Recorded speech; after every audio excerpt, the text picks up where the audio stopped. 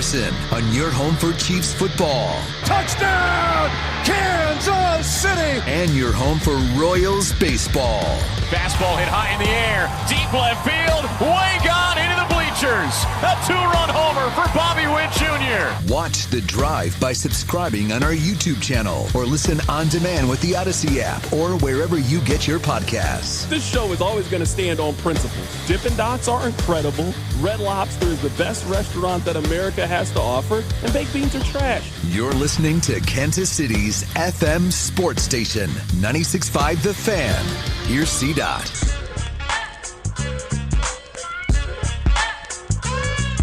Let's do this. Another day, another dollar, another edition of The Drive. You were listening to The Drive on 96.5 The Fan, 96.5thefan.com, and also the Odyssey app. My name is Carrington Harrison. Excited to be here with you on this wonderful, wonderful Wednesday, and we have a lot to get into. I will admit, today I had an epiphany. Now, it is something that we have talked about before. It is something that Rob has mentioned before. But as I was getting ready for the show today, this might come as a surprise to you. There's not really a whole lot to talk about today. Now, we're going to talk a little bit about the All-Star game, but how exciting can a 4-0 baseball game be?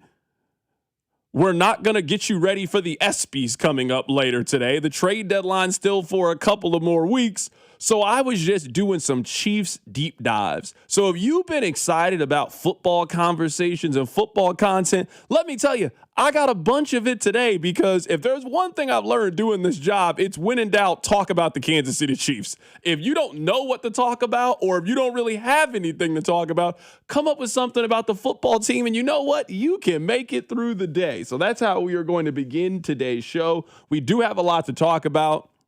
My personal favorite comedy is Wedding Crashers. Today is the 21-year anniversary of Wedding Crashers. We will play a game to celebrate that occasion. The top 10 wide receiver list is out by ESPN. We're going to get through that. We're going to go over what players the Chiefs had in the top 10s, because the only group they have left is safety, and I don't think any of the Chiefs safeties are going to be in the top 10 safeties in the National Football League.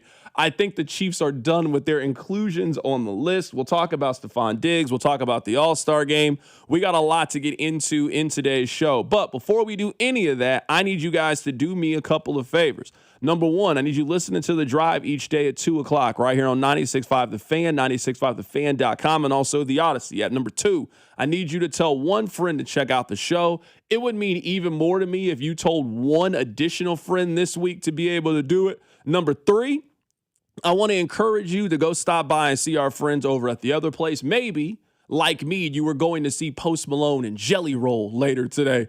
I mean, there's no more World Cup. I guess there is, but there's not going to be any World Cup when I'm off work today.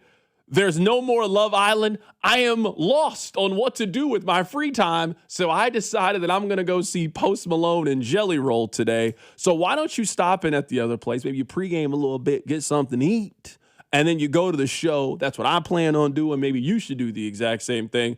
I heard some of the openers that they have for this thing, Rob. I never heard of these people. I don't need to be in when the doors open. I don't need to be in when they tell me the show starts. I'm not even sure if I've heard a Jelly Roll song. That's one thing we're going to do today. Rob is going to play Jelly Roll's 3 most streamed songs on Spotify, and we're going to see if I've even heard these songs before. That is how we are going to celebrate Post Malone being in Kansas City today. Shout out to Post. So I appreciate you guys listening. Let's get right into it. Now, Rob, you know how sometimes it takes me a while to come to maybe some of the same conclusions that you have? You and I have had a fun back and forth and a fun debate about wide receiver or a pass rush or wide receiver or D-end. And you remember there was a time that I really wanted them to go get Cam Jordan. That was one of my big pickups for the offseason. Well, he is now back in New Orleans. He says this is his last season. We don't need to have any more conversations about him. Maybe the Chiefs end up doing something a little bit closer to August. They end up making a move. They end up picking somebody. But right now, as we sit here in the dead of summer, as we sit here on July 15th, I can only evaluate the roster that they have. Rob, can I tell you the epiphany that I had today? So I was on Arrowhead Pride, and I was just kind of moseying around. And we'll talk about some of the things that I saw on Arrowhead Pride. But they are also struggling. There's not a whole lot popping with the Kansas City Chiefs right now. So you got to just make some stuff up about the Kansas City Chiefs. So I was reading through some of the comments and some of the questions that people were asking. And then I don't know why, I just happened to mosey on over to ESPN.com and look at the Chiefs depth chart. I did not get that prompt from there, but I was like, man, maybe there's something in here. Like, what am I not seeing? I felt like a detective. I was like looking through all this paperwork to try to find something. Rob, have you really looked at their defensive end situation? Now, let me ask you this, because this did come from Arrowhead Pride. They were asking their various writers, who is the most important member of the team outside of Patrick Mahomes? Now, I'll give you guys some of the answers that they have in all of this, but the answer to me seems very clearly George Karlaftis. Rob, what do the Chiefs do if George Karlaftis is hurt? Let's say, heaven forbid, knock on wood here, let's say that George Karlaftis gets a non-contact injury in St. Joe. Let's say that George Karlaftis gets his ankle rolled up on, football things happen, and George Karlaftis is out in week 1 of the NFL season, and they're not going to have him for 5 to 6 weeks. Their remaining pass rushers are Felix Anudike-Uzomah, Ashton Gillotte, and R. Mason Thomas. Ashton Gillotte has never had a full sack in a football game. He has 1.5 sacks in his career. R. Mason Thomas has never played in an NFL game. And Felix Anudike-Uzomah is maybe the biggest bust that the Chiefs have had this side of Breland Speaks. And in his career, he has 3 sacks, entering his 4th season in the National Football League. They are in trouble if George Karlaftis gets injured. I don't think that George Karlaftis is their second best player, not by any means. But if we are sitting here and we are combing through the roster and the question is being asked, who is the most important member on the Kansas City Chiefs if you remove the name Patrick Mahomes? I think the answer is very, very simple. The answer is George Karlaftis. He might be the only player that they have on the team that they do not have a backup for. He might be the only player on the team that they cannot afford an injury for. If Xavier Worthy gets hurt, they can make up for it. If Rashee Rice gets hurt, they can make up for it. If Travis Kelce gets injured, I'm not wild about the Noah Gray idea, but Noah Gray gets a little bit more opportunities. He's shown that he can do well. They've never really committed to giving him a lot of targets. I certainly understand why that's been the case. You got Jarrett Wiley. They at least got names. They at least got guys that have done a little something in the league at some point in their life. They don't have that at all at defensive end. I could see this happening. You remember the Carlos Dunlap year where the Chiefs went to training camp, and after about 2 to 3 practices, they looked at their defensive line and said, nope, we need to do something different. And they went out and they made a free agency move. They might have to end up doing the exact same thing. They don't really have a next man up at defensive end. Now, that's not telling you that Ashton Gillotte can't have a good season. I'm not telling you that R. Mason Thomas can't come in and surprise some people. But if your team is really dependent on a second-round rookie to be able to get after the quarterback, a third-round, second-year player to take a massive jump from year 1 to year 2, and potentially the biggest bust that your general manager has ever drafted, you are in dire positions when it comes to your front four, your pass rush, and your ability to get after the other team's quarterback. So, Rob, how I want to start today's conversation is very simple to me. A question they were posing on Arrowhead Pride, who was the most important player on the team, not named Patrick Mahomes. As I was going through the depth chart, the answer seems very simple to me. Rob, the answer seems like it's George Karlaftis, because if he gets hurt, they do not have a plan B. They do not have an alternative if he's not on the field. They have, we talked about yesterday wide receiver. I know we'll talk about wide receiver again today. The way they handle wide receiver this offseason, the way they handle D-end is eerily similar. They're trusting in what they have. And at wide receiver, their trust comes down to Tyquan Thornton, Xavier Worthy, and Rashee Rice. At defensive end, their trust comes down to George Karlaftis, Felix Anudike-Uzomah, Ashton Gillotte. Like, that's the group they're believing in. It is a group that is former high draft picks or guys they feel like they've gotten the most out of. But if they are wrong at both those positions, which are 2 premium positions in the NFL, I don't care about Kenneth Walker. I don't care about, Monster Delane. Their defense and offense will be handcuffed, and they will have troubles becoming an elite level team again if they are wrong. I mean, even if they go 1 for 2 in their bets, one of their sides of the field is hampered. But they push their chips in the middle of the table. That D end and wide receiver, we trust what we got. Like R. Mason Thomas, notwithstanding, because we don't know what he is, but they are largely betting on themselves. But this is the thing about R. Mason Thomas, and I really don't want to say this at the expense of sounding negative. He's a second-round pick. We kind of do know what they have. Rob, is there any chance that R. Mason Thomas has 10 sacks this year? What chance is that? We got to be realistic here. What's the high number of sacks that you think R. Mason Thomas can have? You could be the most diehard Chiefs fan. You could be that one guy they show all the time that looks like Joey from Friends. He don't think R. Mason Thomas is getting more than 4.5 sacks this season. What's the number you think that Ashton Gillotte gets to this year? What's the number that you think Felix Anudike-Uzomah gets to? Because if you are removing the sacks from George Karlaftis, Felix has 3 career sacks. Ashton Gillotte has 1.5 career sacks. R. Mason Thomas has never played an NFL game. You went out and got Kairos Tonga. That's not really the kind of player that he's been. He's more of a nose-stuffing, run-stuffer, clog-up-the-middle kind of guy. I don't think you trust Peter Woods to get after the other team's quarterback. Omar Norman Lott, I don't know if you trust him to get after this team. Like, I don't know if there is a defense out there, and we probably have to really, really comb the rest of the league. I don't know if there is a defense that is more dependent on 2 guys, in theory, to be able to carry the load with this team. Like, this team is very dependent on Chris Jones at his stage in his career and very dependent on George Karlaftis. Because if you are an offensive coordinator and you're scheming to try to stop the Chiefs' pass rush, who do you need to put additional resources to? These other guys got to show you they can get after the quarterback. Again, I'm not saying they can't do it, but going into it, Ashton Gillotte's got to prove to me, and if I'm an offensive coordinator, that we got to put a tight end over there, that we got to chip. R. Mason Thomas has got to prove those things to us. So if we're talking about it, there is not a point on the field in which they feel less prepared for an injury and they feel less deep than they feel right now than they do when it comes to their defensive line. At corner, I can see the vision a little bit. Now, a lot of this is me very high on Mansour Delane and what I think he can be and their history and their track record.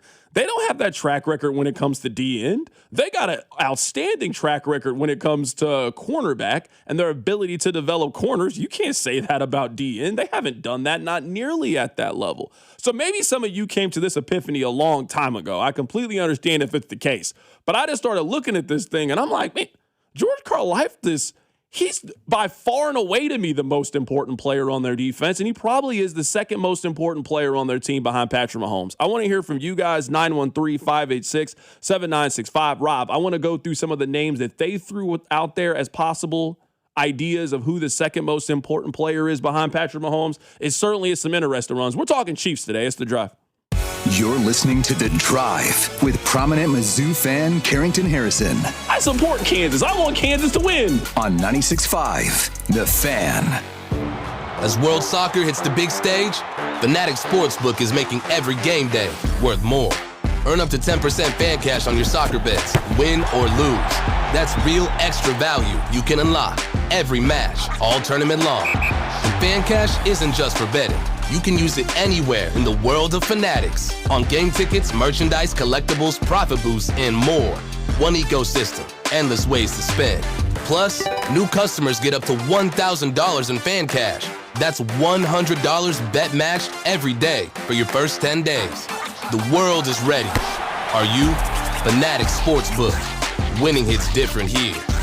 Must be 21 plus. Gambling problem? Call 1-800-GAMBLER or 1-800-MY-RESET. CT, call 888-789-7777. MA, call 800-327-5050. NY, call 877-8-HOPE-NY. MD, visit mdgamblinghelp.org. Not available in all states. Terms apply. See Fanatic Sportsbook app. Kansas City is buzzing this summer, and the excitement keeps rolling into August at the Advent Health Championship, Kansas City's only professional golf tournament, August 20th through 23rd at Blue Hills Country Club. Watch the next generation of PGA Tour stars compete for their shot at the big stage. Follow your favorite player, enjoy the action from greenside, or upgrade to an all-inclusive hospitality experience. With tickets starting at just $10, there's something for everyone. Keep your summer going. Get your tickets today at AdventHealthChampionship.com. Joint pain's awful when you're the person fighting through it, but I'm betting you aren't the only one affected by it. Maybe you love someone who struggles with joint pain, and you see it. You see what they don't say. You see what they've slowly stopped doing. It's July, and the days are long, and the light hangs around, and you want to be outside moving, playing, and living. But instead, you're sitting it out. Let's get your life back at QC Kinetics. That's what they do every single day. People who are stuck in that cycle of pain in their hips, knees, shoulders, and backs are finally stepping out of it with QC Kinetics. They offer regenerative treatments done right in the office. No surgery, no long recovery, and no putting your life on hold. Just real relief. So it's time for you to go see my friends over at QC Kinetics and get that free consultation. Call them at 816-412-6299. That's 816-412-6299. Located off 435 in State Line and in Gladstone, 816-412-6299. It is not hard to destroy a college. Last season, the podcast Campus Files brought you stories of fraternity drug rings, stolen body parts, campus cults, and more. And now, Campus Files is back for another season. There's a guy screaming into his phone. He's like, I just saw Charlie Kirk get assassinated right in front of me. Every week is a new episode and a new story. It was so chaotic. It's almost like a university under siege. Listen to and follow Campus Files. Available now wherever you get your podcasts. And Doug. Limu and I created a trick to help you remember that you can customize your car insurance and save with Liberty Mutual. You see, the shirts Limu and I wear are yellow, and yellow is the color of lemons, and lemons grow on trees, and trees provide oxygen, and oxygen helps us breathe, and breathing is how you live, and you can live more life when you save money by customizing your car insurance. I agree, Limu. It's really quite simple. Only pay for what you need at libertymutual.com. Liberty, liberty, liberty, liberty. T-Mobile has an exclusive bundle for customers 55 and up. I'm Sarah Bowl. Yeah, I'm Frank Bowl. A reliable network is key for us. And with T-Mobile, it's been wonderful. And going to the 55 plus plan saved us so much money. A lot. And that's important. Trying to keep costs down. The home internet's been perfect. It's fast, it's quick. The setup was so easy, it took less than 15 minutes. It was like, ta-da! If you want simplicity, coverage, reliability, you want the whole package, T-Mobile has it. Right now, T-Mobile customers 55 and up can get 2 phone lines on America's best network, plus America's fastest 5G home internet for just $30 each. $30 per month each line with autopay plus taxes and fees. Minimum age 55. Pricing for home internet rely on 2 lines of Essentials. Choice 55. $35 connection charge per line required. Best mobile network and fastest 5G home internet based on analysis by Ookla of Speed Test Intelligence data 2H 2025. All rights reserved. America is turning 250 this year, and Circus Sports is celebrating by offering all users in Missouri $250. Dane Hughes here, and for everyone in Missouri, all you have to do is deposit $250 on your Circus Sports app. Then play through that deposit. Once you do, Circus Sports will reward you with $250 right in your account. This is available for everyone in Missouri, new and existing users. Celebrate 250 years and find out more at circusports.com today. Must be 21 or older in Missouri. Gambling problem? Call 1-800-GAMBLER. You're listening to 96.5 The Fan from the DM Injury Law Studios. Mike's got this. Car, truck, or motorcycle wreck? Remember, Mike's got this. 816-888-7500. Mike's got this. Hey, it's George Karlaftis from the Kansas City Chiefs. Welcome to The Drive with CDOT on your home for Chiefs football. 96.5 The Fan. Did you pick that one? Did you put that? It's called production work. I got it. Not an accident. Text line 913-586-7965. You guys have to get your ads figured out. Conspiracy podcasts and crazy political ads ain't it. Constantly screaming to take politics out of sports, and you guys take money from politicians. Tell Odyssey to do better because you're losing listeners. By law, you have to play the ads. That's the law. I just wanted to point that out. I don't have any control over the ads. It's the law. I just wanted to point that out to you. If you're upset, I hope you think that the commercials being played. I'm not endorsing the commercials. You didn't hear my voice. I didn't read it. I'm just telling you. You have to play them. You can't do anything about it. Take it up with your local congressman. All right, back to serious things. So I knew this was going to happen, and I don't want you guys to think that I'm down on R. Mason Thomas, because I'm really not down on him. I swear to you I'm not. But we have to be realistic. Someone on the text line said, CDOT, negativity is the motto of this show. Who was better in college, R. Mason Thomas or George Karlaftis? I'll say R. Mason Thomas. That's fine if you feel that way. That's fine. But for the 2026 season, what is the highest number of sacks you could see R. Mason Thomas? Because my premise is, if your team is overly dependent on a second-round pass rusher to be a big positive for you, you did some poor planning along the way. Anything you're supposed to get from R. Mason Thomas in year one should be a bonus, should be an extra, not needed the way that it appears to be needed. The other side of George Karlaftis is Felix Anudike-Uzomah, who, if we just did a poll question right now on the text line, more than half of you would be perfectly fine if they just outright released him. He might start for them at pass rusher. Now, I think we all feel the same way about Aston Gelati. I liked what I saw the second half in the season. Nice motor, good player. Wish he had gotten more opportunities last year. But, man, they're really counting on him to take a big step this year. I would say the two players that they are counting on the most to take big steps this year are Aston Gelati and Noel Williams. Their defense cannot hit its ceiling if those two guys don't have good years. Noel Williams, we think, is going to be their second corner. We think he might be their second most talented corner on the entire team. They need him this season to be one of those kind of players. You're not counting on L'Jarius Sneed. You don't know where he's going to be from a health standpoint. Same thing with Kader Kohu.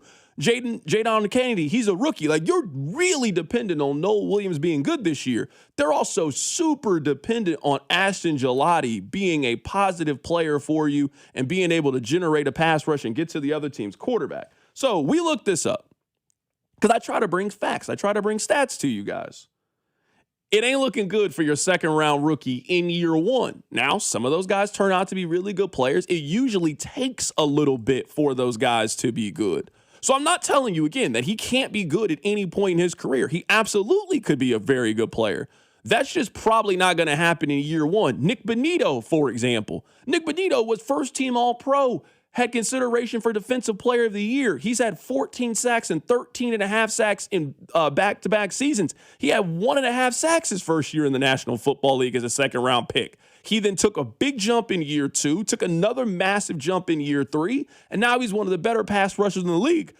That's who you hope that he turns out to be. You hope that he turns out to be Nick Bonito. He shows you a little bit of promise in his rookie year, and then that second and third year, he's ready to run and he's ready to dominate. That's the best case scenario for some of these second-round guys. Some of these guys either never pan out or they just get off to a really, really slow start and they just don't get anywhere close to the ceiling that Nick Bonito was turned into.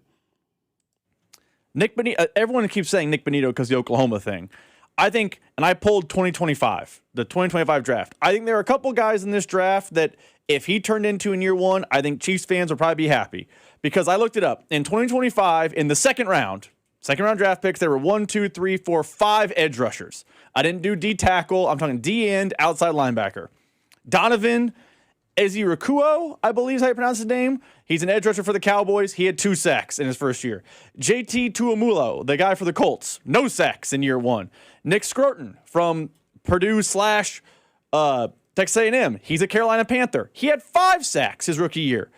The Titans drafted someone whose name I can't pronounce. You'll never be surprised to know he stunk, 0 sacks. And then Mike Green. He was, remember, the guy from Marshall that a lot of fans wanted in the draft last year. He got drafted by the Ravens, and his rookie year, he had 3.5 sacks. If you get 3.5, 6, 7 sacks out of a second-round pick, you are a very happy organization. Yeah, I think that 6 or 7 is unrealistic. I agree. I think 3.5 is probably the floor. And I think 3.5 is probably closer to the ceiling. I'm just saying. I'm saying is the ceiling. Yeah, but I would also guess if you got 7 sacks from the 17th overall pick in year 1, you'd be excited. So yeah, there's no question you'd be thrilled if that's what you got from the 40th overall pick. So I could end up being wrong. If R. Mason Thomas gets 7 sacks this year, he will be in strong consideration for Defensive Rookie of the Year. He'd be in very strong consideration for that. So I swear to you, I'm not here to throw any rain on his parade. There's no reason in doing that at this point in the season. Again, I think he can be a very good player and show a very high motor. The point of this more than anything is if they don't have George Karlaftis and either A, he be consistent and on the field or have a big year, or of all the players they cannot afford to have injured, it's George Karlaftis because you got nothing else in the tank. I saw people arguing Kenneth Walker. Yeah, I don't know if that's the case. I'm not saying that Kenneth Walker can't be important this year, but you at least got a very capable backup in DeMercado. I like Emmett Johnson a lot, and we see a lot of fifth-round running backs, rookies, just end up being really surprising, much better players. The entry point for being a good player as a mid-round rookie at running back is substantially different than it is on the defensive line. I think R. Mason Thomas, I'm not saying he could struggle, but we also have watched enough Chiefs football. I can see him not being on the field early in the season, and it takes him a little bit of time. I mean, it took Ashton Gelati, took him a while to kind of get on the field and be trusted and be used. I don't know if R. Mason Thomas is a guy that day one you're counting on him to give you 40, 45% of the snaps, maybe because out of necessity, but I could just see it taking a little bit of time with him to kind of get going and get his footing. And that's totally fine. This is the bet the Chiefs have made. They believe R. Mason Thomas is a weapon that can be used, but I think fans look at him, or at least our text line. I know it's not a monolith. Our text line looks at him as a weapon that can be Nick Bonito, the finished product. Nick Bonito, the finished project, is year 3. The guy the Broncos had last year as a dominant edge rusher from Oklahoma was in his 3rd season in the league. I think the hope is R. Mason Thomas turns into that. And if he does, the Chiefs should have a parade. But I don't know he's turning into that in year 1, which is why they need Karlaftis to get back to what Karlaftis used to do. Me and you disagree on George Karlaftis, and apparently me and the text line disagree on Karlaftis. I think if he's a 10.5 sack guy, which he has shown once in his NFL career, so there's at least a track record of it, they could be okay there. I agree with that. But R. Mason Thomas is not some cure-all to their defensive end problems. Yeah. I don't disagree with you that if George Karlaftis gets 11 sacks this year, they can manage through some of these things. You and I are on the same page. I guess another point that I have is this text right here. CDOT, the Chiefs are also very dependent on Spags drawing up schemes that have our corners get some of those sacks, but I'm not sure if that's the group that we have now. If you're telling me that the plan in July is that your corners are going to help you generate the pass rush, we're already admitting they got some problems on that defensive line. I'm just simply pointing out right now that you can do a quick Google search and I can tell you what's wrong with the car. You can't be surprised if we have this conversation in late September, early October, and all of us are noticing the exact same thing. Hey, they really struggle at getting after the other team's quarterback because it's right there. The proof is in the pudding. That is something that I am very concerned about. And if there is a position group that I would like for them heading into training camp and heading into early August to try to address, there's no other place on the field for me. Sure, we can have the Tyreek Hill conversation. It'd be cool if they got Tyreek Hill. We've got some health questions, all of those things. But yeah, if you go get Stephon Diggs, it's whatever. All right, they got enough to me at wide receiver that they can get by.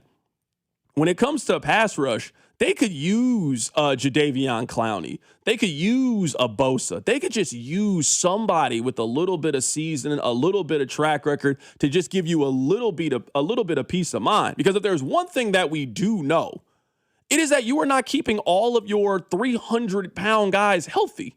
Somebody gets hurt, whether it's on the offensive line, whether it's on the defensive line, somebody in your starting 22, somebody in your immediate rotation, they get injured at some point. You're playing football, so they're going to have to deal with injuries at some point. There's some places on the field that they can absorb those injuries and keep it pushing. There's some places on their team they cannot absorb those injuries. D-line's one of those places. I would say this, though, and I think we're on the same page. I know I'm preaching the choir here. Is an edge rusher a March-April problem and not an August problem? July-August? Because you're right. They do lack depth. Is there anyone they can sign today, tomorrow, next week, next month that is fixing that issue?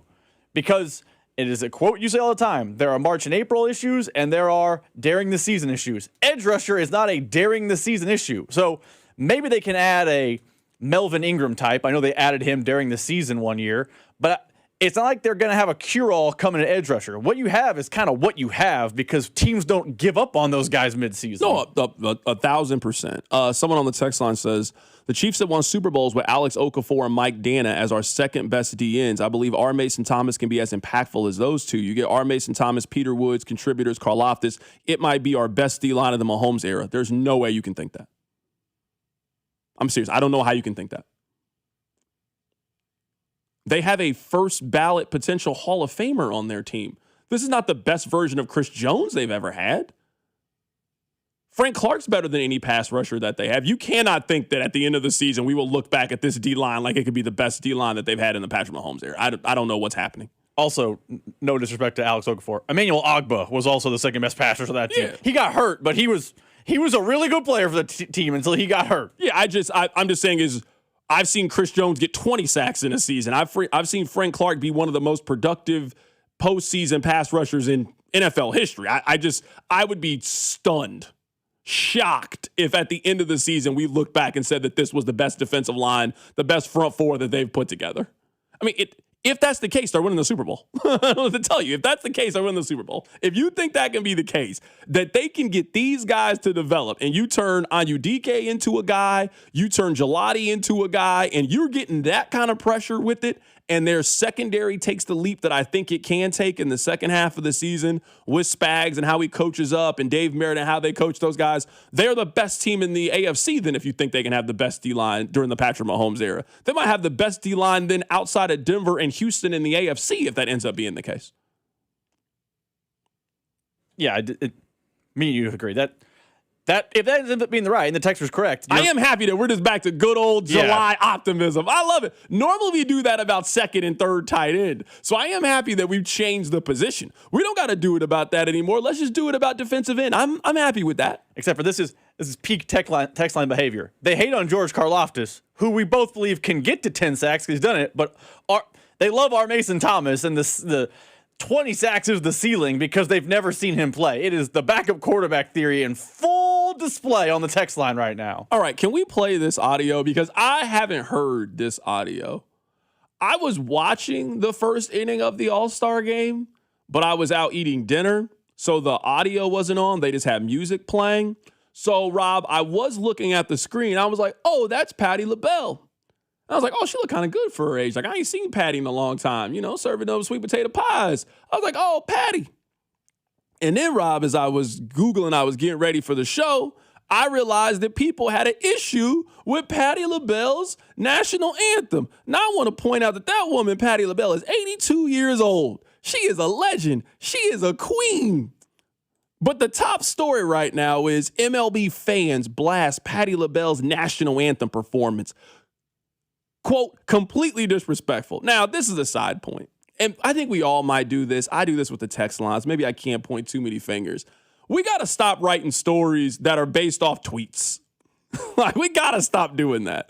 Like, Rob, listen to this. Quote, it was horrible, completely disrespectful to our anthem. One fired up fan posted on X. What are we doing here? That's not an article. That's not an article. If that's the case, you can literally write any story ever if the foundation of it is people were complaining about it online. It could be a 75-degree day. You can find 4 people that say it's too hot outside. What are we doing? You can't do this. That's bad, in my opinion. So I've not heard this. Rob, obviously you've heard it because you had to roll it in. So I don't even know your opinion. We have not talked about this yet. Let's hear a minute of Patti LaBelle's national anthem, and let's see if it deserves some of the criticism it's been getting online. For the ramparts we watched were so gallantly streamed, and the rockets wrinkling above Percy's air came through the night. That our flag was still there. Oh, say does that star-spangled banner yet wave o'er the land of the free? Oh, and the home of the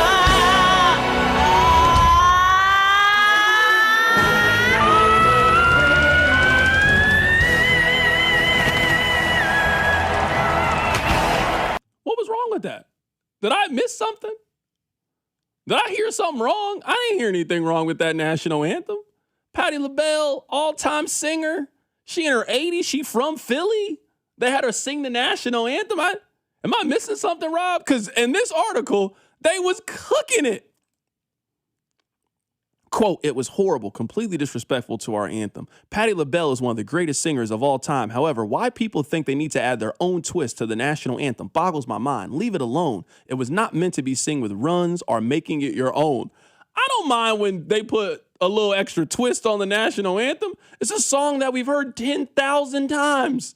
I'm cool if you do a little something with it, put a little seasoning in it, play it with a saxophone, play it with a choir, a little acoustic guitar. I don't mind that. I didn't hear anything wrong with that. Am I missing something? Because that sounded like a perfectly fine national anthem. It wasn't the best one I ever heard, but it was fine.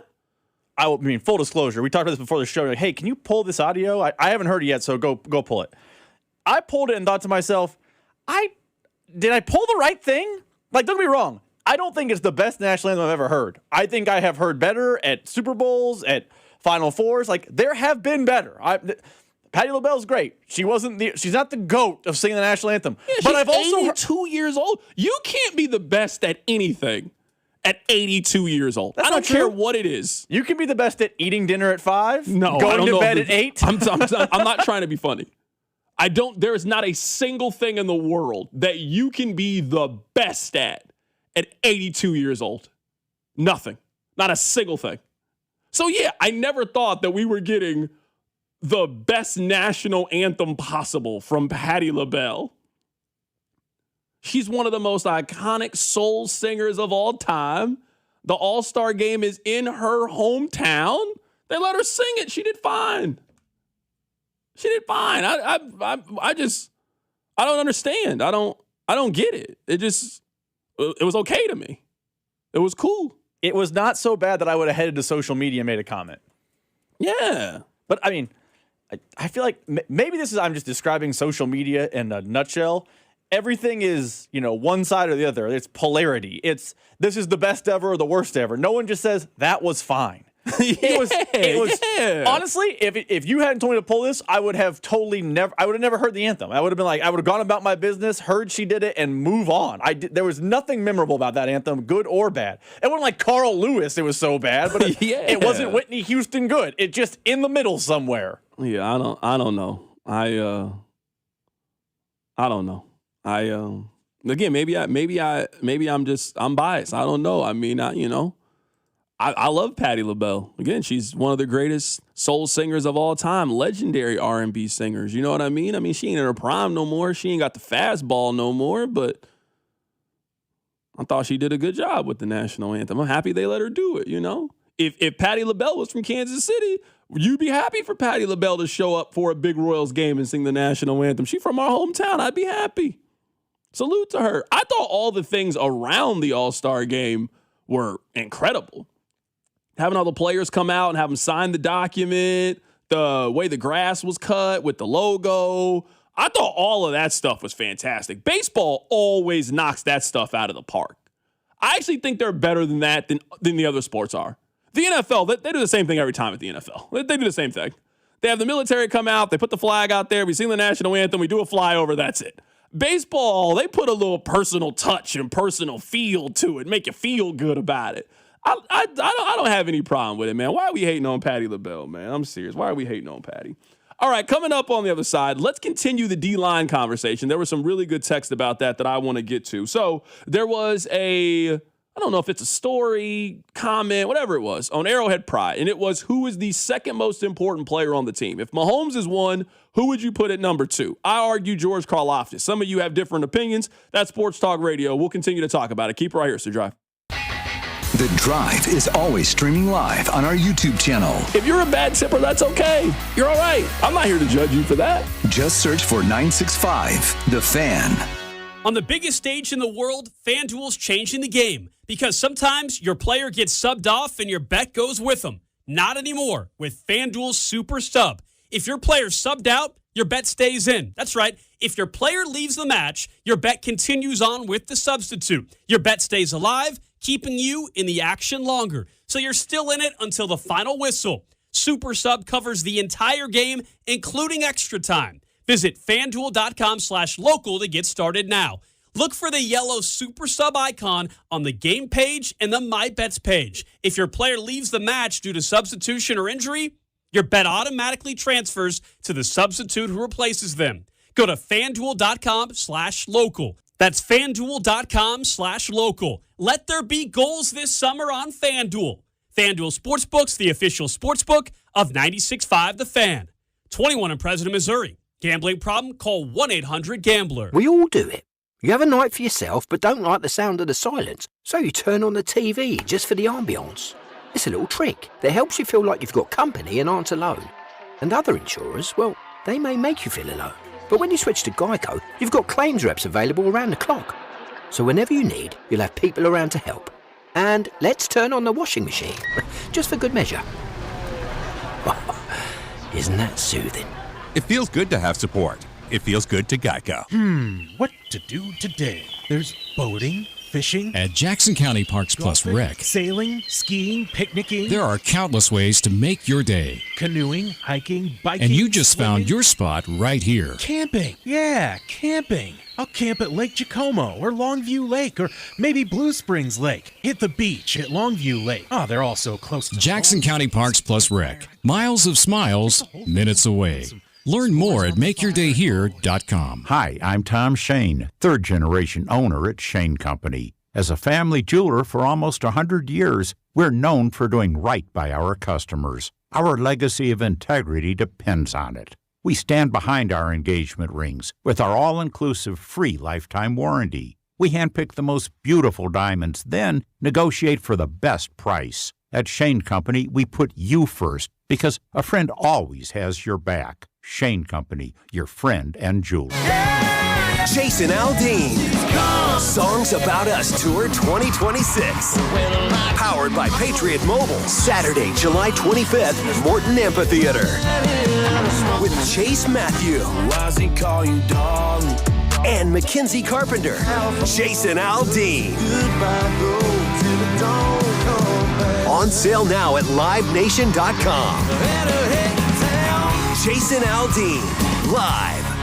This is the story of the one. As a maintenance engineer at a beverage manufacturing plant, he starts his day knowing every line is ready to run because Grainger delivers the industrial-grade products he needs to keep mixers, conveyors, and packaging equipment moving. With Grainger's vast selection of bearings, belts, and motors, he keeps operations running smoothly, so nothing grinds to a halt. Call 1-800-GRAINGER, click Grainger.com, or just stop by. Grainger, for the ones who get it done. My name is Whitney Allen, and I'm a widow. My husband, Ryan, died. We never thought we'd ever have to use life insurance, but the unexpected happened. With Ethos, signing up was fast and 100% online. You can get a quote in seconds, apply in minutes, and get same-day coverage. No medical exams, and you can get up to $3 million worth of coverage. I'm grateful we were prepared. Get your free quote at ethos.com/radio. That's ethos.com/radio. Paid spokesperson. Time spent on application may vary. Online health questions required. The Colonel's cooked up a new $10 bucket of the day just for you. Monday, 24 nuggets for $10. Tuesday, 8-piece fried chicken for $10. Wednesday, 10 wings for $10. Thursday, 8 tenders for $10. Friday, 24 nuggets for, ooh, you guessed it, didn't you? $10. The $10 bucket of the day deal. Every weekday. Only at KFC. It's finger licking good. Prices and participation vary while supplies last. Not available on third-party ordering platforms. Tax extra.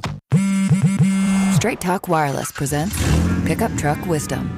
Trust is earned. That's why I've stuck with Straight Talk. Same price since 2009 on Verizon's 5G network.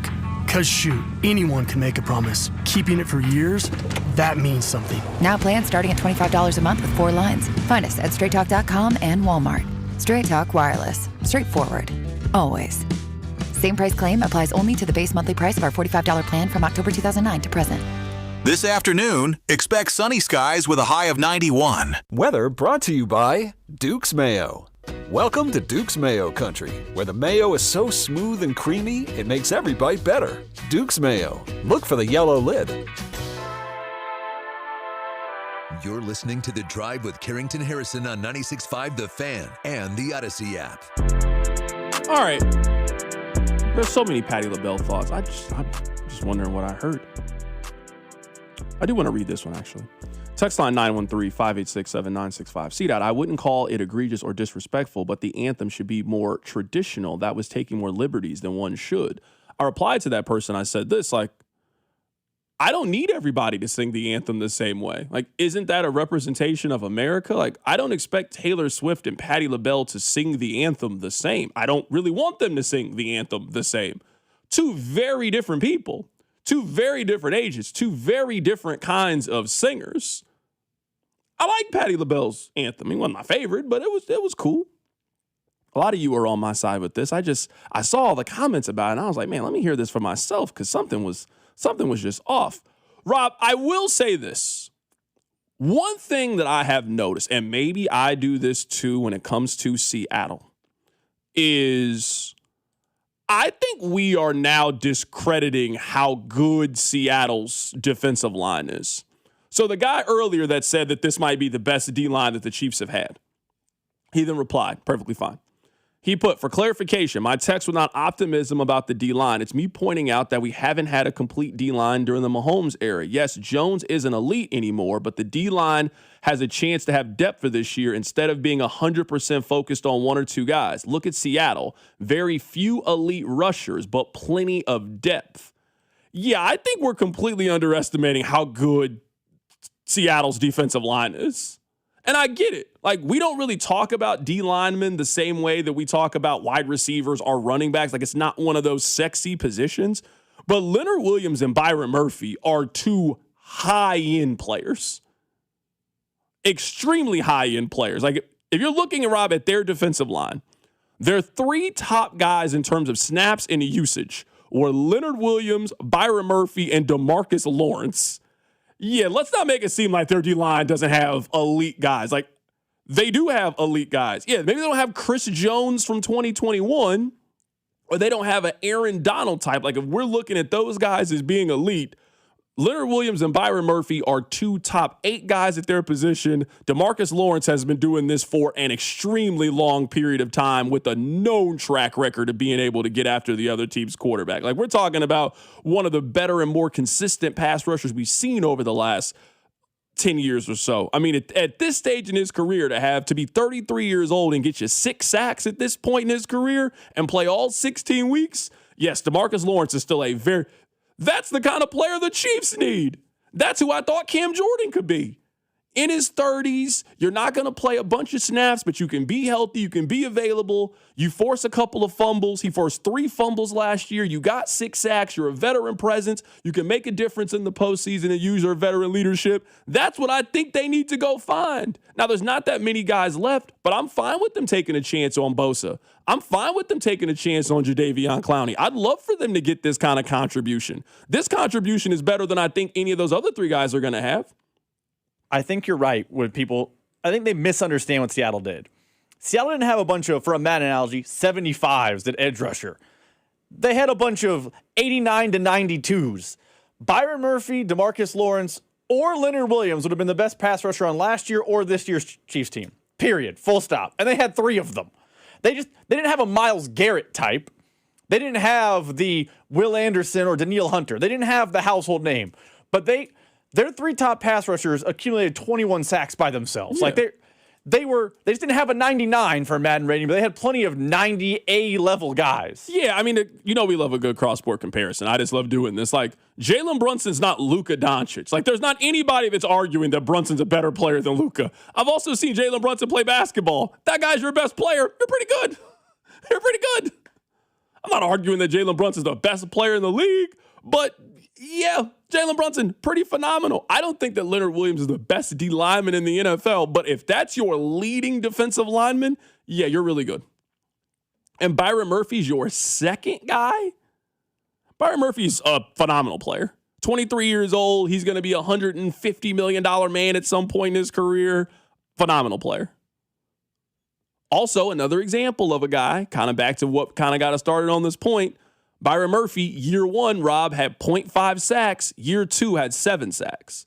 That's the only point I was making about R. Mason Thomas. I'm never telling you that R. Mason Thomas can never be good. But if you're counting on him to get 7 sacks in year 1, I think you're going to be disappointed at how that probably turns out for you. But I think he can show promise. I thought Ashton Gillotte had a very solid rookie year.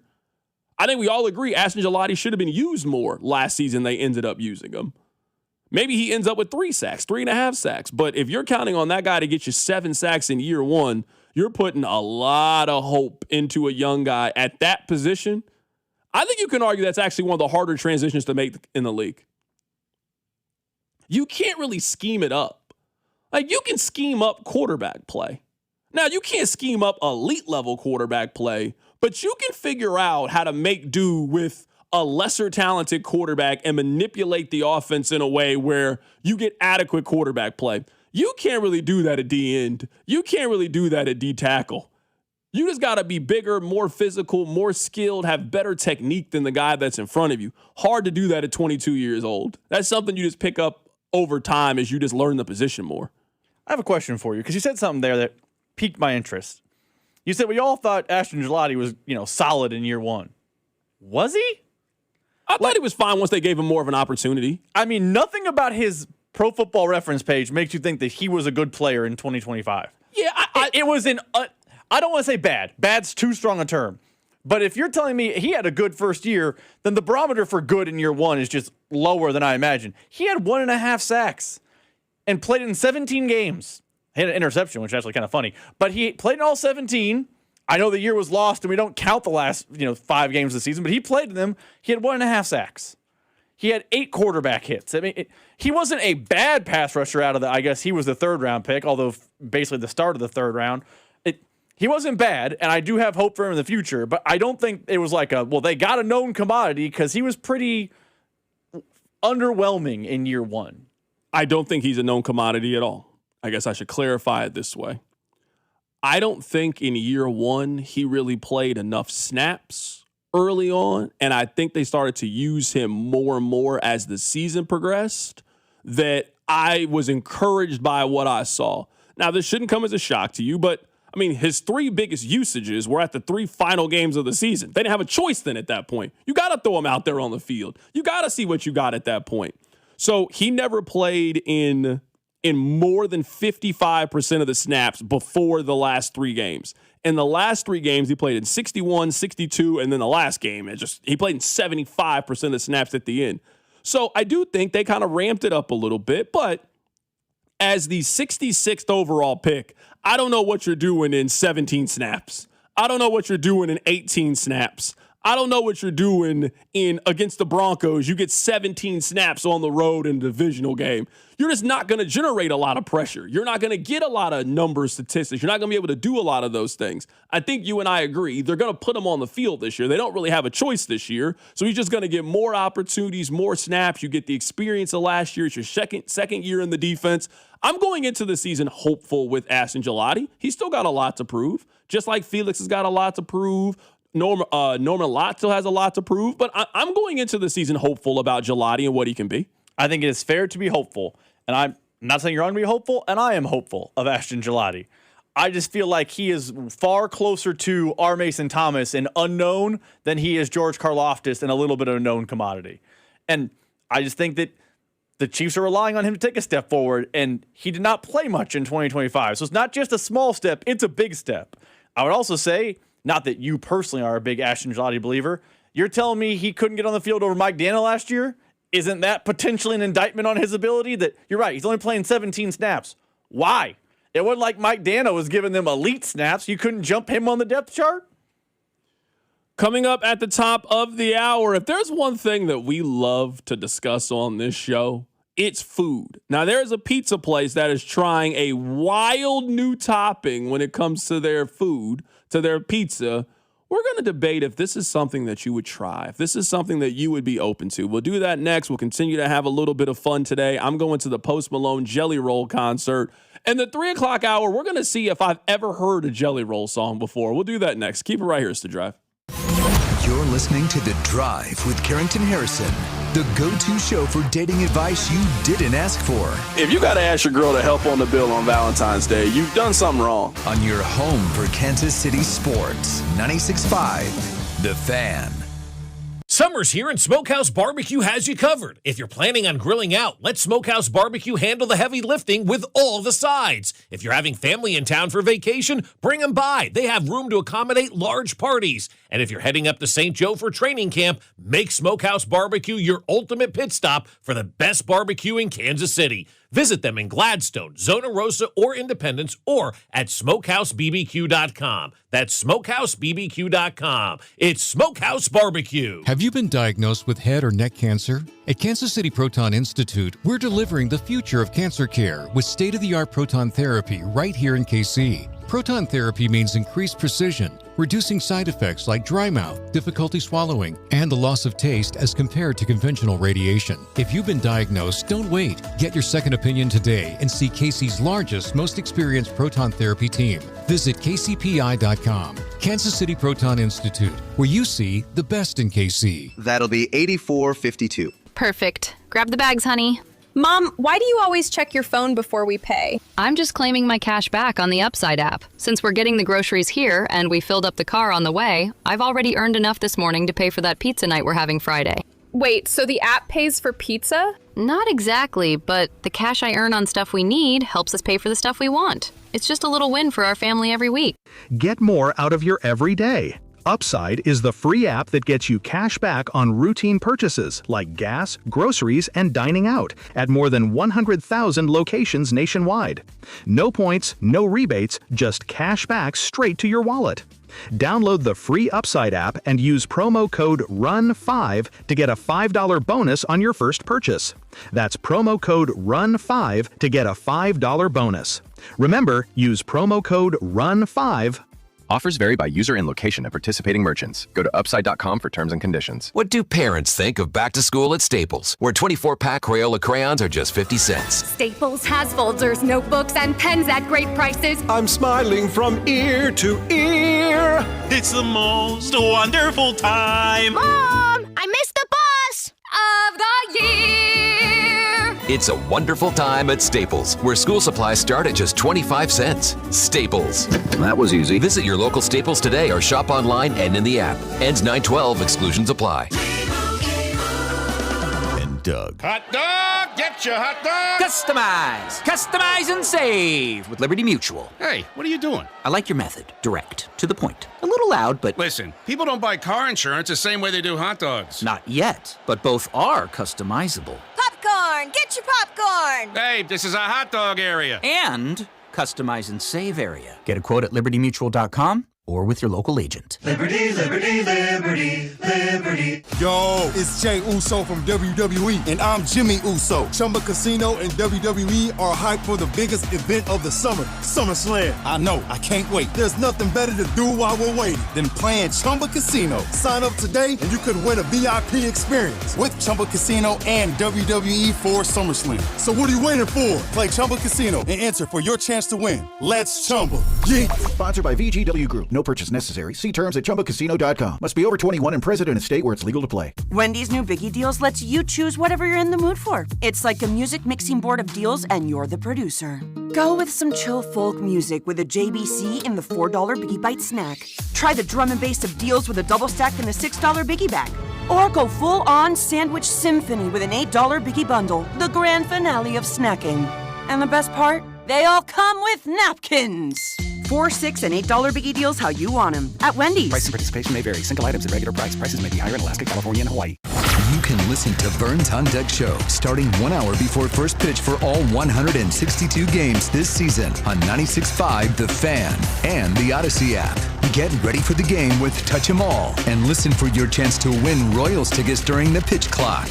We are in your car, we are on your phone, and we are free for every Royals game this season. Tune in to Burns on Deck Show 1 hour before first pitch, right here on your home for Royals baseball. 96.5 The Fan. Make sure to subscribe to our YouTube channel to watch all your favorite shows, shorts, and clips. This is your home for Kansas City sports. 96.5 The Fan, KFNZ FM and AM, HD1 and HD2 Kansas City, an Odyssey sports station. All right, we'll get back to arguing about the Chiefs in a bit. But I love talking about food on this show. And I know you guys will be like, talk sports, that's why I listen. Everybody eats, right? That's why it's such a good topic. It's relatable. Everybody has opinions. Everybody goes to the same barbecue restaurants. Everybody eats the same kind of food. So that's why I like sharing these stories with you. There's 2 that I want to share with you. There's one based out of Florida. Now, you guys might be shocked, but this is something that I'd be open to giving a try. I'm the first place in the world to accept Python as currency, so you can trade in the Python for a pizza. We do Python toppings, Python pizza. It's very good meat. We're hunting, and the things just going to waste, so why not try to utilize what God's giving you, what the earth's giving you? And yes, there are health regulations when it comes to making Python pizza, but Dustin found a way to get around it. Yeah, I can't sell that stuff. I just got to give it away for free. You know what? Rob, you're going to laugh at me. I would try a little Python pizza. This is why. I would have never guessed that I like oysters. Had oysters, love them. Big fan. I would have never guessed that alligator would be so tasty. Love an alligator bite. With a little aioli? Sign me up. Give me a little alligator po' boy if necessary. I would never guess that those are things. Rabbit, deer. I would never guess that I'd be into those things. I am. Now, I've never eaten a snake before. I'm not Bobby Boucher. But if you were telling me, Rob, that you grilled up a little bit of Python and you wanted me to try it, I'd try it. I'm here to tell you, give me a little Python kebab. Now, I couldn't grill it. I'd have to get one of you guys to grill it. But I'd try me a little Python pizza. Sprinkle a little bit on mine. Let me try. Let me see if I like it. Would you try the Python pizza? No. You're not trying the Python pizza? There's 2 reasons why. I wouldn't try Python, although I've had alligator or maybe it's crocodile. That's what I'm saying. You're normally Mr. Adventure when it comes to these things. Now you're not down for an adventure. Did you hear the first part? You have to bring the python. It's not like he can serve it legally. You have to capture the python, bring it to him, and he'll cook it up. Yeah, I can't go in there with somebody else. Somebody else has the python. You're not going to eat this whole python yourself. You're going to eat the whole python. So I'm going to go in there with you like, hey, can I get a little bit of that? Can you have them cut me off a little slices? Somebody said a little python pepperoni. You should be cool to share a little python with me. It's also in Florida. I'm imagining you can go get one from the store. They got them in the store. Just walk in there, get you a little python. What store is just offering python? It's Florida. If there's one state in the union, I'm serious. If I told you right now there's one state in the union that they had a python drive-through, you just show up and you can buy a python and keep moving. Florida's the #1 answer in Family Feud. So yeah, I'm not surprised. I don't think people are out here catching them in the wild. Maybe they are. I didn't know pythons were walking around like they were Pikachus. I didn't know they were just walking around like Bulbasaur. I had no clue. But yeah, I absolutely would try a little python pizza. Text line 913-586-7965. Would you try a little python pizza? I also worry. Now, maybe hypocritical of me again. Think of some of the crazy things that we eat. Have you ever eaten a crawfish before? That's true. When you think about look at a crawfish. It's called a mud nuts. bug. Yeah, the nickname is mud bug, and I've had it. Yeah, that's what I'm saying. Some of the foods that we actually do eat, if you really think about it, is wild. Have you ever thought about what the first person to eat oysters? When I go to heaven, that's one of the first questions I want to ask. Hey, can you show me the first person that ate oysters? I have so many questions. Just look at what an oyster looks like, where it came from, and you put that in your mouth, you are sick. But somebody had to eat it for us to live and enjoy it. And now, look, phenomenal, billion-dollar industry. Maybe that's what pythons are. If alligator's good, why wouldn't python be good? They're in the same family. They're cousins. They're related. Maybe twice removed. But I think python might actually be all right. I don't know if there's a whole lot of meat there. It might not be. It feels like it'd be very it might not be very meaty. I don't know. Yeah. I don't know. I don't know what part's meat, and I don't know. A lot of muscle. Yeah, that's what I'm saying. I don't know. Sinewy. But yeah, go ahead and give me a couple python fillets. One time I had shark. Funny enough, it was at Danny's bachelor party, and we all went down to Cabo. And Heist and our plane got there a little bit later than Danny and his friends. And they were telling us a story that they went on this shark excursion and they captured a shark. So they bring the shark onto the boat and, they do this for a living. They just started slap chopping the thing up. And then they give it to you in the fillet so you can go home, you can grill it up. Had some shark. Not bad. Tastes exactly how you think it would taste. You would not know it was shark if I didn't tell you. Maybe that's what the python is like. Maybe you have the python and now you're thinking, oh, this tastes a lot like chicken. I just didn't know. Yeah, little python pizza. All right, the next thing that I want to play for you guys is this is actually a fantastic idea. Listen to this. The return of all-you-can-eat deals. More restaurants are getting in on the craze, led by some long-awaited news for Olive Garden fans in particular. NBC's business correspondent Brian Chung is here with the details. Hey, Brian. Hey, good morning. Or as they say in Italy, buongiorno. They say that at the Olive Garden as well. That is where, after a 6-year hiatus, the chain is bringing back a social media favorite. That's the never-ending pasta pass. Wow. And it's not just Olive Garden. Other restaurants are jumping in on the all-you-can-eat train, too, as consumers look for ways to stretch their dollars. Who had this idea at Olive Garden? This is an amazing idea at Olive Garden. You're telling me for $100, you can eat there unlimited for 91 days? Who wouldn't sign up for this? They need to do a yearly pass. This is an incredible idea. I don't know who had this idea, but more of these kind of restaurants need to start doing that. Can you imagine if Buffalo Wild Wings had something like that, Rob? Can you imagine that? Hey, for 90 days, we're going to give you this pass. Maybe they just do it over the summer. I understand football's a little different. People stay there all day. Hey, we're just going to give you. Hold on. Who's staying all day at Olive Garden during football season? I said like Buffalo Wild Wings. Oh, okay. Sorry. I said like if another restaurant like Buffalo Wild Wings was like, hey, now I got you. Starting June till that Labor makes more Day, sense to me. I thought we're going to give you 90 Garden. days if you can come in here and you can get as many wings as you want. I don't know why more companies don't start doing this. You know who really needs to do this? Chipotle.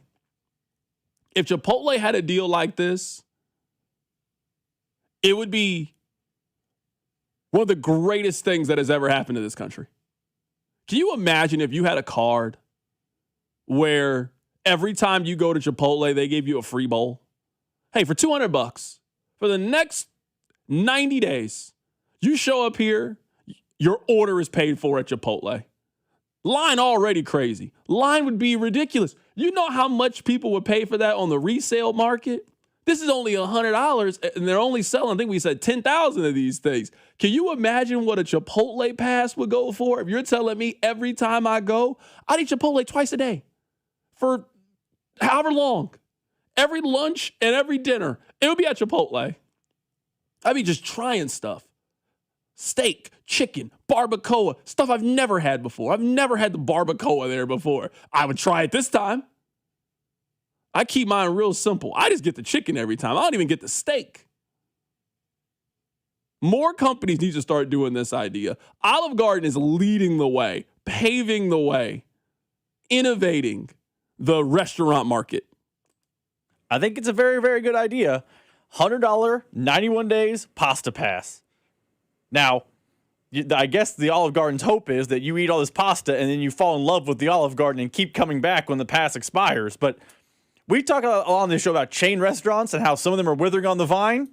Bring back popular ideas or have new ideas. Get people into your restaurant. We talked about it with the all-you-can-eat shrimp deal at Red Lobster. Good idea. Get people in the door. This is a good idea from Olive Garden, especially considering Olive Garden's one of the, what I think, best chain restaurants. Yeah, can Red Lobster do something like this? I mean, we talk about cousins. I mean, Red Lobster and Olive Garden are brothers. They're brother and sister at this point. If Olive Garden's got something like this, we gotta have something similar over at there. Can you imagine the kind of damage I do if you're telling me anytime I want, I can go get the Cheddar Bay biscuits? Whenever? Rob, give me another place you would like to have this. You know a place that would actually be kind of sneaky to do something like this? They probably wouldn't do it. Hawaiian Bros. Hawaiian Bros didn't even keep the Royals thing. They're not doing this. They were just giving it to you for free. You didn't give them any. There was no exchange of currency. That's true. They just were like, hey, we got 6 runs. Here's free food. They tried that for about 3 weeks. Hawaiian Bros would be good to do something like this. Another place, Panda Express. A place like that has like a bunch of different options where you can just like, one day I want to get the orange chicken. One day I want to get the teriyaki chicken. Those are the kind of places that need to expand and need to think about this idea. Honestly, it's a really good idea from Olive Garden. And we all know how this is. Some people will abuse it for sure. Some people won't use it nearly as much as they think they're going to use it. They'll eat there like 3 times. You paid $100 for 3 times at Olive Garden. Yeah, they've priced it out where maybe one person goes 91 times, one person goes 9, and they've made money on both. I don't know that a Chipotle would do this. I think what Olive Garden's doing is giving free pasta away and hoping you're getting some wine, hoping you're getting a beer, hoping you're getting a cocktail. Like, a place that doesn't serve liquor, I don't know would open this up. That's why I'm like, I could see Chili's doing this. Hey, show up. Now, they don't have a singular item the way Olive Garden does with pasta. Or Texas Roadhouse, get a certain steak for free. But, like, places that serve alcohol, chain restaurant vibe, they can then get their money back on the back end. That's where I think this place will start doing it. Yeah, no, that was a shout out to it's a really good idea. $100, all you can eat pass for the next 90 days. Let's see how that works. Be very curious to see. What do you think that resales for? Because some people are buying the ticket to just sell it. $125 is the minimum I think it sells for. You think like somebody would? Yeah, I think it's more than. I think a lot more than that. I think that's the lowest you'll see. I think as like the summer goes on. And the 91 days. Oh yeah, for sure. Like the lowest price, but it's the worst value. Right now, it's probably selling for $250. Yeah, for sure. I think it's actually worth a little more than that. You tell me 90 days, you can go there whenever you want, get as many meals as you want. Yeah, I think it's worth a lot more than $100. And so it's a really good idea. All right, coming up on the other side, let's talk a little bit of football. This is what I want to talk about. The top 10 wide receiver list is out in the NFL. Let's go through it because I'm really intrigued how you guys feel because the list is a little bit out of order of how I would have it, but the position is so deep, it's kind of hard to argue what's right and what's wrong. We'll get to it next. Keep right here. It's The Drive. The Drive with Carrington Harrison on your home for Kansas City sports. 96.5 The Fan.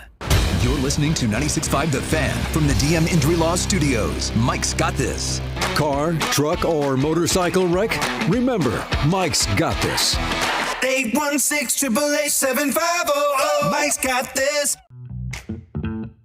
Community Blood Center has declared a blood emergency as our community faces a critically low blood supply. The Chiefs, KC Current, Sporting KC, and the Royals are partnering to urge KC fans to donate blood. And thanks, donate now through July 19th to receive a We Bleed KC Stadium bag. While supplies last, let's get out and save some lives. Walk-in donations are available at any of our centers or schedule an appointment online at savealifenow.org.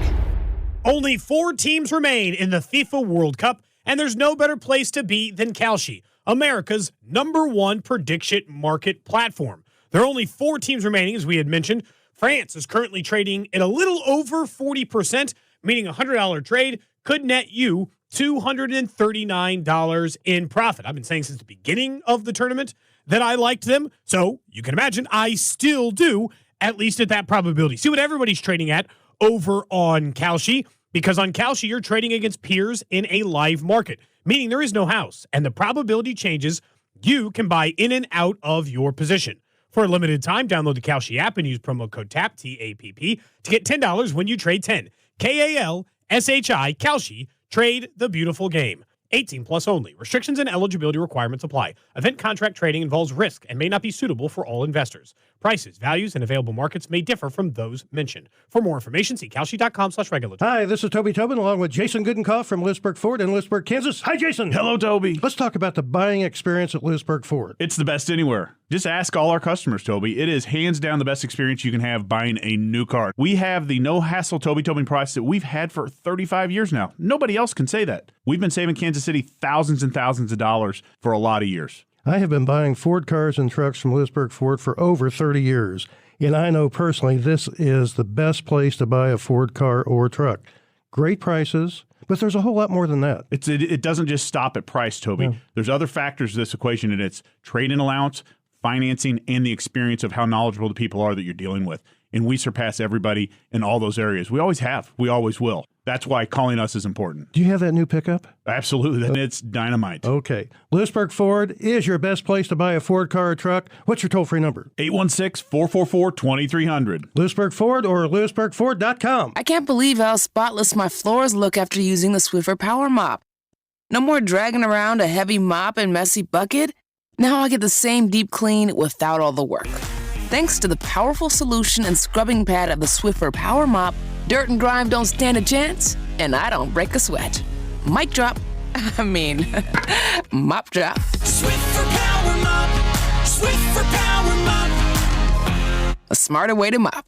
Try it or your money back. Coverage varies by plan. View contracts and exclusions at EnduranceWarranty.com. Auto repair bills are through the roof. $3,000 to replace the transmission. $4,000 for a blown engine. And if your manufacturer's warranty is expired, you'll have to cover it all out of pocket. You need an Endurance Auto Protection Plan. No matter what the mileage, if your car is under 20 years old, Endurance can get you covered on the engine, electrical system, transmission, AC, drivetrain, and more. Endurance has plans for any budget. Repairs can be done at the certified mechanic of your choice, and they're paid directly with no middleman. Plans cover 24/7 roadside assistance, towing, battery jumps, fuel deliveries, tire changes, lockout services, and a 30-day money-back guarantee. Act now and get our elite benefits, including complete tire care and key fob replacement. A $2,000 value at no extra cost. With Endurance, you could never pay for covered auto repairs again, so call now for your free quote. Call 800-453-2609. 800-453-2609. That's 800-453-2609. Brought to you by Climate Control Heating, Cooling, and Plumbing. Visit ClimateControlKC.com. Climate Control has been serving KC homeowners for over 35 years and know how to get your cooling system ready to handle the scorching hot summer. Schedule your AC system tune-up for just $49. Don't wait. Visit ClimateControlKC.com today. Climate Control Heating, Cooling, and Plumbing. Here's your traffic report on 96.5 The Fan. Brought to you by SWL Injury Law, the Car Crash Kings. It's what they do. Visit SWLinjurylaw.com. An update on the multi-car crash. Okay, down to one left lane that is blocked. They've opened up one lane for you. 70 westbound just before Little Blue Parkway. Again, one left lane that's blocked. Two-car crash on E35 northbound past Johnson in the left lane. I'm Val with traffic on 96.5 The Fan. This is your home for Kansas City sports. 96.5 The Fan. All right, welcome back into the show. I really wish I could accurately express how much I love list season. Now, before we get there, I love the World Cup. The World Cup has been great. The one thing I don't love about the World Cup is the effect that it's had on Rob. We only got one more day of this. There's only one more day.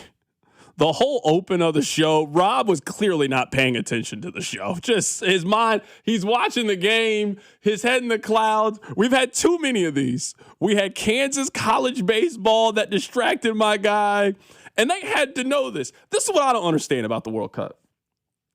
These other countries don't accommodate us nearly as much as we're trying to accommodate them. Why are we putting these games on at 2 o'clock? Why are we not making them get up early in the morning to watch these games? Because when these games are over in their country, you know what they love to do? They love to put the men's basketball gold medal game at 4 o'clock in the morning. Why can't it be in prime time for us? Why can't they have to suffer? 2 o'clock? Lionel Messi's playing at 2 o'clock on a Wednesday in America. We would never.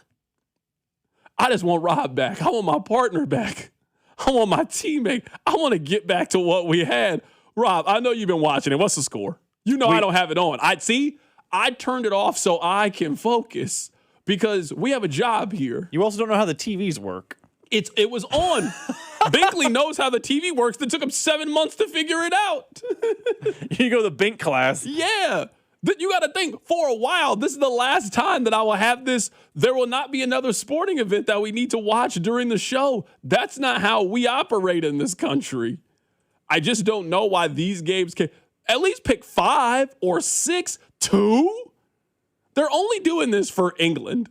Because I saw that it's 8 o'clock in England. It's 6 hours ahead, yeah. 8 what o'clock. are we doing here? So the games don't got to be in prime time for us here in America so they can be in prime time for England? No, stop it. No. Put this game at 6 o'clock like we do everything else, 7 o'clock like everything else. Make them get up early in the morning to watch it. Right now, we just had a goal. It's 1-0 England. Anthony Gordon with the goal. It's been a contentious little match back here. He good? Yes, he plays he was just got bought by Barcelona. Okay. Explain this bought concept to me. It's like free agency, except for there are no rules. So his contract ended with the team. Well, it had 1 year left. The team that wanted him bought out the rest of his contract and then paid to have him come over. Hold on. I didn't know this was a thing. I'm learning now. So you're telling me. Yes. I just want to understand.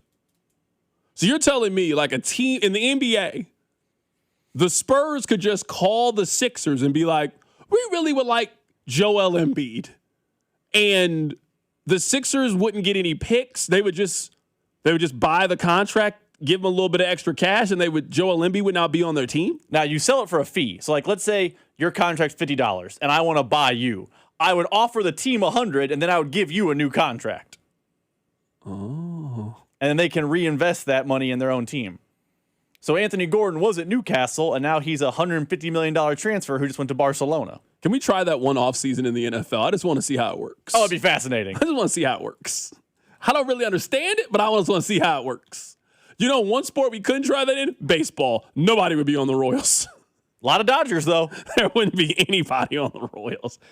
How could Tampa Bay field a team in that model? They couldn't field anybody. It'd be awful. Well, to be fair, they do this in soccer. The lower clubs, they find stars, develop stars, sell them at a high price, turn around and put it back into the youth academy. Oh. So, like, I was just going to ask, how do you ever keep players? How do you ever stay good at this level? And just at any moment, the Dodgers can just call you and just be like, hey, here's $500,000. Let me just get this player off of you. And you're just like, all right, cool, you can have them. Now, you can say no. You can be like, I don't want to sell them. But, yeah, that's how you – so, like, Kylian Mbappe – This sounds worse than the transfer portal. Kylian Mbappe didn't – like, when he first came up at 16 years old as a star in soccer, he was at Monaco, a club you know nothing about.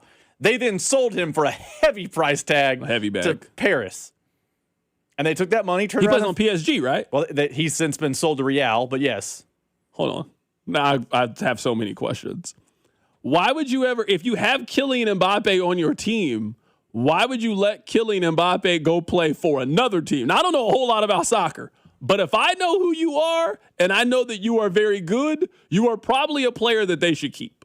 So why would you sell Kylian Mbappe to another team? Like, if this was an NFL system, there's no world in which the Bills call the Chiefs and like, you know what? Here's Patrick Mahomes. I just don't see that scenario happening. So this is intriguing to me. He's a unique situation because his contract expired and then he declined an extension to go sign with Real Madrid.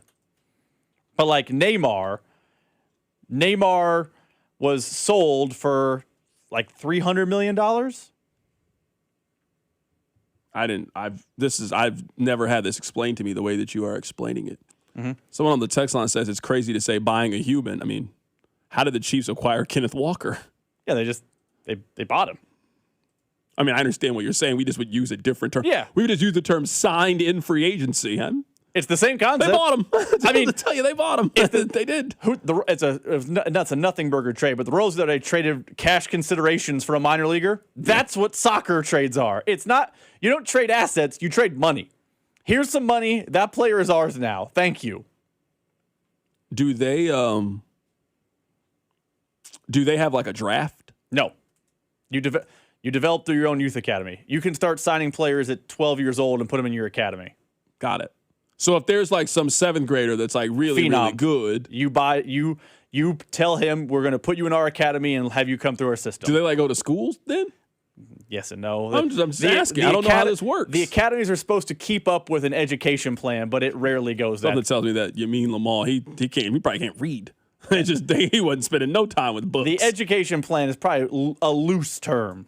He's just never played a board game before. It's just like not once. Messi started playing in the academies over there, like 14 in Spain. I have a hunch he didn't learn how to do his taxes. We know that. So, well, yeah, that's it.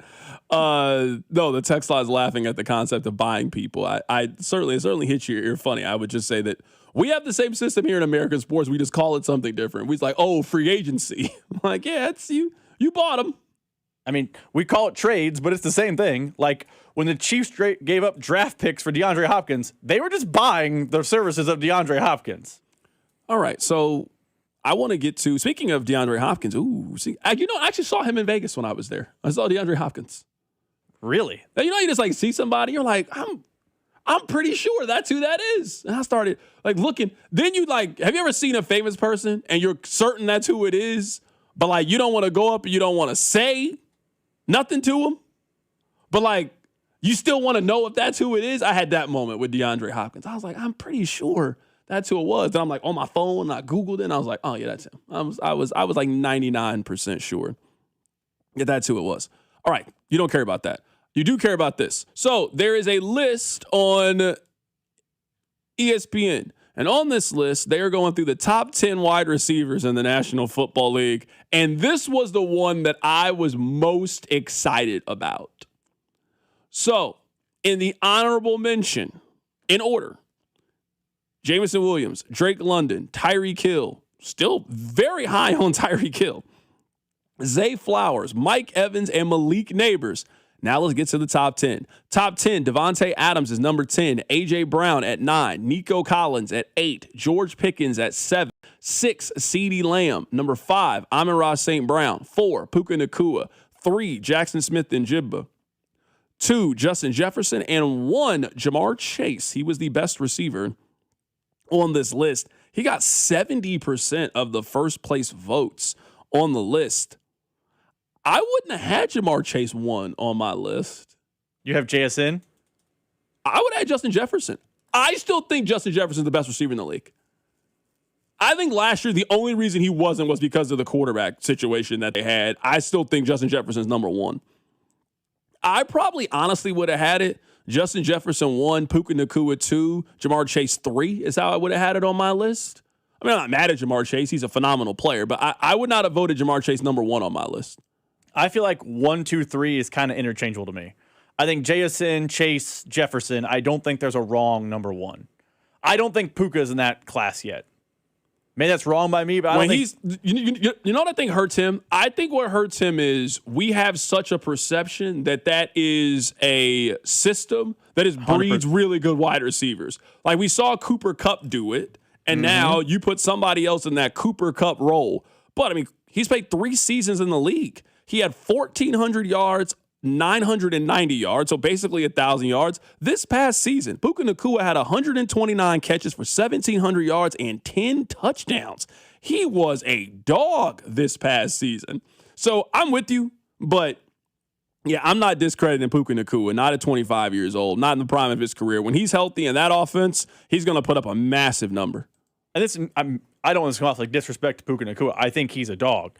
I just think he's not. I think Chase, JSN, and Jefferson are a different level of dog, if that makes sense. No, for sure. That makes sense. The honorable mention, so the others receiving votes, is very interesting to me. Alec Pierce, T. Higgins. That's my guy. T. Higgins. I'm happy to see him on that list. Look how happy you are. I'm happy to see him on the list. Alec Pierce, That's T. Higgins. my guy, Alec Pierce. Remember that last year we had that fight with the texter that said that Tyquan Thornton was better than Alec Pierce? I'm so happy he's top. I tried to eliminate that from my mind, so no, I don't remember that. I don't remember that. Alec Pierce, T. Higgins, DK Metcalf, Terry McLaurin, Garrett Wilson, Devontae Smith, Ladd McConkey got some votes? Who voted for Ladd McConkey? Brian Thomas Jr., Jalen Waddle, Chris Olave. Now, I just want to make this point because this was one of our more spirited arguments during the season. This is one of them. The point that I was making about Rashee Rice, when I remember I called him like a top 25, top 30 receiver, and the text line yelled at me, the only point that I was making is if you were telling me that Chris Olave, who is a very, very good receiver, they don't have Chris Olave as a top 20 receiver in the NFL. And Chris Olave is very, very productive as a player. He had 100 catches for 1,100 yards last year. Basically, when he's been healthy, he has been a 1,000-yard receiver in the league. In 2024, he was not healthy. He had 32 catches for 400 yards, was not healthy. But the other 3 of the 4 years, 72 for 1,000, 87 for 1,100 last year, 100 for 1,100 yards, and 9 touchdowns last season. The NFL people don't think Chris Olave is a top 20 receiver in the league. So I remember when I said that I thought Rashee Rice was the top 25, 30 receiver, and the text line kept yelling at me and telling me they thought he was top 10. My whole point from the very beginning was that we are discrediting how deep and how talented wide receiver is. That a guy like Chris Olave and Jalen Waddle don't even come in the top 20. That's how many good receivers there are. Are you surprised Rashee Rice didn't receive any mention? Like, if Ladd McConkey's getting mentioned, are you surprised that he didn't get a singular vote? This is why. Now, I don't know how this works, so this is pure speculation on my part. If you are saying that in order to be honorable mention, someone has to put you in their top 10, I don't know how you in good conscience could put Rashee Rice in your top 10. Now, I also wouldn't put Ladd McConkey in my top 10. Like, I get that. But, yeah, I don't know how you do that in really any capacity. He hasn't been healthy for the last 2 years. He's had nothing but off-the-field issues for the last couple of years. Who on this list, like, if you're telling me there's only a limited number of people that I can vote for, would you have Rashee Rice over any of these guys? I'm saying based on what's happened so far in their career. You wouldn't take him over. You wouldn't take Rice over Neighbors. You wouldn't take Rice over Mike Evans. You wouldn't take him over Zay Flowers. Tyreek Hill's a little bit different beast. You wouldn't take him over Drake London. You wouldn't take him over Jameson Williams right now. So I'm saying those are just the others receiving votes, guys. That's honorable mention. We haven't even got to others receiving votes. He hasn't been T. Higgins. He hasn't been DK Metcalf. He hasn't been Terry McLaurin. Like, I think he's where he should be. Off the list, out of sight, out of mind for everybody. The fact Ladd McConkey snuck in is what makes me wonder, because Ladd McConkey was not good last year. Like, I agree. I'm 100% with you. And listen, if they're doing body of work, and I don't know all the data points that these people are using, but he was just not good in 2025. Now, might he get better? We'll see. But it surprised me that name popped on the list, but Rashee Rice didn't. Because if Ladd McConkey's sneaking on, I can't believe Rice didn't sneak on. But you're right. Up until like 18, it's pretty hard to argue Rice is better than any of those players. Yeah, someone on the text line says Rashee Rice is much better than Chris Olave. I would strongly disagree. I guess my point with Rashee Rice is I would certainly like, if that ends up being the case this year, then some of the conversations that we've had about wide receivers, we won't be having them. Rashee Rice, the last 2 seasons, and I understand, injury, but in year 3, suspension, he had 288 yards, and last season he had 571 yards. I'm sorry, at some point you got to do it on the field. This is the same point I was making about Justin Herbert, albeit a different level. At some point, your potential and your production have to intersect at some point. What people think you can be, eventually, you got to be able to hold it. You got to be able to touch it.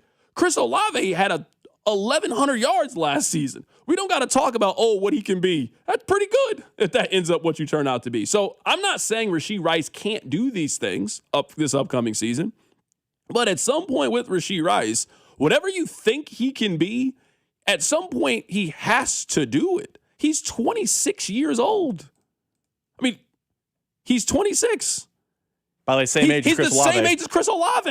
Exact same. He's the same age as Chris Olave. And Chris Olave in his career has 3,728 receiving yards. Rashee Rice in his career has 17,000 receiving yards. Chris Olave has 2,000 more receiving yards than he does, and they're the exact same age. So, yeah, you can talk to me about you think he's better than him. At some point, you got to catch more balls. You got to score more touchdowns. Chris Olave, as a rookie, had 1,000 yards on 72 catches.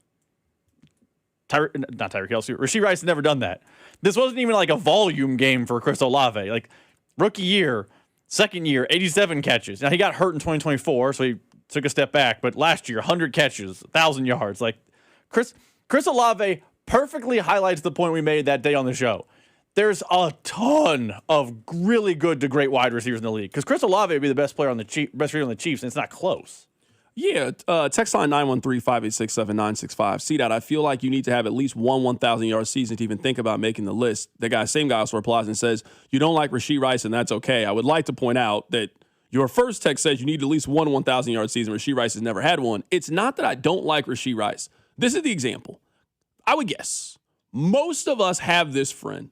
Rob, did you have a friend that always tried to tell you that he was really good with women? That he was just this Mac Daddy player, all the girls liked him, but you never saw him with the girl. And when you went out, he just never really talked to any. That she was like, wait, hold on. Like, you did all this talking, and now we're out. We're at the club. It's the bottles are popping. The girls are here, and you're standing next to me this whole time. Go work. Go do something. I've heard you guys tell me how good Rashee Rice is for 3 seasons now. Great. This is the season to go prove it. It's go time. Rashee Rice has 1 year left on his deal in Kansas City. If there has ever been a time in Rashee Rice's career to put it together and prove people right, it's this season. There's nothing stopping you.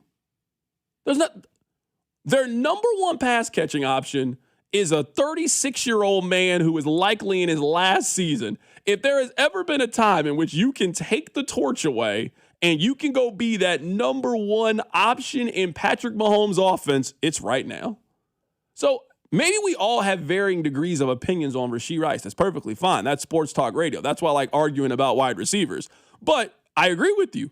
At some point, you got to start having 1,000-yard seasons because everybody on this list, they've had one before. Every wide receiver that we have listed and mentioned and talked about, they've done it before. You haven't. Who on this list is the worst wide receiver on this list that we've named? In the others receiving votes category and the top 15. Lad McConkey? Is that probably it? Probably Lad McConkey, yeah. Probably Lad McConkey. Maybe Garrett Wilson?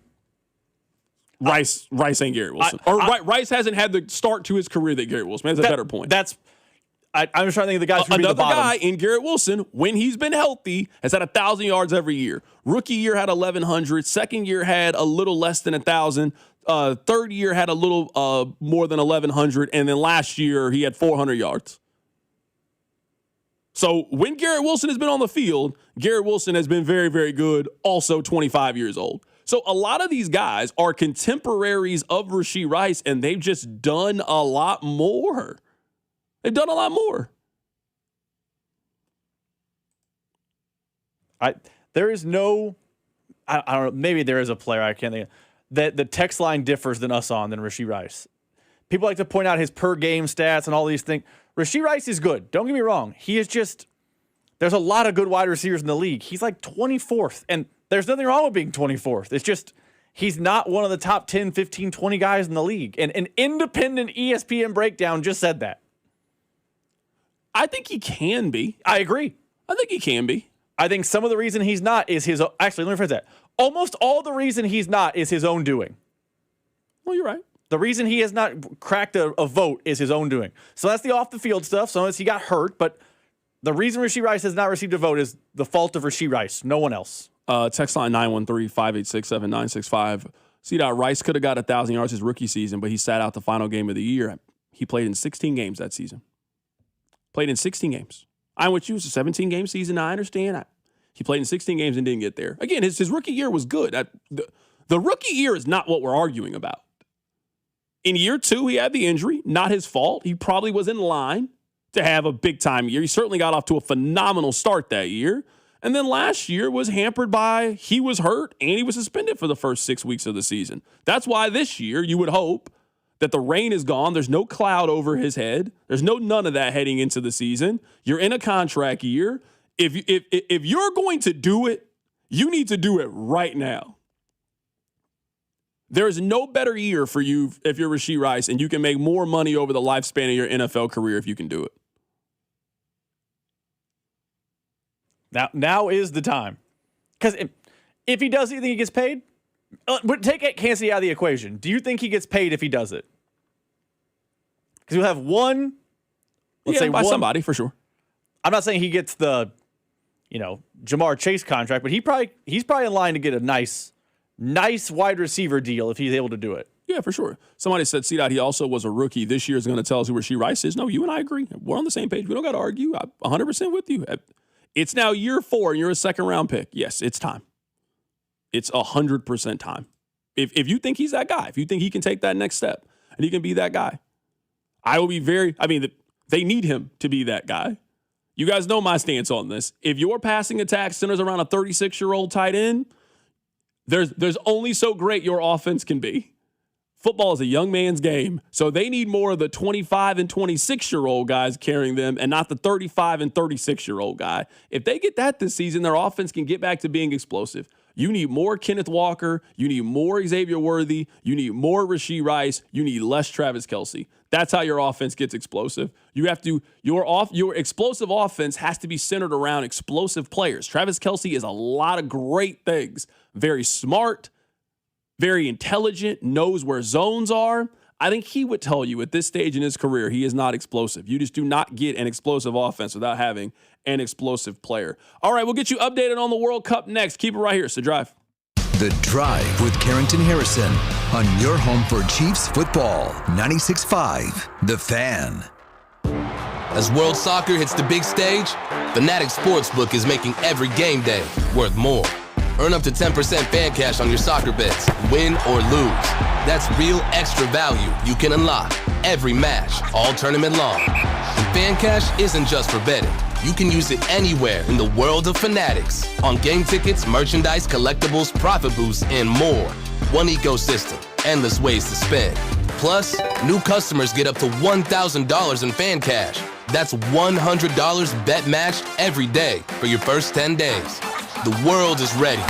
Are you? Fanatics Sportsbook. Winning hits different here.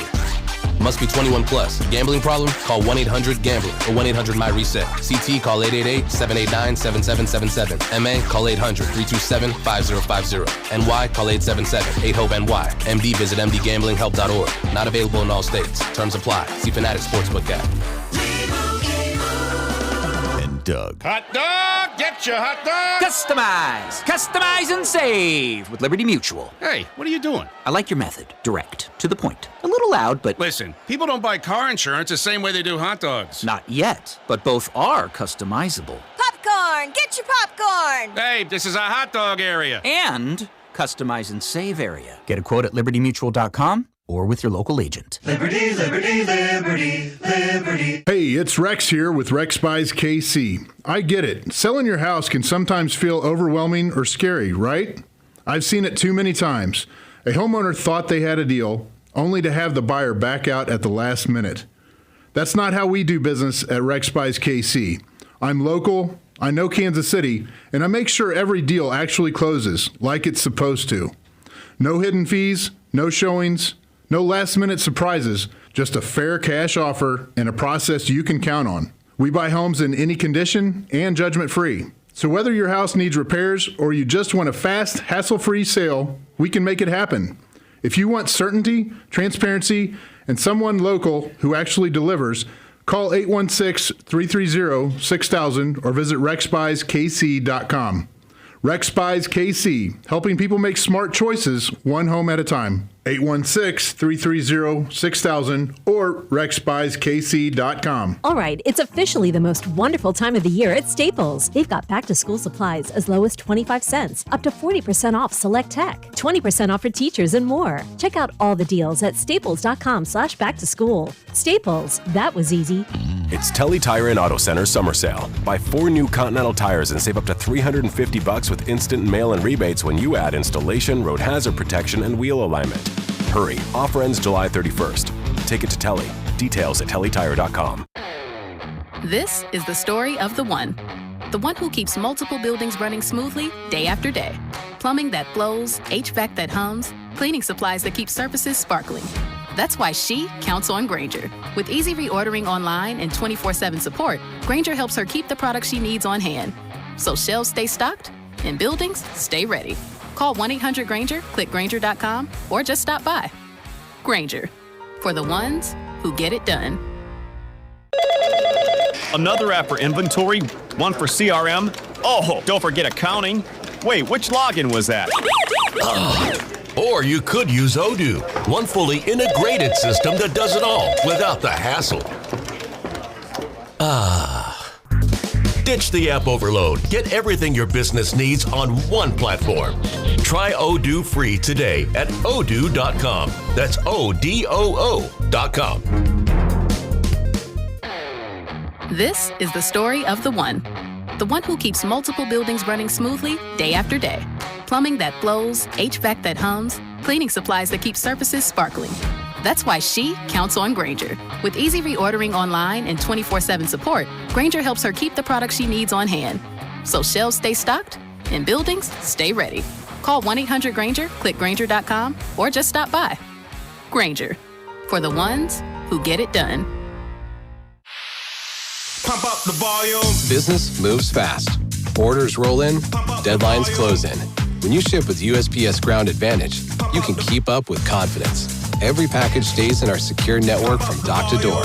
And with nationwide reach, dependable tracking, and upfront affordable pricing, you get built-in peace of mind. You run the business. We run the routes. Visit USPS.com/Ground Advantage to learn more. USPS, official shipping sponsor of the NHL. Royals coverage brought to you by Metal by the Foot, your metal project superstore. Whether you're a DIY enthusiast, a contractor, or business owner, Metal by the Foot has the perfect solution for you. Located in KC and Topeka, online at metalbythefoot.com. When you need a piece of metal, remember, metal doesn't have to cost an arm or a leg, just the foot. Here's your traffic report on 96.5 The Fan. Brought to you by SWL Injury Law, the Car Crash Kings. It's what they do. Visit SWLinjurylaw.com. Multi-car crash still working out near Blue Springs. 70 westbound just before Little Blue Parkway. One left lane is blocked. You can get by. There's a right lane and a shoulder that's getting by pretty easily. So scoot to the right through here. 470 westbound at Raytown. That stall is off to the right shoulder. That's on longer delay. I'm Val with traffic on 96.5 The Fan. This is 96.5 The Fan, your home for Chiefs football. All right, welcome back into the show. My name is Carrington Harrison.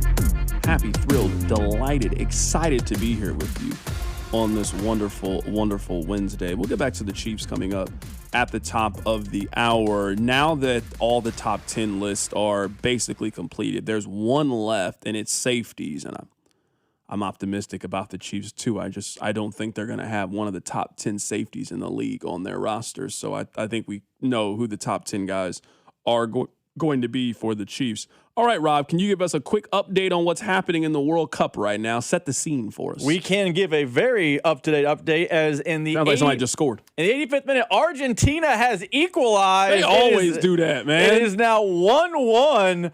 Argentina had been chasing the game for a while. It had been an absolute shooting gallery because they have been coming forward. But here we go, 1-1 in the 86th minute, Argentina and England. Did Messi score? No, Enzo Fernandez. Okay. Can you actually let me know if we get to PKs? I will. And then I will watch it. Now, I will tell you, I don't the extra time and stuff, I'll be distracted, but I mean, you guys would have to understand if I'm distracted by PKs in the World Cup between Argentina and England, you know what I mean? Like, you got to understand. So, yes, if they get to PKs, can you please let me know? Because I do not have it on. I don't have no TVs on. I'm not even checking the score. I have no bets on it. I'm focused on the show. I wish I could say the same for you, but I'm focused on the show. Let me read this to you guys really quickly. C-Dot, I would sign Rashee Rice now while he'd be cheap. The only contract that I'd be interested in for Rashee Rice will be something like Christian Watson's.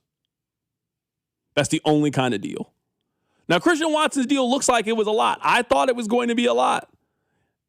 He got a $31 million signing bonus. That is basically all the guaranteed money that is in there. Now, there's some extra money.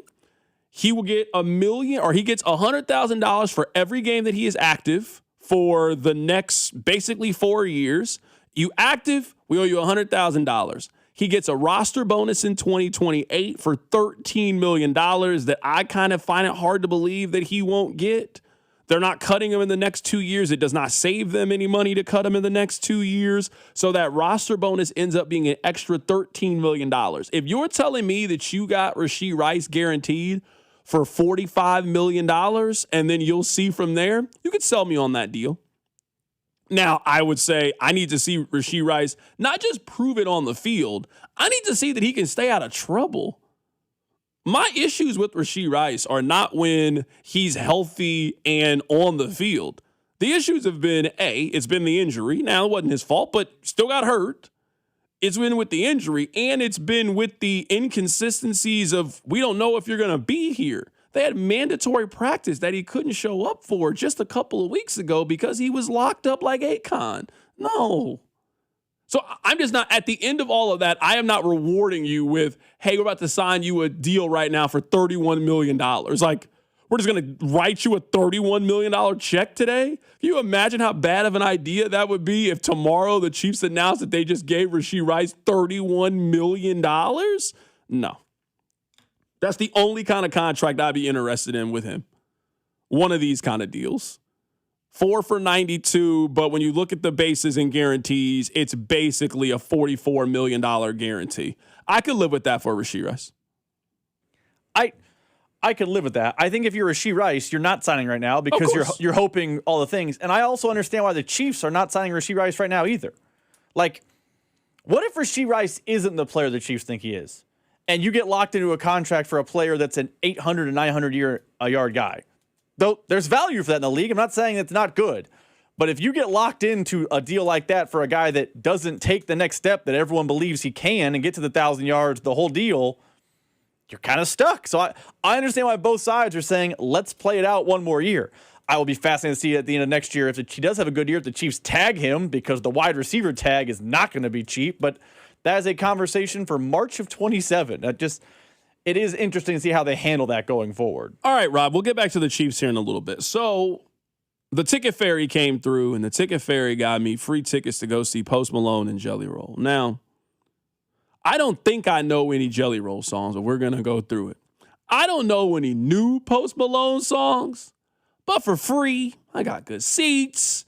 I'll go see Post Malone. I actually saw Post Malone one time already. I saw him. He opened up for Justin Bieber. I took my sister to her first concert. This is back when he just had White Iverson. He didn't have nothing else. He was just a SoundCloud, TikTok, you had to be in the know on social media kind of artist. He obviously is blown up, and I actually thought he had a chance of doing the halftime show for the Super Bowl last year, but they went in a different direction. I wouldn't be surprised if at some point in his life he ends up doing it. So I am excited to see Post Malone and what kind of show he puts on later tonight at Kauffman Stadium. Now, Jelly Roll, I don't know nothing about him. Rob, the only things I know about Jelly Roll is there's this freestyle he did like maybe 10, 15 years ago that I've seen on TikTok before, I've seen on social media before, and I know that he and his wife are divorcing.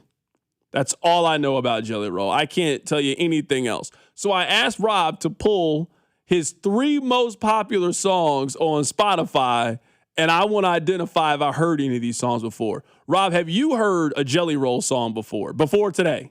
Yes, I actually knew all 3 of these songs. All 3 of these songs are in my Spotify library. So you like Jelly Roll? He's not my top artist. Stop it. If you got 3 songs in your library, 3's the number? You like Jelly Roll. If 3's the number, then yes, I like Jelly Roll. You like Jelly Roll. Are you coming to the show? No, I'm not going to the show. I can get you tickets. I'm actually surprised. I don't know what the odds this is what it was. Caroline won't let you go because y'all spent 3 hours at the Odyssey. She don't want to go out again. It's okay. That's what's going on. I'm not saying you're wrong, but there's a good chance you're right. Yeah. Hey, we've already done our week activity. You had to pick between the 2. You could have went to go see Post Malone and Jelly Roll or the Odyssey, and you picked the Odyssey. Also, the Odyssey was indoors, so it was an easier sell job. A lot easier sell. Hey, outside. I love Caroline, but I know that's what happened.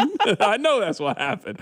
All right, let's go through these Jelly Roll songs and see if I've heard. And if you see me today at the concert, say hello. I'd be excited to see you. I will be at the Jelly Roll Post Malone concert. All right. Which one has the most streams? I have to look at the songs I pulled. All right, you know what? I'll just play it. Here is Wild Ones by Jelly Roll. Raised in the darkness, forgive me, I'm God. Never heard that song day in my life. I don't need to hear anymore. By the way, Argentina has struck again 2-1 in the 92nd minute. Did Messi score? No, still not Messi. Okay, I didn't know. Argentina does have other players. Martinez score? It was Martinez. I know 2 guys on their team. I know 2 guys on their team. I've never heard that song. I've heard that song. You like that song? I mean, it's in your library. It's in my library. You work out to that song? You go running? I don't run or work out. You play golf to Wild Ones? That one's definitely in a golf playlist for sure. What I know the chorus, maybe I gave up on the song too soon. Would I know the chorus? The chorus is Jesse Murphy. You might know the chorus. Keep All playing. right, my bad. Okay, I apologize. Raised in the darkness, forgive me, I'm God. I have no shame, I'm in love with the heartless. The police will never take us alive. I've never heard this. Hey, cowgirls don't cry. Got me wild. Hey, Never nothing? heard this song. Okay. I've never heard this You song. should know one of the next two. Okay, all right. This is called Need a Favor by Jelly Roll. God when I need a favor, and I only pray when I ain't got a prayer. Not ringing a bell. Really? So who the hell am I to expect? What time Jelly Roll's going on the stage? I can get there a little later than I was anticipating. I bet he's the headliner or Post Malone. No chance. I'm Googling it now. No chance. No chance. You think that he's the head? You think that Jelly Roll's going on last? Good. I'd love to see Post first and go home afterwards. If that's the headline, I'm out of there. While you do that, I'm going to play, this is called Liar by Jelly Roll. This one you got to know. Keep leading me on, saying drink another whiskey, pop another pill. Money makes you happy, heaven isn't real. Not ringing a bell. Oh my goodness. Because your heart's too broke. Now I know. Where would I have heard this song? Out? If I'm going to a place where they're playing Jelly Rolls, then my attendance is not required in that establishment. I don't need to be there. By the way, Google says that Jelly Roll and Post Malone alternate who the headliner is, depending on what city they're in. Okay. So I'm staying for the whole thing. Both are considered top billed, and although generally makes sense. I mean, I know Jelly Roll's popular. Yeah. All right. Well, I mean, I've already committed to going to see the concert today. So. I can't believe you didn't know any of those songs. Yeah, I've never heard. I can't believe you didn't know any Jelly Roll songs, and you're also going. The two things can be true at once. I'm curious to see Post Malone and what all deals with Post Malone. I don't think you're seeing a lot of White Iverson Post Malone. I think you're seeing a lot of the country Post Malone. He might do a little bit of a mix. Honestly, you know what convinced me? The text line, somebody said if I looked at the set list, I would be surprised. I was like, oh, okay, well, I know enough Post Malone songs. I'll go see Post Malone. He's got enough. Can I hear congratulations for Post Malone? That's a good feel-good song to hear, is it not? But no, Jelly Roll, I don't know none of those songs. I'm going to be in the bathroom when Jelly Roll's performing. I'm okay. I'm going to get something to drink. You want something to drink? Let's go get something to drink. I can't participate in this. All right, coming up at the top of the hour, I want to tell you who ESPN considers to be the Chiefs players who are top 10 at their position. We'll go over it. Keep it right here. So drive. The Drive with Carrington Harrison and Rob Brenton. You losers is what you are. On your home for Kansas City sports. 96.5 The Fan. Here's your traffic report on 96.5 The Fan. Brought to you by SWL Injury Law, the Car Crash Kings. It's what they do. Visit SWLinjurylaw.com. Multi-car crash still working out near Blue Springs, 70 westbound just before Little Blue Parkway. One left lane is blocked. You can get by. There's a right lane and a shoulder that's getting by pretty easily. So scoot to the right through here. 470 westbound at Raytown. That stall is off to the right shoulder. That's on longer delay. I'm Val with traffic on 96.5 The Fan. For 75 years, Kansas City families have trusted Anthony for comfort, safety, and dependable service. Thank you for trusting us with your house keys. Anthony, in your home for 75 years. Men, erectile dysfunction can affect much more than just your sex life. It can create stress in relationships, leading to feelings of anxiety or embarrassment, and impact your overall confidence and well-being. This is Jeff for Heartland Men's Health, and we specialize in treating men's sexual health issues to help men find solutions that fit their individual needs. ED is a frustrating condition, and many men suffer for years without seeking treatment. But the good news is that if you're like most men, we have the answer. Our licensed medical providers will evaluate your specific medical situation and recommend a plan designed for you. And these advanced medical therapies work, with treatments having success rates of well over 90%, which means you and the one you love can have great sex again without the fear and worry of ED. You can even last up to an hour or more, and you may just find you're performing like you haven't in years. So call us. Your initial visit is just $99 and includes blood work, a medical consult, and if medically advised, a test dose. And if that test dose doesn't work in the office, your visit is free. Call 844-447-6600 or go to heartlandmenshealth.com. I move mountains for a living. Literally. That means I don't carry hand lotion, and when it comes to serious heartburn, I don't mess around with anything but Rolaids Max Strength. Its dual-active formula has 1,500 milligrams of calcium carbonate and magnesium hydroxide that relieves heartburn fast. And the best part? The roll fits right here in my pocket, so I can get back to moving mountains. Rolaids spells powerful relief. 1,500 milligrams is our highest amount of antacid per tablet. Read each label. Use as directed. Keep out of reach of children. New Game Plus with Oxy makes your laundry smell incredible and fights stubborn smells, like the ones your dog Biscuit brought into your freshly made bed last night. But you washed that all away with Game, and now you're drifting asleep to the scent and sound of waves. Ah, no, that's the dog licking your ear. Biscuit. It just might be our greatest scent ever. Now with odor-fighting power. New Game Plus with Oxy. Sniff the difference. This is the story of the one. As a maintenance engineer at a beverage manufacturing plant, he starts his day knowing every line is ready to run because Grainger delivers the industrial-grade products he needs to keep mixers, conveyors, and packaging equipment moving. With Grainger's vast selection of bearings, belts, and motors, he keeps operations running smoothly, so nothing grinds to a halt. Call 1-800-GRAINGER, click Grainger.com, or just stop by. Grainger, for the ones who get it done. Conservative, family man, author of The Bald Plan to Reduce Property Taxes. Listen to Scott Schwab. Property taxes are killing Kansans, but one day it hit me. BALD. BALD stands for Better Affordable Living by Decreasing Property Taxes. And it's the only detailed plan. Schwab's BALD plan means voter approval for property tax hikes, refunds for unfair assessments, and tax relief for seniors and working families. Listen to Scott Schwab. I'm focused on reducing taxes for Kansans. You should keep more. My BALD plan makes sure of it. When I'm governor, we'll get it done. Finally, a governor with a good head on his shoulders. Author of the BALD Plan to Decrease Property Taxes. Conservative Republican Scott Schwab for governor. Visit scottschwab.com/bald to learn more. Paid for by Schwab for Governor, Jim Felter, Treasurer. This report is brought to you by CM Moes & Son, HVAC, Plumbing, and Electrical Services, cmmosandson.com. Dispatch, this is Mindy at CM Moes & Sons Electrical, HVAC, and Plumbing. You know, you don't have to put off fixing plumbing problems in your home anymore. I mean, you could just ignore that clogged drain, or visit cmmosandson.com to take care of your plumbing problems. CM Moes & Son, license 205366. This is Michael Waka from the Kansas City Royals, and you're listening to 96.5 The Fan. KFNZ FM and AM, HD1 and HD2, Kansas City, in Odyssey Sports Station.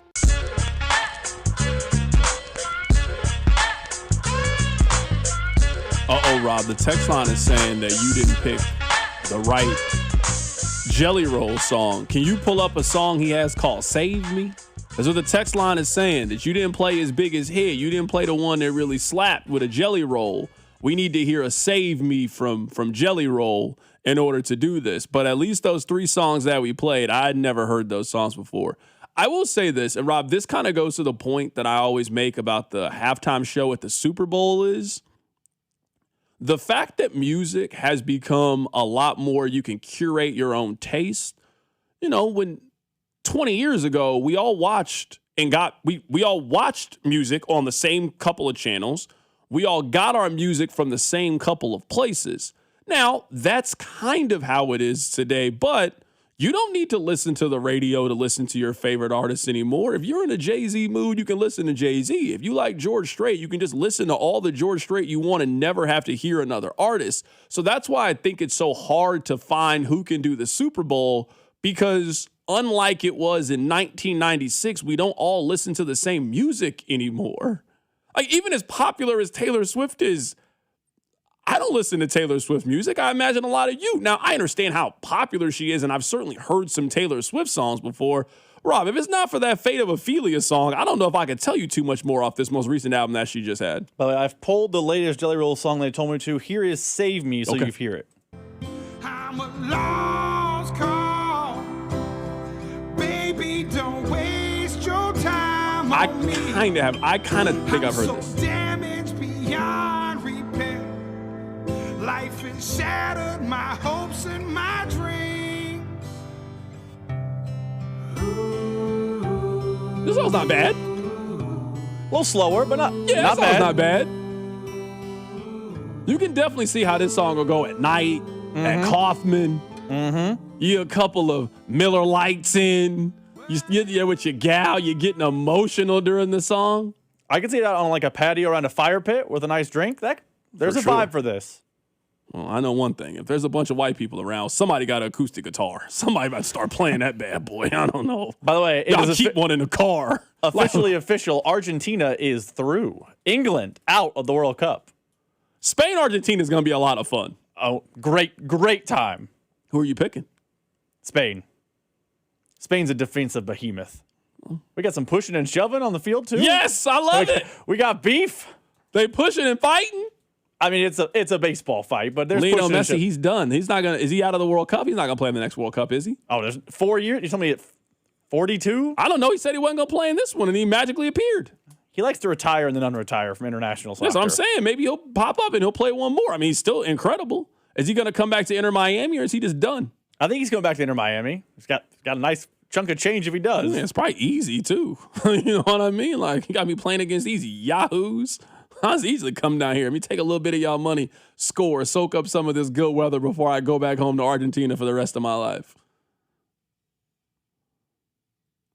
All right.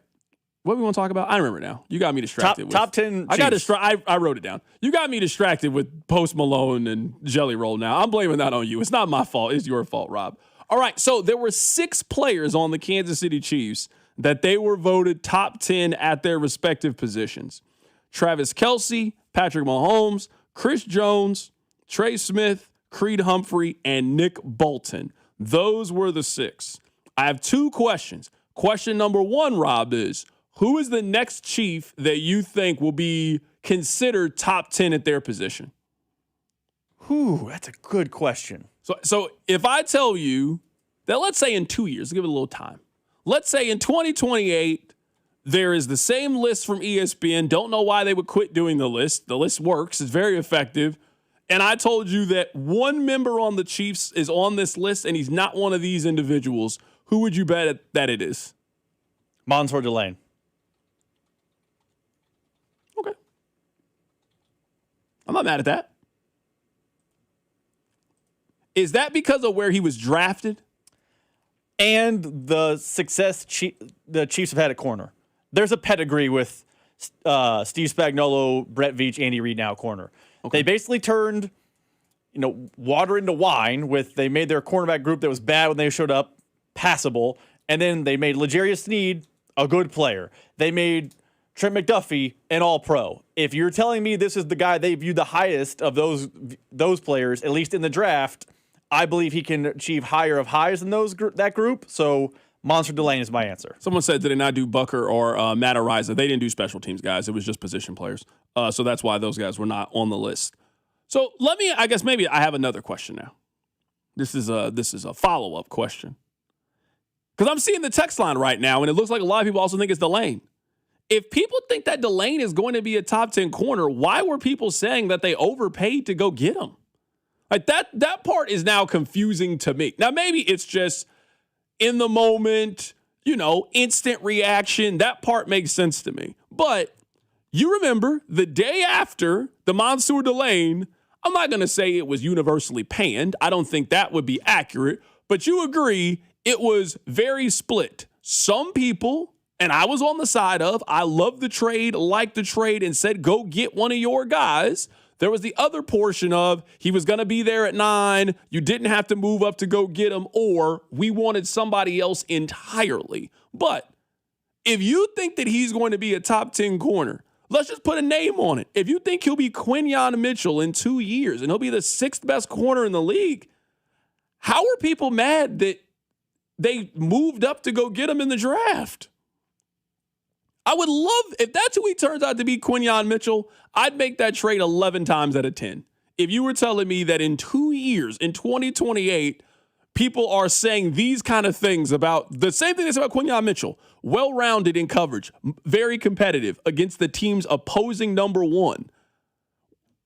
If that's what people are saying about Mansour Delane in 2 years, that's a fantastic move by the Kansas City Chiefs. So I guess I'm confused now at how he is the most popular answer for this question, and yet it was so polarizing when they drafted him. He ain't played a game since then. Part of the equation is Trent McDuffie. Me and you disagree on this, and that's fine. I don't think he can be Quinyon Mitchell. I don't think he can be 9 on this list. I think he needs to be ahead of Trent McDuffie. Where McDuffie is today. Maybe in 2 years, McDuffie regresses, whatever. McDuffie came in at 4 this year? You need to be 4 or 5 then. You can't give up Trent McDuffie, sell him, and then basically turn around and sell some of the assets you got for him to then go get Monster Delane and end up with a lesser player. Even if he's very good, you can't end up with a lesser player. That was my beef, concern, frustration with the trade. I think the player can still be good. I think the process was bad in, hey, we got extra stuff from giving up a top 5 corner. Let's go up and try to aim and get a top 5 corner. That logic has never made sense to me on draft day. But 3 months have passed. Now it's time to talk about the actual football on the field whenever it comes. And I think Delane is the answer. Yeah, I want to answer these 2 texts. Someone just texted. Maybe they're trying to troll. If Mansour Delane isn't Patrick Surtain, then the pick is a miss. That can't be the criteria for the bar to clear. I think Patrick Surtain is a Hall of Famer. I think he will be a Hall of Famer by the end of his career. I don't think he is right now at 26 years old, but I think you could argue that he is the second best defensive player in the NFL behind Myles Garrett. If you're putting Garrett at 1, I'm not mad at you for putting Garrett at 1. If you put Patrick Surtain and said he's the second best defensive player in the league, I also would not fight you. I don't think people are giving enough credit to how good at cornerback you need to be and accomplish the things that he's done so far in his early career. He won Defensive Player of the Year as a corner. Like, if I start telling you the list of guys that have won Defensive Player of the Year at cornerback, that's normally a guy that gets a bunch of tackles. You know, like when like the Luke Kuechly's, a guy like that just get a bunch of tackles, or guys that get a bunch of sacks. It is very rarely a cornerback that wins Defensive Player of the Year that he won a couple of years ago. I think he is going to the Hall of Fame at some point. So that's not the bar that he needs to clear to me. But I do think in 2 years, the way that we talk about Cooper DeJean and the way that we talk about Derek Stingley and the way we talk about Quinyon Mitchell, that's how we need to talk about Mansour Delane in a couple of years. That's fair. I think that's at least fair to say. I don't, maybe the texter is trolling. I don't think Pat Surtain, my barometer is going to be Trent McDuffie because they had him. He was in the building. It wasn't like an idea or a concept. Trent McDuffie is going to be the name I use. Yeah, I actually think he needs to be better than Trent McDuffie, I guess, for this reason. I don't think there is a feeling in Kansas City that Trent McDuffie can cover ones. The way people talk about him, and I think some of it's inaccurate, but the way people talk about Trent McDuffie is he's an inside slot guy, but if you put him up against a Nico Collins, put him up against an A.J. Brown or Devontae Adams, then he's barbecue chicken alert. That's how they talk about him. I don't think you can talk about Mansour Delane in the same way. Do people talk about him like that outside of Kansas City? Is it possible that that is a uniquely Kansas City opinion on Trent McDuffie? Like if we called, I won't use Salk, if we called whoever the sports talk people in LA are, Cody Decker does a show there, and we said, do you believe Trent McDuffie can cover a 1? Do Rams fans think that he can't, or is that uniquely a Kansas City thing? Yeah, I think though, how do I word this? I think that's pretty common amongst football fan bases, and it kind of goes to that saying with Will Campbell, where Will Campbell was like, if you get 1 sack a year and you're on defense, people consider you to be a Hall of Famer. If you give up 1 sack a game and you're on the offensive line, you're probably going to be working at Amazon. I just think when it's at corner, just because it's on an island, and when a guy catches a pass, it's an easy person to blame for why that person made a pass. So when you're one-on-one up against Nico Collins and you get beat, it just stands out in such a way. So I think it just leads for people to be hypercritical because amongst football things, it's one of the easiest things to evaluate. It's kind of hard for somebody to tell me why they think that Trey Smith is one of the best interior offensive linemen. It's not really that hard for people to see what makes a good wide receiver, what makes a good running back, what makes a good corner. So I think some of the intensity with Trent McDuffie when you would get beat by A.J. Brown, who's just bigger than you are. You're 5'10", this guy's 6'3", and the guy weighs 20 more pounds than you. Yeah, sometimes in a one-on-one situation, that guy's going to get the best of you. He's also a top 10 player at his position. I just looked this up. Rob, there have been 7 corners in the history of the NFL that have won Defensive Player of the Year. There have been 3 since Deion won it in 94. It's really, really hard to win that award at that position. So, yeah, you don't got to be better than Patrick Surtain. I think he's going to the Hall of Fame. Patrick, he's definitely on the path. It would take something bad happening in his career for him to fall off the path. Text line 913-586-7965. Somebody said, what about Josh Simmons? I think he could be a top 10 left tackle. I wouldn't be mad at that. No. I'm not mad at that answer if you're telling me that somebody in 2 years is on this list. Who could it be? And it's Josh Simmons. That in 2 years you feel like Josh Simmons has kind of emerged as the 8th best left tackle in the league. I'm not mad at that. I'm not mad at that take. Let me ask you this. I'll reverse the question. I know we're up against a break. Who is in the top 10 list of their respective position now that is a Chief that is most likely to fall out in 2 years? Oh, Chris Jones. Travis Kelce? I think Kelce will be out of the league in 2 years. Okay, that's fair. Yeah, it feels like if you go through, outside of Mahomes, it feels like maybe everyone the Chiefs have in their top 10 right now is going to fall out of the top 10 other in 2 than years. Mahomes, yeah, other than Mahomes. Yeah, Mahomes is he's an outlier. But Chris Jones is probably it. You could probably sell me on Nick Bolton, too. But you could sell me that Nick Bolton is you could sell me Nick Bolton's like the 13th best player's position, not the 8th best player the way they have him right now. Still a very, very good player. Those will probably be the ones. We'll keep talking Chiefs. I'm in a football mood today. We'll keep talking about Chiefs. Argentina, they've advanced to the final of the World Cup. They're going to play Spain Sunday at 2 o'clock. Keep it right here. It's The Drive. The Drive with Carrington Harrison on your home for Royals baseball. 96.5 The Fan. You're listening to 96.5 The Fan from the DM Injury Law Studios. Mike's got this. Car, truck, or motorcycle wreck? Remember, Mike's got this. 816-888-7500. Mike's got this. And Doug. Limu and I created a trick to help you remember that you can customize your car insurance and save with Liberty Mutual. You see, the shirts Limu and I wear are yellow, and yellow is the color of lemons. And lemons grow on trees, and trees provide oxygen. And oxygen helps us breathe, and breathing is how you live. And you can live more life when you save money by customizing your car insurance. I agree, Limu. It's really quite simple. Only pay for what you need at LibertyMutual.com. Liberty, liberty, liberty, liberty. Lawman, jungle law. It's the Lawman. If you've been injured in a motor vehicle accident, call me ASAP. 816-816-9111. I recovered millions for my clients. Take it away. The lawman gets results. Jungle law team. Call the lawman. Let the fight begin. The lawman gets results. Jungle law. Come see me get roasted August 1st at 7 p.m. at the Uptown Theater. Go to junglelaw.com for details. The choice of a lawyer shouldn't be based on advertisements. Community Blood Center has declared a blood emergency as our community faces a critically low blood supply. The Chiefs, KC Current, Sporting KC, and the Royals are partnering to urge KC fans to donate blood. And thanks, donate now through July 19th to receive a We Bleed KC Stadium bag. While supplies last, let's get out and save some lives. Walk-in donations are available at any of our centers, or schedule an appointment online at savealifenow.org.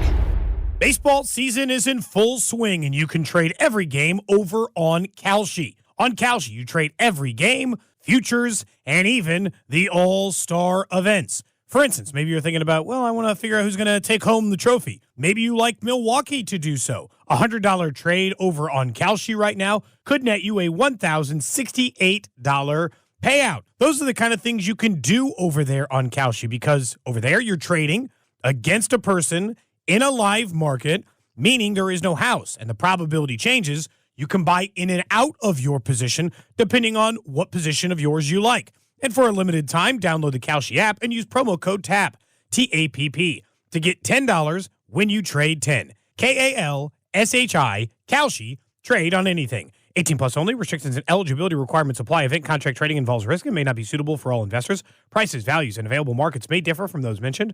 For more information, visit kalshi.com/regulatory. I'm Piera Palazzolo, VP of Digital Marketing for the American Management Association, a company focused on the management training skills needed to enhance the careers of business professionals. We did our research when it came to the best companies for website development and chose AmericanEagle.com. And we couldn't be happier. AmericanEagle.com worked closely with us to understand the front and back end requirements needed to launch an e-commerce website that could handle the complexities of running thousands of seminars nationwide. Our robust new website and improved SEO saw immediate increases in site traffic and web revenue. If you're in need of managerial effectiveness and success, visit our website at amanet.org. If you're in need of a website that provides an unparalleled consumer experience, I highly recommend AmericanEagle.com. Transform your business today. Dial 877-WebNow1 for a free digital consultation with AmericanEagle.com. This is the story of the one. As a maintenance engineer at a beverage manufacturing plant, he starts his day knowing every line is ready to run because Grainger delivers the industrial-grade products he needs to keep mixers, conveyors, and packaging equipment moving. With Grainger's vast selection of bearings, belts, and motors, he keeps operations running smoothly, so nothing grinds to a halt. Call 1-800-GRAINGER, click Grainger.com, or just stop by. Grainger, for the ones who get it done. I built this business the old-fashioned way. Hard work and a whole lot of spreadsheets.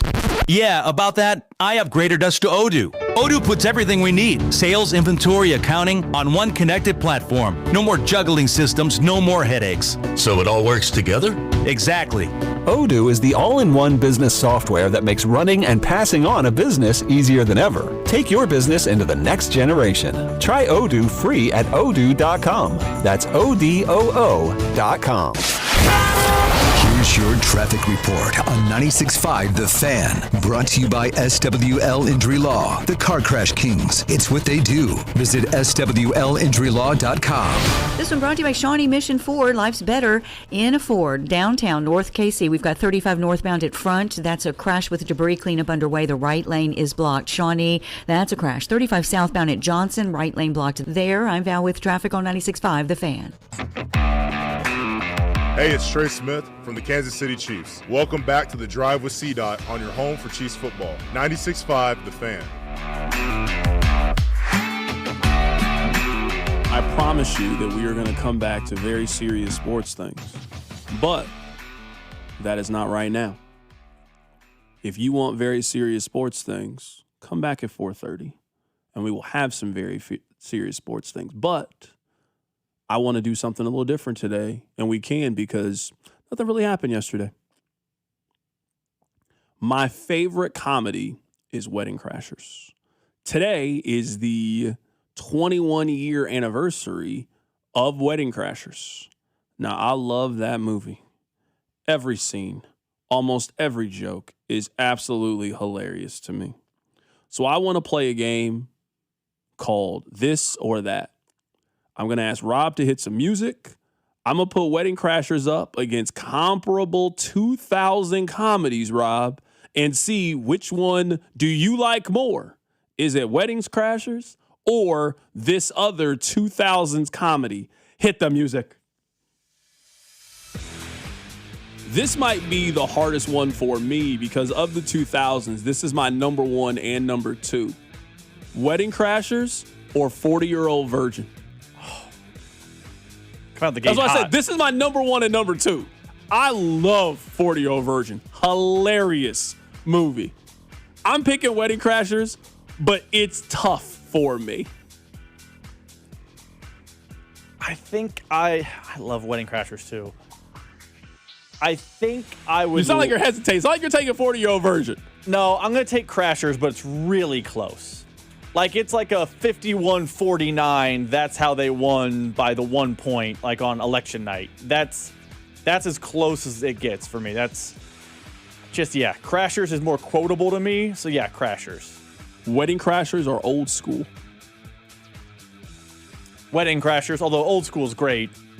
I think Old School is a low. Wedding Crashers. Is Old School a top 10 comedy from that time period? Because there's some other comedies that are in that vein. I'd put them clearly over Old School. It's funny, though. Don't get me wrong. Old School was a good movie to have on DVD. Old School, if you did a top 10 list, it's probably the others receiving votes. Like, I don't even know if it's that. Like, if we just do 2000s comedies, I think I'm just saying it gets votes. That's a deep bag. That's all I'm saying. Yeah. It's like wide receiver. 2000s comedy is a deep bag. I'm not sure if Old School is in the others receiving votes category. That's like I ask you right now, Road Trip or Old School? Oh, I like Old School way more than Road Trip. I like Road Trip more than I like Old School. Road Trip. And I'm saying like is Road Trip top 10, top 15 comedy. It's better. Road Trip is hilarious to me. I would take Old School over Road Trip. Are you taking Old School over American Pie? Yes, I like Old School more than American Pie. When's American Pie 2 come out? 01. American Pie 2 is definitely worse than Old School. Yeah, I think you're crazy. No, you're what? I think you're undervaluing Old School. American Pie 2 is the best one of the three. It's the best one of the trilogy. And it doesn't touch Old School. Okay. Old School would be Chris Olave. That's the wow. You're giving it a lot of credit right now. A whole lot of credit. Wedding Crashers or the first Anchorman? Anchorman. Anchorman just there's something about that movie. There's a nostalgia to it. That's Will Ferrell maybe at his best. Yes. Okay. Anchorman. You got a 2-1 right now for Wedding Crashers. Wedding Crashers or Dodgeball? I love Dodgeball, but Crashers is better. Dodgeball is also better than Old School. Yeah. Okay. All right. I was making sure. I didn't want any questions. I didn't want no energy for me saying that. I didn't know it was going to be any. I didn't say Old School was top 2. I said it's top 10. There's 9 movies that are probably better.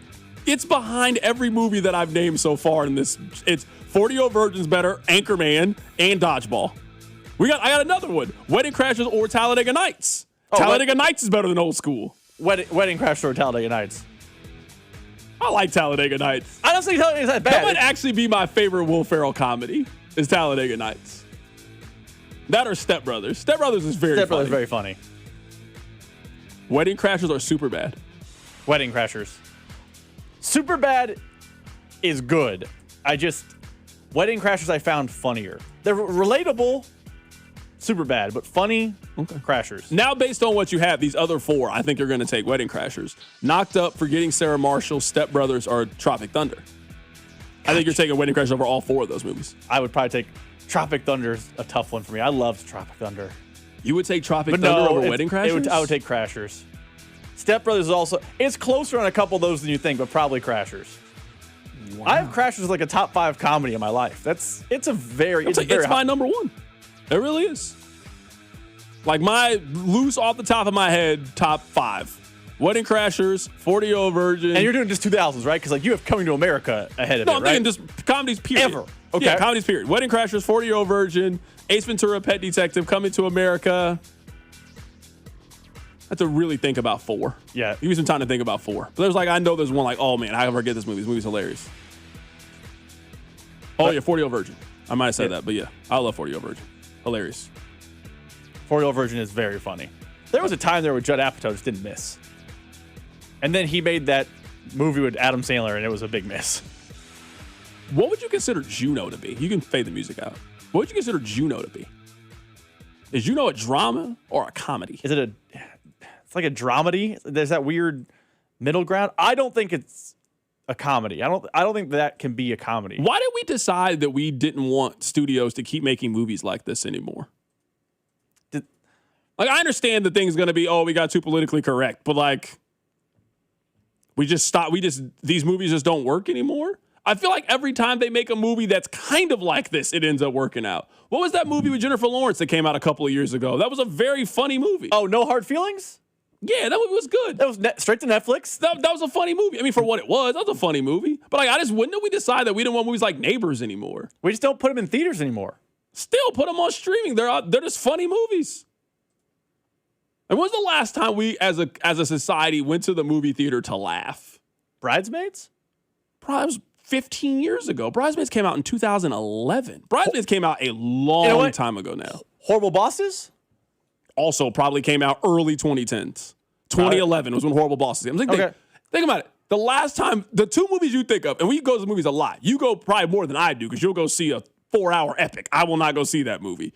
I mean, the number 1 movie in the world? Yeah, I'll go see that one. I don't want to go see that movie. Now they got another Batman that kind of until 2029. No, I'm out. Now, what are we doing? You're telling me the last time you think us as Americans went to a movie theater to laugh was in 2011.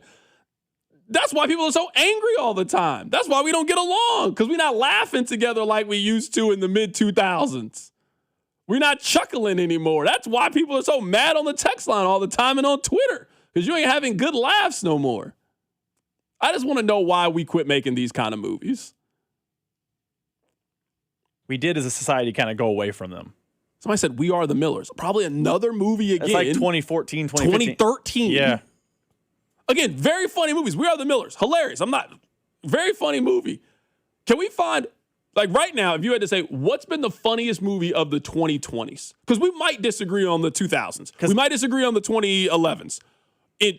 We're on the second half of the decade. We got 4 years left. What's the comedy of the 2020s? I literally Googled this just out of curiosity. See what Reddit says. They're always up and at them. And they say No Hard Feelings is one of them, which is an odd pick, but whatever. Fine movie. That might honestly be the answer. I'm not trying to be funny. That might be the answer. No Hard Feelings might be the comedy movie of the 2020s. This list considered Barbie a comedy. Would you consider it to be a comedy? Nope. But Okay. it does, and if you're going to count it that way, I guess. We just used to have really consistent funny movies. Somebody said the new scary movie with the Wayne brothers. Okay, I mean that did terrible in theaters. It did all right that first week, but yeah, if you're telling me that it had no staying power. You're telling me that the comedy of the 2020s was Scary Movie 6 that started in 2000. Yeah, I rest my case. I'm okay. That movie looks terrible. These used to be movies that came out pretty consistently. Once a month, you would have a comedy that you had to see, and you would tell people, hey, have you seen this movie? Go see it. You own the DVD. We just decided to stop making these movies. I mean, there have been movies that people have laughed at, but I don't think they are designed comedies the same way that we used to have. I'm with you. Text line says older, but Bridesmaids. Yeah, Bridesmaids came out in 2011. So I'm saying 2011. Well, like someone on the text line says the Deadpool movies are funny. Yeah, they're funny. They are not comedies. Yeah, those are superhero movies. Correct. Yeah, which I would put in their own genre of movies. They are funny. Don't get me wrong. They are funny. They're not comedies. Yeah, Bridesmaids came out April 28th of 2011. 15 years since Bridesmaids. Now, granted, very funny movie. I would argue Bridesmaids is the comedy of the 2010s. Yes, I would agree with that. I think Bridesmaids is a very, very funny movie. Bridesmaids is... But yeah, I'm just saying, we're all sitting here. What's the comedy of the 2020s? We are 6 years in to the 2020s. And if you're telling me it's No Hard Feelings wouldn't have been a top 20 comedy of the of 2000s. It wouldn't have been top 20. It's not even close. If you want to do the 90s, it's not a top 25 comedy of the 90s. That's the one of the 2020. Maybe where it's not funny anymore.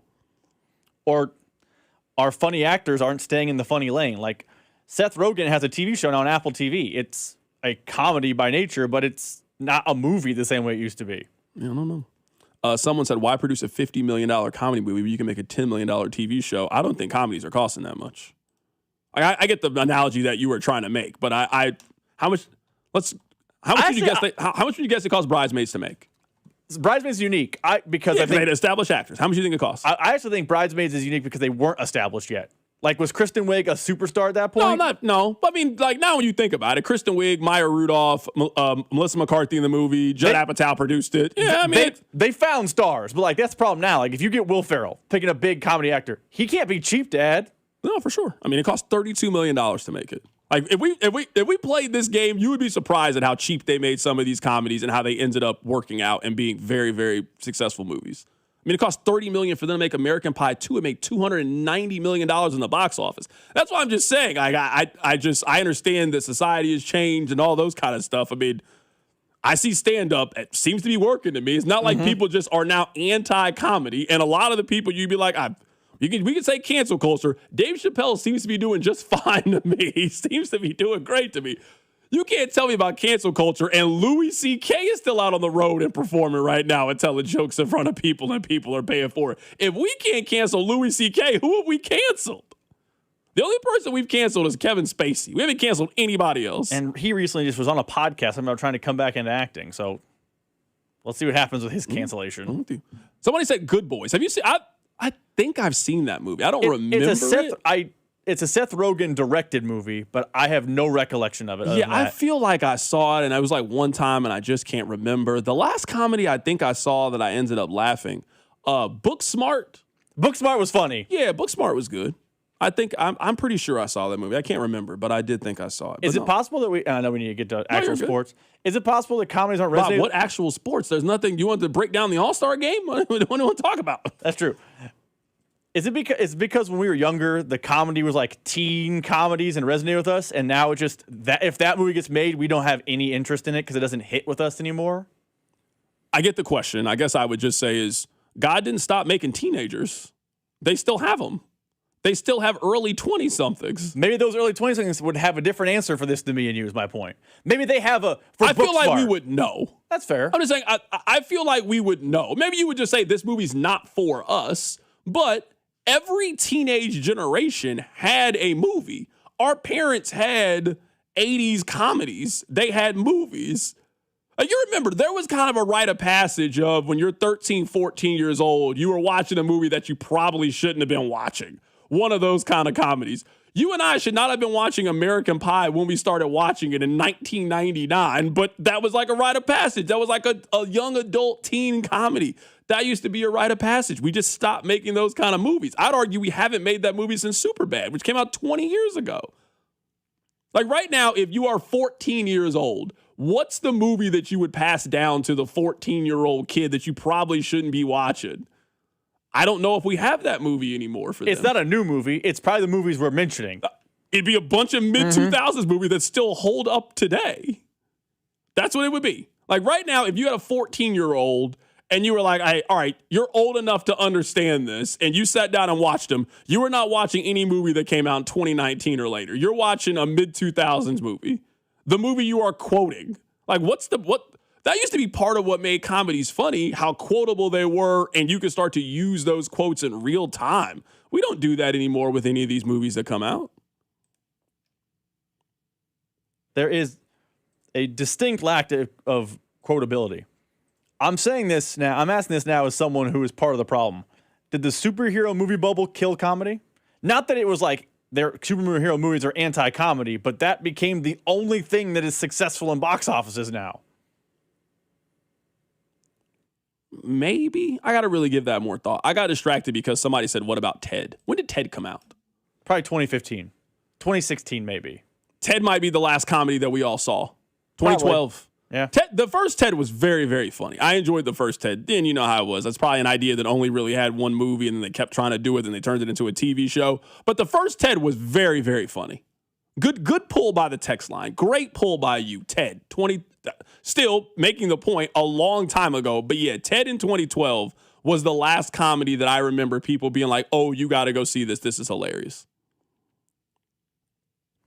Yeah, Ted 2 was bad. Ted 2 was a waste of everyone's time. Yeah, no, I'm with you. Do you watch the Ted TV show? Because I don't. No, I do not watch it. Somebody said, I think it's the attention span. The younger generation has TikTok and YouTubers that they watch. I just saw somebody make a YouTube movie with $1 million, and they just made $400 million. I don't know. Those TikTok kids, they absolutely got a chance of doing something. They just are picking something else to do. All right, I know you wanted to get to very serious sports things. Let's get to it. The All-Star Game, a rip-roaring experience. Always good in the All-Star Game when one of the two teams doesn't score. Here's what Buster Olney had to say about the All-Star Game. Fragile. I think this Midsummer Classic is in a fragile state right now, and there's a lot of concern within the sport because so many players are opting out of the game, whether it's to be scheduled in the final weekend on Saturday and Sunday, making them ineligible to pitch or making the choice not to pitch. I mean, in this All-Star game, Jacob Misiorowski, the guy everyone wants to see, he didn't pitch. Paul Skeens didn't pitch. Cam Slittler, Aaron Judge was not there. Shohei Ohtani was not there. At Citizens Bank Park last night, a third of the stands had cleared out by the 8th inning. That is a concern for baseball to address as you move forward. All right. I have a question to ask about baseball. Maybe other people have been asking this question. I don't know. Is it possible that the pitching has gotten too good? Like I just ask. Is it possible the pitching has gotten too good in these kinds of scenarios? Because we're talking about the best baseball players in the world. One team didn't score yesterday. Now, I don't think anybody wants the All-Star game to be 18-17. And maybe this is just a 1 year, hey, that's going to happen. If guys are trying and it's a real baseball game, yeah, sometimes you're going to score 9 runs in a game. Sometimes you're going to score 1 run in a game. And the other side is just better than you. But we've been talking about the offensive numbers that exist around Major League Baseball. What if the possibility is this now, when it comes to arm movement and how these guys can throw and all of those things, what if the pitching is just greatly superior to where the offense right now is. And the All-Star game is the perfect example of it. You have the best hitters in the world that are competing in this thing. And you couldn't generate a run of offense. What if that's the answer to all of this? I'm not saying you're wrong, but let's just say you're right. What do you do then? How do you fix it? Because you can't just be like, you can't wave a wand and say offense gets better. Rob Manfred has tried to do things like eliminate the shift for this exact reason. And if pitching is still that far ahead of hitting, what left is there for baseball to do other than highlight the pitchers and just kind of get out of the way? Because if you're right and pitching's that far ahead, I don't know that baseball has a fix to that problem. Yeah, I mean, we would need a baseball person on to be able to answer and address this. But, I mean, just if you are looking at it, the average, this is the split around baseball for a hitter. 244, 319, 402. Now, OPS is 721. That's the split right now. That is the average major league hitter. I bet you if we just do a random scroll and we go back, that's not much different than it was in the 70s. Like in the 70s, batting average 244, 311, 354 slugging, OPS 667. So the offense is a little bit better, but just think about it. In almost every sport that we watch, there is no question that the offense is better now in the NBA than it used to be. You might not like the style of offense that they are playing, but there are more people that can shoot the basketball than have ever existed in the world than they do right now. And it used to be you never wanted your big guy to be able to step out and shoot. If your big guy can't step out and shoot, there might not be room for you to be on the floor today. Everyone would agree offensively that the league is drastically improved in the NFL than it was in the 70s. I don't know if you can say if offense in 2026 is better than the offense in 1976. Think about that. I mean, batting average is lower, slugging percentage is lower, OPS is lower. In what other sport that we watch can that be the case? So that's why I asked the question. Have we just got to the point where either A, we're teaching these kids how to hit incorrectly, and now it's either you hit a home run or you strike out, or has the pitching just gotten so good and so dominant that maybe something needs to be done to level the playing field a little bit? I mean, like, oh, that's not what baseball is. We do that in our other sports all the time. They are constantly changing rules in the NFL. Constantly changing rules. They have taken away the middle of the field. We grew up where you couldn't run over the middle of the field. You ran over the middle of the field, might get your lights knocked out. You do that now, they penalize you for tackling the offensive player. They made rule changes to incentivize offense in the NFL. Maybe baseball needs to consider doing something like that, because for you to get shut out in the All-Star game is crazy. Again, nobody is saying it needs to be the Pro Bowl or the NBA All-Star game. It'd be great if it was $1,000 get-in. Can you imagine paying $1,000 to see a 4-0 baseball game that doesn't count for anything? I'd be mad. Keep it right here, it's The Drive. Your off-season home for everything Chiefs football. Talking about the top story, the Chiefs, they have a new offensive coordinator. 96.5, The Fan. This July is America's 250th birthday, so declare your independence from low testosterone at Low T Center. Start with a free T-test, stay on treatment for 90 days, and receive $250 back. It's the Low T Center 250 for 250 offer. FixMyLowT.com and book your free T-test. That's FixMyLowT.com. It's Telly Tire and Auto Center summer sale. Buy 4 new Continental tires and save up to $350 with instant mail-in rebates when you add installation, road hazard protection, and wheel alignment. Hurry, offer ends July 31st. Take it to Telly. Details at TellyTire.com. Right, soccer fans, listen up. If you'd like a proper celebration, come on, you know where to go this summer. Gordon Ramsay Steak inside Harrah's, Kansas City is the place to be. Now, we're talking beautiful marble cuts, cooked to absolute utter perfection, and flavors you can't get anywhere else. Stop settling for mediocre and let me help you. Come in, sit down, and let my team show you how to cook a proper steak. Now, 21 or older to gamble, know when to stop before you start. Gambling problem? Call 1-800-GAMBLER. Jason Aldean. Songs About Us Tour 2026. Powered by Patriot Mobile. Saturday, July 25th, Morton Amphitheater. With Chase Matthew. And Mackenzie Carpenter. Jason Aldean. On sale now at livenation.com. Jason Aldean. Live. Liberty Mutual customizes your car and home insurance. And now we're customizing this rush hour ad to keep you calm, which could help your driving. And science says therapy is great for a healthy mindset. So enjoy this 14-second session on us. I think you've done everything right and absolutely nothing wrong. In fact, anything that hasn't gone your way could probably be blamed on your father not being emotionally available because his father wasn't emotionally available, and so on. And now that you're calm and healing, you're probably driving better too. Liberty, liberty, liberty, liberty. Carpal tunnel syndrome, heart failure that doesn't improve with common medicines.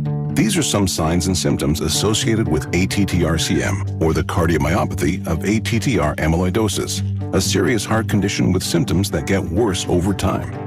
Amvuttra, vutrisiran, is a prescription medicine given by a healthcare provider that treats ATTR-CM in adults to reduce heart-related death, hospital stays, and urgent visits.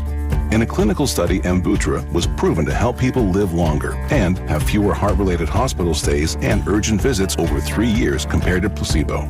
Amvuttra lowers the amount of vitamin A in your blood, which can affect vision. Other side effects include pain in the arms or legs, pain in the joints, and shortness of breath. These are not all the possible side effects of Amvuttra. For prescribing information, call 1-833-256-2748 or learn more at amvuttra.com. Ask your doctor about Amvuttra for ATTR-CM. Okay, I have to tell you, I was just looking on eBay where I go for all kinds of things I love, and there it was. That hologram trading card. One of the rarest, the last one I needed for my set. Shiny like the designer handbag of my dreams. One of a kind. eBay had it, and now everyone's asking, ooh, where'd you get your windshield wipers? eBay has all the parts that fit my car. No more annoying, just beautiful. Millions of finds, each with a story. eBay. Things people love. When you've got real work to do, Metal Supermarkets will help you get it done fast. With a huge variety of metals in stock, we can help no matter what job comes your way. And we cut to size. Because just like taxes and BS, we think metal is better when cut. Metal Supermarkets, the convenient stores for metal. Find a store or shop online at metalsupermarkets.com. Here's your traffic report on 96.5 The Fan. Brought to you by SWL Injury Law, the car crash kings. It's what they do. Visit SWLinjurylaw.com. Big delays on 435. Okay, eastbound just past Knoll. That's a stall blocking the left lane. A 435 eastbound just before 49. Left shoulder, that's a stall. But big delays down in this area. Near Grandview, headed that way. 49 southbound at Blue Ridge. Left lane blocked there. I'm Val with traffic on 96.5 The Fan. This is your home for Kansas City sports. 96.5 The Fan. All right, let's go to the phone lines right now to be joined by a friend of the show, Daniel Sperry. He covers soccer for the Kansas City Star. We just had another World Cup game. Argentina with a 2-1 win over England. England had the lead 1-0 heading into the 85th minute. Argentina scores 2 goals in regulation to eliminate England from the tournament. Daniel, how you doing today, my man? I'm doing well. I think I finally caught my breath after that final 15 minutes of that game. All right, so I want to start with this. This is more of a personal question than anything, but you're a sports fan, so you have an answer to this. What is the loss that broke you? Because if you thought your team was going to the World Cup final and you haven't been since the 60s, and you have a lead going into the final 10 minutes of the game, essentially, and your team loses in regulation, I can see you never watching soccer again. What's the loss that just broke you? As a fan, I grew up in the Bay Area in Northern California, so I'm a 49ers fan. So the second Super Bowl loss to the Chiefs has been the one that maybe broke me as like a fan. That is painful. I can't imagine what England fans are feeling. I do remember there's one back in 2011, 2012, Manchester City won its first title. Dramatic last-minute goal on the final day of the Premier League season. If that goal doesn't go in, Manchester United wins the title, gets to their 20th Premier League title, the first club to do so. And I think that one sunk me as well. But I came back to Manchester United pretty quickly after that. 49ers have kind of killed me lately, so I have no hope in watching my team lift a Super Bowl as long as Patrick Mahomes plays. football for the Chiefs. Now, I don't know a whole lot about soccer, so I got to equate it to something that I do know. This Argentina team, they seem a lot like the Knicks. I feel like for the last 3 weeks, they've been losing, and they just magically, in the end, just find a way to win. Today was no different. Yeah, I heard someone actually liken this team to the 2024 Chiefs. And the question was, can any of these teams in the Final Four be the Eagles to those Chiefs? Because you're a defending champ. They're a little bit long in the tooth, but they do enough to win games. It's not spectacular. It doesn't blow you out of the water, but they just they find ways to get the job done in spectacular ways, or you watch their opponents shoot themselves in spectacular ways too. And I think that's what it's been like watching this Argentina team. I mean, this is a team that's still very good. Don't get me wrong. Supremely talented, but most of these guys are kind of in the 30s to mid-30s. Messi's 39. Like, you're looking at this and you say, this England team is in their prime. You have stars like Jude Bellingham, Harry Kane. They have players to the midfield and Declan Rice. Like, this would have been the team that stopped them. And for 60 minutes, England had the right game plan. And they just, for whatever reason, the magic, the power of friendship, and the love of grilling meats has overcome anything logical again in sports. I think something Kansas City fans can find some similarity to there. Right now, we're talking to Daniel Sperry. He's been our World Cup correspondent. He is joining us after the England-Argentina game. Argentina was down 1-0 heading into the 85th minute. They scored 2 goals in regulation and went 2-1. They advanced to the final on Sunday against Spain. Daniel, let's just handicap the matchup coming up, because on one side you have Spain. I've heard a lot of soccer people say, hey, this might be the best defensive team that we've ever seen. On one side, you got Argentina. They won the last World Cup. They got the greatest soccer player that we maybe have ever seen, and they just don't seem to lose. If you're just going by the particulars of this matchup, it sounds incredible. It is going to be incredible. There's a really funny picture. You've got to find it online. Spain's star Lamine Yamal, as a baby, somehow ended up in a photo shoot with Lionel Messi back in like 2005, 2006, and they will now play against each other in the World Cup final. There is similarities to the way Yamal plays the game, his upbringing through Barcelona's academy. You have a Spanish team that is, like you said, a defensive juggernaut, but the way that they are smart and how they control the game and allow teams to think that they're in the game, but then are really not. They control the entirety of the flow of the game, the rhythm, allow you into areas where you think you're at an advantage and you're not. They play this like mind game there, but Argentina also really is good at playing the mind games. They play the game within the game. They're not a tactically brilliant team, but they make the right kind of adjustments, and they know how to get the ball to their best players in the right spots on the field to make things happen. And so it's going to be a really interesting matchup to watch. I tend to think this one ends up with more goals than none, just because Argentina doesn't play boring games, and they really don't play a game that doesn't have at least like 2-3 goals in it. So I could see a pretty entertaining final, and sometimes these World Cup finals are very not entertaining. They end up being kind of just trying to grind it out in these ugly battles, and I think this one's shaping up to be maybe one of the all-timers. Hopefully, kind of in a similar way to the World Cup final we got last time between France and Argentina, which might be the greatest soccer final I've ever watched in my life. Which donuts do you like more? Is it Lamar's or Krispy Kreme? Oh, Lamar's for sure. I'm okay with Krispy Kreme. Lamar's is fine. Fluffy Fresh might be my favorite though. That's our guy, Daniel Sperry, joining us on the show today. The World Cup, we have it down to 2 teams. Spain is going up against Argentina. Daniel, I have Spain at plus 460 to win the World Cup. I'm feeling good heading into the final. You should feel pretty good. That's who I said would win it at the first spot. So I might keep hold to that the truth. But I won't put anything past Argentina these days. Well, you know what, Daniel? Let me be the first to tell you. You know ball, man. We appreciate your time today, man. Thanks for popping on, man.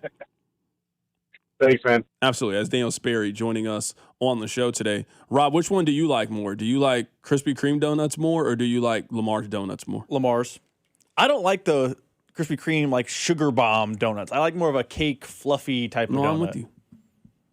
I don't know. There's something about Krispy Kreme where when they're hot and you take that first bite, oh my goodness. And the fact that they're so light, you just feel like you can knock out 3 of them real easy. Yeah. We're like Lamar's, you only gonna eat that one. Maybe 2. You eat 3 Lamar's donuts, we got to start having a conversation about what's going on in your life. Especially at breakfast. I'm probably going to go with Krispy Kreme, man. And I like Lamar's, don't get me wrong. I'm going Lamar's, yeah. I might go Krispy Kreme out of the one. Do you get like the different kinds? Like I'm just getting the original glaze. That's what I was going to say. The depth of menu at Lamar's gives me I don't mind a chocolate or a glaze. I like to kind of mix and match, kind of get creative with it in the morning. All right. Coming up on the other side, I want to have for the 5 o'clock hour, what's the loss that broke you? Because we all have had one of those losses as a sports fan. Like there is somebody, the England national team is their favorite team. There's a Rob Brenton in England right now. There's a Rob. England's his favorite team. They haven't won the World Cup since 1966. Is that right, Rob? 66. Soccer expert. You know that.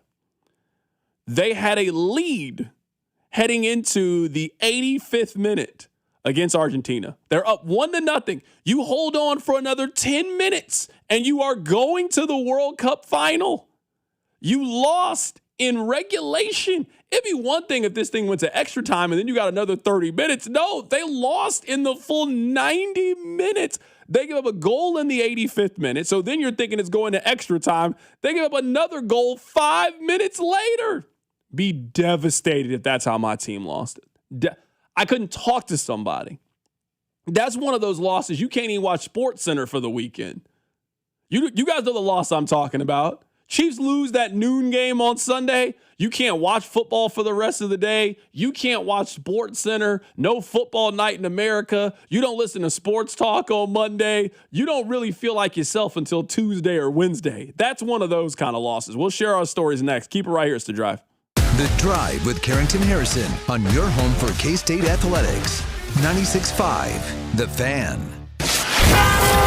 Here's your traffic report on 96.5 The Fan. Brought to you by SWL Injury Law, the Car Crash Kings. It's what they do. Visit SWLinjurylaw.com. Big delays on 435. Okay, eastbound just past Knoll. That's a stall blocking the left lane. A 435 eastbound just before 49. Left shoulder, that's a stall. But big delays down in this area. Near Grandview, headed that way. 49 southbound at Blue Ridge. Left lane blocked there. I'm Val with traffic on 96.5 The Fan. Well, it's Carrington Harrison from The Drive here. Let me ask you a couple of questions. Do you have poor sleep? What about low energy? How about brain fog, a reduced sex drive, weight gain, and workouts that just don't deliver like they used to? Well, the problem could be low testosterone. And the truth is, those testosterone levels can start declining as early as your 30s, 2 or 3% every single year. And before you know it, you just don't feel like the same man you did back in the day. Well, you don't have to accept this as just aging. Heartland Men's Health specializes in customized testosterone therapy and targeted body composition plans. You might think you have low T. Well, pick up the phone and call this number, 844-447-6600, or check out the website and take this simple 10-question quiz. Visit heartlandmenshealth.com. Your initial visit is just $100, includes a medical consultation, a PSA test, and lab results in about 30 minutes, and your treatment can start that day. 3 locations, Overland Park, Independence, North Kansas City. There's no need to wait. Go stop by and see my friends over at Heartland Men's Health. Featured therapies are compounded and have not been evaluated nor approved by the FDA. Provider prescription required. See website for details. Hi, I'm Michaela, your friend and jeweler at Shane Company.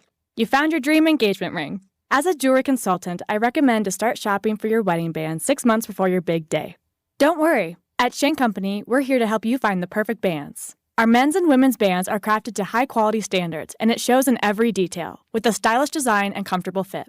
At Shane Company, we'll take care of your engagement ring and wedding bands for life, because a friend wants you to say, I do, to your rings again and again. Shane Company, your friend and jeweler. America is turning 250 this year, and Circus Sports is celebrating by offering all users in Missouri $250. Dane Hughes here, and for everyone in Missouri, all you have to do is deposit $250 on your Circus Sports app. Then play through that deposit. Once you do, Circus Sports will reward you with $250 right in your account. This is available for everyone in Missouri, new and existing users. Celebrate 250 years and find out more at circusports.com today. Must be 21 or older in Missouri. Gambling problem, call 1-800-GAMBLER. When it comes to my policy, Farmers gives it to me straight, so there's no surprises. It's your coverage. You should never be confused. You hear that? An insurance provider with a conscience. We're a choir, but yes, we have that too. Straightforward coverage you can literally understand. That's what you get when you have Farmers. Bum, ba, bum, bum, bum, bum. Learn more at farmers.com. Underwritten by Farmers Truck or Fire Insurance Exchanges or Affiliate. Products not available in every state. As World Soccer hits the big stage, Fanatics Sportsbook is making every game day worth more. Earn up to 10% fan cash on your soccer bets, win or lose. That's real extra value you can unlock every match, all tournament long. And fan cash isn't just for betting. You can use it anywhere in the world of Fanatics. On game tickets, merchandise, collectibles, profit boosts, and more. One ecosystem, endless ways to spend. Plus, new customers get up to $1,000 in fan cash. That's $100 bet match every day for your first 10 days. The world is ready. Are you? Fanatics Sportsbook. Winning hits different here. Must be 21 plus. Gambling problem? Call 1-800-GAMBLER or 1-800-MY-RESET. CT, call 888-789-7777. MA, call 800-327-5050. NY, call 877-8-HOPE-NY. MD, visit mdgamblinghelp.org. Not available in all states. Terms apply. See Fanatics Sportsbook app. Conservative, family man, author of The Bald Plan to Reduce Property Taxes. Listen to Scott Schwab. Property taxes are killing Kansans, but one day it hit me. BALD. BALD stands for Better Affordable Living by Decreasing Property Taxes. And it's the only detailed plan. Schwab's BALD plan means voter approval for property tax hikes, refunds for unfair assessments, and tax relief for seniors and working families. Listen to Scott Schwab. I'm focused on reducing taxes for Kansans. You should keep more. My BALD plan makes sure of it. When I'm governor, we'll get it done. Finally, a governor with a good head on his shoulders. Author of the BALD Plan to Decrease Property Taxes. Conservative Republican Scott Schwab for governor. Visit scottschwab.com/bald to learn more. Paid for by Schwab for Governor, Jim Felter, Treasurer. This report is brought to you by Bet365. Winning is everything. With Bet365 early payout, you win even if they lose. Get paid out instantly when your team goes up big, even if they blow the lead later. Bet365. Winning is everything. Gambling problem? Call 1-800-GAMBLER. 21 plus only. Must be physically located in Missouri. This is your home for Kansas City sports. 96.5 The Fan, KFNC FM and AM, HD1 and HD2 Kansas City, in Odyssey Sports Station.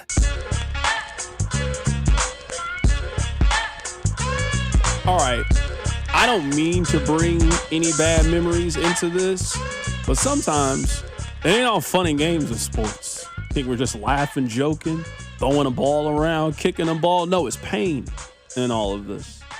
Anything that you love will eventually cause you pain. It's the circle of life. So this is what I want to know, because I actually don't know Rob's answer to this question. England today, they had a 1-0 lead in the 85th minute. Now, you don't got to be a big soccer fan to know there's only 90 minutes in the game. And then they randomly, arbitrarily decide at the end of the game to just throw in a little extra, just a little something, you know, a little paprika at the end. Like, oh, 90 minutes, I don't know, 97 sounds good. That's what they'll do. So, in theory, I would say that there was probably about 10 minutes left in the game. Argentina had not scored for the first 85 minutes. You feel good. Now, you can't feel too good because they got Lionel Messi on their side, but you feel good.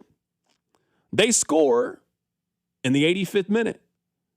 I'm assuming that if you're an England fan, you think this is going into extra time. Rob, you were watching. I don't have it on. Never saw a second of the game. I imagine you also thought this was just going to go to extra time. In extra time, you get 30 more minutes to play. So So you're feeling good if you're England, right? You have to feel good. A goal happens in the 92nd minute. That's the end of the game. You lost 2-1. You're going home. You gotta be devastated. Have to be. So my question to you fine people is this. What's the loss that broke you? I'm going to give you a regular season loss that broke me, and you probably know the postseason one that broke me. The regular season one, for my Missouri fans, it was a couple of years ago. Rob, you remember that game they lost to Auburn?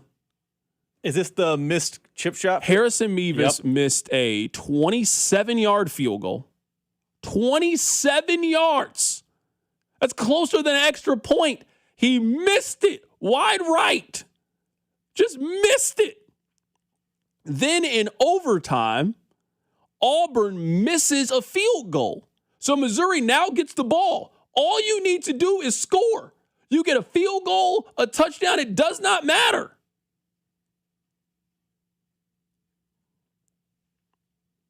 Missouri fumbled the ball out of the back of the end zone. They called a safety. Not a touchback. They called a safety. I think Auburn recovered it. Missouri lost the game. They lost the game. I didn't watch Missouri for 2 weeks after that. I couldn't do it. It just, the way that they lost, it hurt me so much. I could not do it. I've told you guys the Norfolk story. I'll tell you it again. This is back when Nick was here. I think I was working here. I don't think I was an intern at that point. And I remember Nick specifically asked me, hey, do you want to get the coach on? Should we have somebody on and talk about the game? And I remember like it just happened. I was like, no, they're going to blow them out anyway. It's not a good use of your time. He was like, oh, I trust you. So Nick gave me the day off because my team was playing during the show. Like, hey, just stay at home. Just watch the show. But I was like, you know what? I'll come up here. I'll help. And then, when the game's about to start, I'll just go home. I was here a little bit longer than I probably should have been. Next thing I know, it's halftime, and this is a real game. So I'm thinking, you know what? Let me just stay up here, and they'll easily win this game in the second half, and I can just enjoy the rest of my day. Rob, I sat there in that production studio, the one I'm talking about. I sat in there, and this was a long time. This was 2011. This is when they had the small tube TV that somebody would have in their kitchen. I mean, this TV is not the size of an iPad now in hindsight. I sat there and I watched it, and Missouri lost that game. I've never been so hurt about a team losing as I was that day. I just remember I sat here after the show. I think I sat here at the radio station till 8 o'clock, 8 p.m. I then remember I went to go eat dinner by myself. Just nobody. I just had to sit there for a while. I could not believe that they lost that game. I probably went to, 6 or 7 Mizzou games that year. I was really invested in that team. Remember, they won the Big 12 tournament that was in Kansas City. It was the last one that they were in. So chanting SEC, and Chuck Ninus, who was the commissioner, he handed Missouri the trophy, and you're chanting SEC. Oh, it was such a magical weekend. Little did I know that dream was quickly going to turn into a nightmare. I had plans to go to Omaha.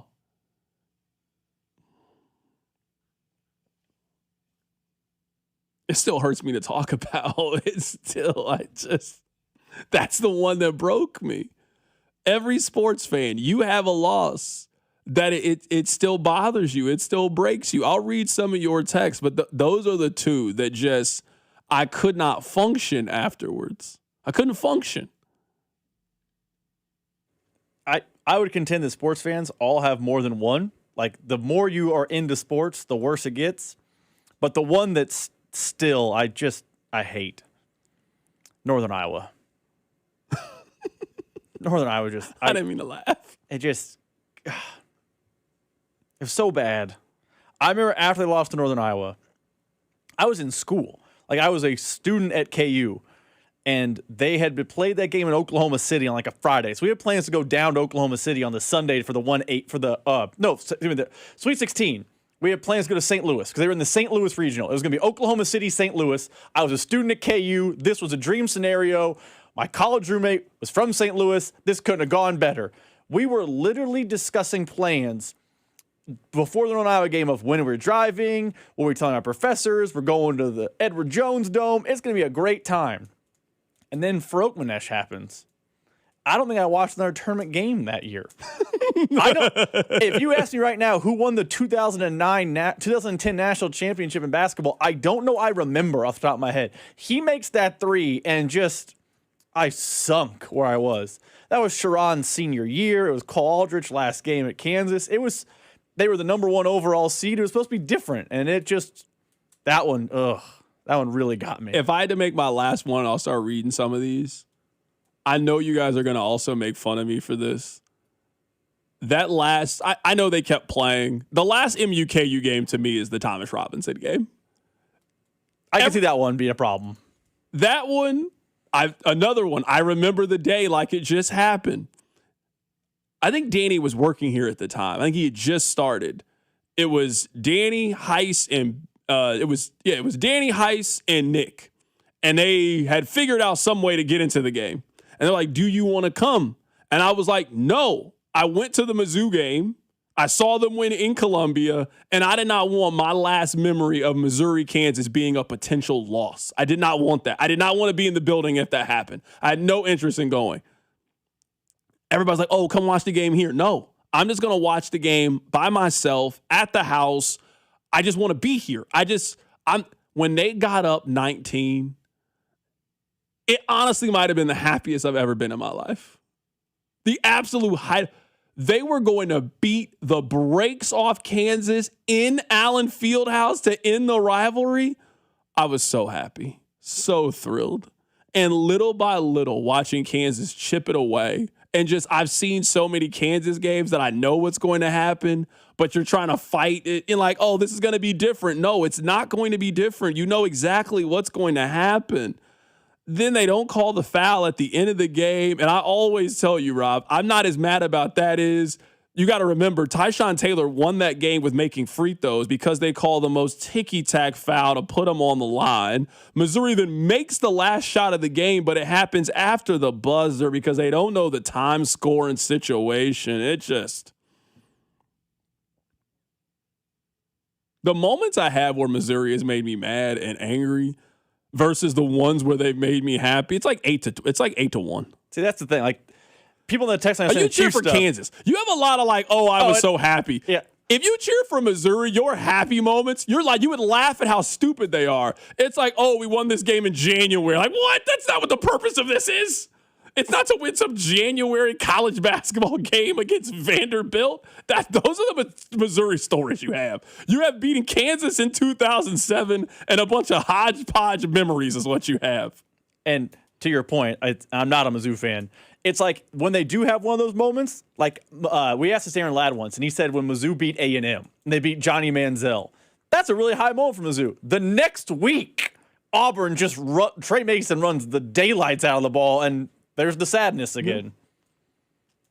Oregon also really stuck with me. I'm not gonna lie, that one really hurt. I was inside. You were at that game? I was inside Sprint Center.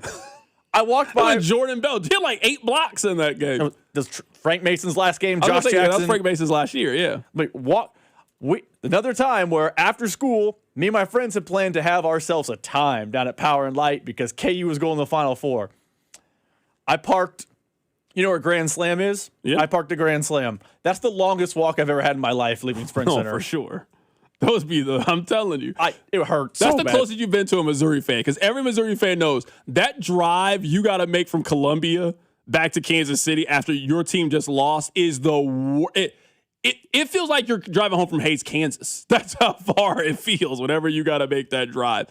Someone said, C-Dot, try being a Nebraska Huskers fan. The list is a mile long. My team almost always wins. It's so agonizing. I don't want to hear that if you cheer for Nebraska. Your whole childhood, all you did was win. Your whole childhood. If you're like a 35-year-old Nebraska fan, I don't want to hear it, man. Your whole 90s, you won. You got to see Eric Crouch win the Heisman Trophy. I don't want to hear that. No. If anything, this is the universe paying you back for all the punishment you gave out to everybody else. It's the punishment you gave out to Missouri, Kansas, and K-State for 40 years in football. No, so you deserve it. That's the message of this. You deserve it. All 3 local schools had a party when they beat Nebraska the first time, like 25, 30, 40 years. Remember when Missouri finally beat them and that Nebraska fan punched that Missouri student? Remember that? I remember that? That was Brad Smith. That was like Brad Smith's big moment. They finally beat Nebraska. It was at Faroe Field. Yeah, Nebraska fan just punched a Missouri fan afterwards. Yeah, I remember that. Walking through some of these texts here. Guys, I was in Las Vegas for the Northern Iowa game, just trying to walk up and down the strip, and almost every single person gave me grief. Missouri versus Norfolk State, I didn't watch the rest of the tournament. Someone said the Bengals lost to the AFC title game. That's the Chiefs answer I think most people would give of recent memory. That's the Mahomes era answer. Remember that time that guy called in and thought that Mahomes got into it with the cartel? Remember that? It was wild. If you ever wanted to trigger, there was like a 3-year stretch. If you wanted to trigger a Chiefs fan, just say that Cincinnati outplayed them in the second half of the game. You guys would get so irrationally angry. That's why y'all hate Joe Burrow so much. That was a good one. See, I don't feel this way. Somebody said the Royals lost in the World Series in 2014. I don't feel that way about the World Series in 2014. I was in the stadium and I was sad, but it wasn't like a devastating loss. Partly because they come back the next year and it cleanses the palate, for lack of a better term. Yeah, even as I guess maybe this analogy will make sense. I kind of look at the World Series in 2014 like the end of Rocky. Like Rocky loses at the end, but that is not how the end of Rocky feels.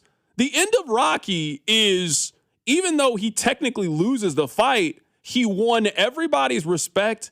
He wins the love of Adrian, and the movie just ends. Like this guy that wasn't supposed to be there put up this incredible fight against the heavyweight champion of the world. He's a winner. That's how the World Series felt to me. I also was in the stands. Like, I remember the feeling of not knowing if Madison Bumgarner was going to come out. And then when he came out, I think everybody kind of got the same feeling. The Royals are not winning this game. And then you go from the highs of that to they get it hit. Should they have sent Gordon? Should they not have sent Gordon? We've been debating that now for a decade or so. But when the game was over, the ride was just so fun, and you were so appreciative to have been a part of it. That's not the loss that killed me in all of it. I would argue because I argue the Royals don't have that loss. Because I was sad leaving the stadium that day, but leaving the stadium in Game 7 of the World Series, I had to remind myself, I've seen this team lose 120 games. For sure. And then again, I've definitely had losses that made me feel worse with the Royals than Game 7 of the World Series. Yes. But like nothing that hits the heartbreak for me has to involve an element of like there's pure elation on the back end. The Royals still had the elation. They had 2015. It kind of cleansed the palate. Someone says Lynn Elliott. You know what? That's the one. That's a good one. The Lynn Elliott one is probably number one on the list. Although, I'd be fair, the Alex Smith in Indy game is on a lot of people's list, too. Yeah, no. I was also at that one. That one was bad. Yeah, that's the first time ever in my life I could feel momentum. Like, people say momentum doesn't exist. Like, no, I felt it. I was there. Like, I remember it very vividly. I remember looking at Danny and saying the Chiefs are going to lose this game, and Danny laughed at me, and I was like, they're going to lose. You can feel it. Like, you can feel it in the building. Look at one team and how they're acting. Look at the other team and how they're acting. This game is over, and that's how it ended. And then that was a long drive. For those of you that went to that game, that was a long drive back from Indianapolis. We had to stop because the weather was so bad. That was a long drive back. Somebody said the Marcus Mariota playoff game. Yeah, I don't know if that's the one that could have broke you. I'm just saying at the time it could have. I could have seen it. They had so many of those up to that point. That's true. I don't know how that one moved to the top of the list. Like, that team wouldn't go nowhere anyway. That team no punt. Someone says a no punt game. The no punt game I could see. Yeah, that's fair. Somebody said the KU Syracuse National Championship game. That also stung as a kid. That one still bothers you. It does. You know the one you never talk about enough, Rob, and I love you. You never talk about Kansas losing to Arizona back in 1997. Yeah, that's like a game you never speak of. Yeah, I don't want to talk about that game ever. We've talked about it once in the office, and I stormed out of the office. Yeah, I'm not talking about that game. I'm just saying. That game, oh, no, we're not doing this. No, you never, ever talk about that one. You've made reference to it, and I ignore the references. Because I know that one hurts. Oh, no, I don't even want to talk about it. I know that one hurts you. I was a kid. There was so much belief that just horrible. Yeah, that game, that's probably the first time that a team you cheered for, you thought they could win the championship. They were boat racing everyone that season. They had like one loss. Until Mike Bibby showed up. It wasn't even Mike Bibby, it was Miles Simon. Both of them. Scrub. Both of them. We're not disrespecting Miles Simon on this show. He looked the 5th best player on the court that day. We need to have Miles Simons call into the show. One day I'm going to book him as a guest on the show. Oh, I'm going to be so mad when he calls the backdoor line. No, hey, this is Miles Simon. Boo! Yeah, we're gonna have Miles Simon call on your birthday. That's what we're gonna have him call. That's what we're gonna have. Your 40th birthday. We're gonna have Miles Simon call into the show. I'm getting Kyle O'Quinn on the show. We'll call it even. You want to fight? I don't understand. You my brother, but I'm not afraid.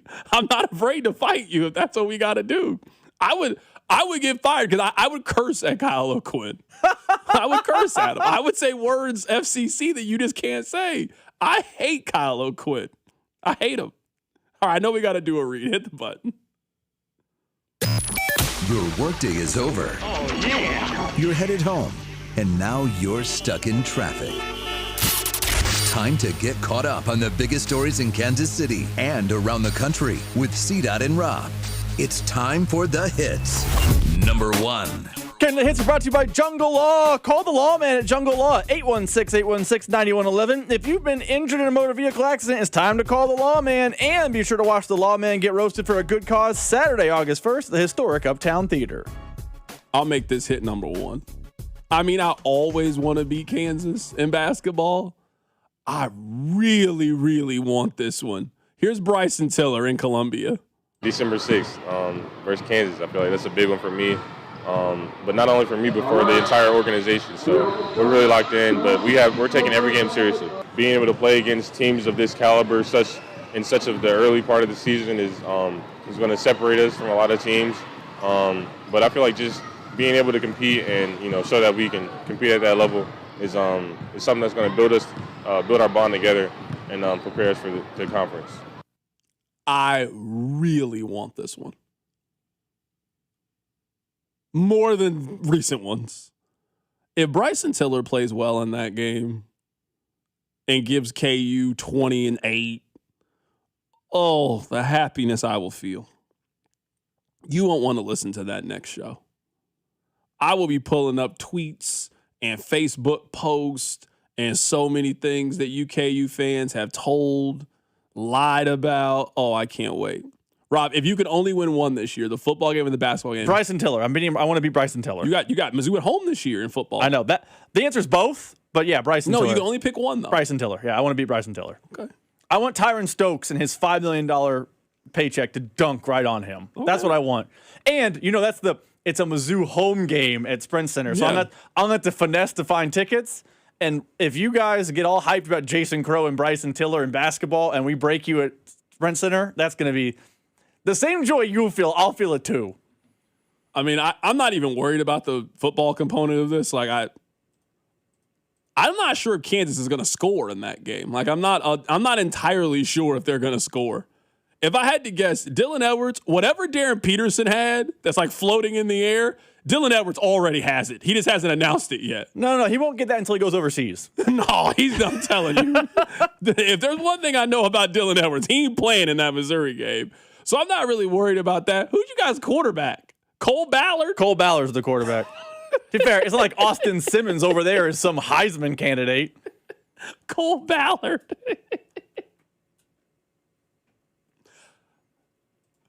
This is why the basketball one. If the football team doesn't really have a chance. The basketball team. I'm no part of me worried about the football game. The basketball game, I want Bryson Tiller to play so well in that game and just have to see you guys give credit to Bryson Tiller and knowing that he did you guys like that. There's nothing this season that would make me happier. Nothing. What if he's good and they lose? KU fans will I want them to win. Glance right past that. I want them to win this game. and him to be a contributing factor. I would give up a lot for that to be the case. Like, if you're telling me the Chiefs don't make the playoffs this year, like, all right, we'll figure it out. We'll get through it. We made one offseason We'll work. get through it. Like, we'll get through it. We did it once. Like, we'll get through it. But that game, that moment, oh, man, it'd be everything to me. It really would. It'd be everything to me. I feel very confident in it. All right, so I do have some very serious football things to talk about. We kind of run out of time, at least in this segment. We'll get to it on the other side of the break. We were talking about this because if you missed it, so Argentina has advanced to the World Cup final. England had a 1-0 lead against Argentina in the 85th minute. Argentina scored 2 goals in regulation and eliminated them from the tournament. Back-to-back in regulation, they eliminated them from the tournament. Argentina, they just been doing this whole tournament. Now, I really can't answer this. I have absolutely no clue. Obviously, the answer is they are very good. But I just feel, Rob, like they are on the tightrope every single game. They are in the tightrope against Egypt. They were on the tightrope against Cape Verde. They just been doing this they're on the tightrope against Switzerland. Switzerland scored the first goal against them. I feel like for the last 3 weeks, Argentina has been on the verge of losing and being eliminated from the World Cup to then figure out something in the final 15 minutes of the game to come back and win. This really is like the Knicks. This is the same thing I saw in the NBA Finals. This is why England was the betting favorite coming into today. It felt like, all right, now that the talent level has jumped up, that tightrope, you can't keep walking it. You did it against Switzerland, great. You did it against Cape Verde, cool. You did it in the group stage, so it goes. Now England's going to come and get you. They just keep doing it. I don't know if they can do it one more time, but it feels like they have a little bit of Team of Destiny energy because they just keep surviving and advancing, for a college basketball analogy. Yeah, so coming up on the other side, I do want to talk a little bit of football. I appreciate you guys going on that nostalgic trip down memory lane with me. Keep it right here. It's The Drive. You're listening to The Drive with Carrington Harrison. I mean, come on, guys. What are we doing here? On your home for Chiefs football, 96.5 The Fan. That wreck really took everything off track. Can't work, can't help with the kids. The bills are stacking up. Then stop waiting. Call the Car Crash Kings, SWL Injury Law. Car crashes, that's what they do. Yeah? Yeah, they go to work so you can get your life back and get paid what you're owed. Don't get pushed around. Visit us at SWL Injury Law today for your free consultation. We're the Car Crash Kings. It's what we do. Visit SWLinjurylaw.com. The choice of a lawyer is an important decision and should not be based solely upon advertisements. Baseball season is in full swing, and that means the summer heat is coming. The guys at Climate Control have been serving KC homeowners for over 35 years, and they know how to get your cooling system ready to handle our scorching hot summer weather. Stay cool and comfortable this summer. Call Climate Control today at 816-265-2830. 816-265-2830 for all your cooling, heating, and plumbing needs. Don't wait. Visit ClimateControlKC.com today. Climate Control Heating, Cooling, and Plumbing. Baseball season is in full swing, and you can trade every game over on Kalshi. On Kalshi, you trade every game, futures, and even the all-star events. For instance, maybe you're thinking about, well, I want to figure out who's going to take home the trophy. Maybe you like Milwaukee to do so. A $100 trade over on Kalshi right now could net you a $1,068 payout. Those are the kind of things you can do over there on Kalshi, because over there you're trading against a person in a live market, meaning there is no house, and the probability changes. You can buy in and out of your position depending on what position of yours you like. And for a limited time, download the Kalshi app and use promo code TAPP, T-A-P-P, to get $10 when you trade 10. K-A-L-S-H-I, Kalshi, trade on anything. 18 plus only. Restrictions and eligibility requirements apply. Event contract trading involves risk and may not be suitable for all investors. Prices, values, and available markets may differ from those mentioned. For more information, visit Kalshi.com/regular. When I scraped my car in that parking garage, I was worried that it could be a long process to take care of it. Like a landscaper's first day trimming a hedge maze. I have definitely already been here. Now, was it left, right, or right, left? Well, maybe I'll cut a path out and find my way back later. But it wasn't like that. I filed a claim in under 2 minutes on the Geico app, and they handled it from there. It was taken care of almost as quickly as it happened. It feels good to get help quick. It feels good to Geico. Get in the zone, AutoZone. The sounds of summer. They're great until they're not. Luckily, AutoZone has free battery testing and charging. Let me check that for you. to help make a rough moment smooth. Don't miss the Celebrate Free event at AutoZone. Free products with select deals until July 27th. And free services every day. Restrictions apply. Get in the zone, AutoZone. Attention, have you racked up $10,000 or more in credit card debt? Are you barely getting by making minimum payments? With credit card debt reaching all-time highs, National Debt Relief is notifying consumers about significant debt relief options currently being made available to help those with overwhelming credit card debt. These options may reduce a large portion of credit card debt for those who qualify. You don't need to declare bankruptcy or take out a consolidation loan, and you may only have to pay back a fraction of what you owe, even if you have bad credit. National Debt Relief has already reduced the credit card debt for more than 550,000 consumers. So don't wait. If you owe $10,000, $20,000, or even $100,000 in credit card debt, you can now take advantage of this financial debt relief as the cost of living continues to skyrocket. To check what debt reduction you may qualify for, call 800-358-6868. That's 800-358-6868. Again, 800-358-6868. Here's your traffic report on 96.5 The Fan. Brought to you by SWL Injury Law, the Car Crash Kings. It's what they do. Visit SWLInjuryLaw.com. This one brought to you by Connolly Plumbing Solutions, your neighborhood plumber, ConnollyPlumbingSolutions.com. Okay, we've got a crash, 35 northbound at 95th. It's off to the right shoulder, but a lot of onlook or delay. 435 multi-car crash eastbound at Antioch. Right lane is blocked. And then you've got a stall, 435 eastbound past Knoll. Left lane is blocked. Big backups throughout this area. I'm Val with traffic on 96.5 The Fan. Hey, it's Chris Jones from the Kansas City Chiefs. Welcome back to The Drive with C-Dot on your home for Chiefs football. 96.5 The Fan. All right, so can I tell you guys something we were talking about earlier today in the show? We'll bring it back a little bit. This is what we were talking about. So I was on Arrowhead Pride, shout out to them, and one of the conversations they were having on there is, who is the most important player on the team not named Patrick Mahomes? And I took a mosey on over to the Chiefs depth chart, and I just was looking at it, and I was just like trying to figure out how to answer this question, and I landed on George Karlaftis for this reason. Let's say that George Karlaftis gets hurt. Knock on wood. Say he gets hurt.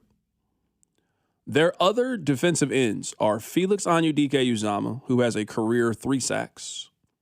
Ashton Gillotte, who has a career 1.5 sacks. He has never got a full sack in a football game. And R. Mason Thomas, who has never played in an NFL game. They did go at Kairos Tonga, but he's not really a get after the quarterback kind of guy. He's a lot more of a fill up the gaps, run stuffer, one of those kind of guys. That is a very valuable, but just for this conversation, getting to the quarterback, not what he is. Peter Woods is a D tackle, rookie. Are you going to really rely on him to get to the quarterback from the interior? You also have Omar Norman-Lott, who was banged up last year. So this grouping is going to face some attrition. You're going to lose some guys. Some guys are going to get injured. That's how football works. I landed on George Karlaftis. And the debate we were having earlier on the show is this. I'm not telling you guys that I'm down on R. Mason Thomas. I'm not.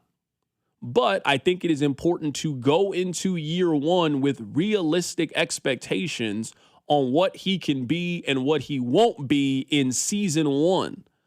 And my point earlier today was, if you were going into year one with the 40th overall pick, and your expectation is that he's going to greatly increase your pass rush, you've done a poor job of planning along the way. Anything you get from R. Mason Thomas in year one should be considered a bonus. That's not where your meat's coming from. That's not where your protein's coming from. No, you got to get that from somewhere else. So I know I wanted Cam Jordan, and they didn't go get Cam Jordan. If you were telling me that they are going to make one more move, I think it's going to have to be on their defensive line. And I could see when they're in St. Joe for a couple of days, they start to notice what I'm noticing. Hey, it's a little bit light up there. And we're counting on 3 guys who have never done it before or who haven't had the opportunity to do it. R. Mason Thomas this year at most is giving you 3.5 sacks. I don't know what Ashton Gillotte can be. He had 1.5 sacks last year, but he played a little sporadically. Maybe he takes a big jump this year. That'd be great. Felix Onyeudike, we're in the year 4. He's coming off a significant injury, so much so they just put him on the IR from the very beginning of the season. You didn't see him. So he's not only coming back from that injury, getting his timing back, but he's also trying to establish himself as an NFL player, and he hasn't done that yet consistently. Their pass rush is bad. And as I was going through this depth chart, Rob, and you and I were having the conversation, I feel like it should be much of a bigger deal than what it is. If Kenneth Walker gets injured, they are prepared. They've stocked up enough resources. They are prepared if an injury happens. They're prepared. If they lose Josh Simmons at left tackle. Move Jalen Moore over there, put Issa Pole in. They have answers and counters to most of the things that could potentially pop up. If they lose George Karlaftis or one or more of those edge rushers don't pan out the way that they think they can pan out, because guys miss, guys bust all the time in the National Football League. If one of those guys don't work out, they are going to be in serious trouble when it comes to their defensive line. I think it's an interesting conversation because now that I'm thinking about it, because I think you're right, but are we sure Josh Simmons isn't the answer? Because are we sure they can survive without Josh Simmons? Because behind him is Jalen Moore, who looked pedestrian last year at left tackle, and now in theory you're starting right tackle, and TBD.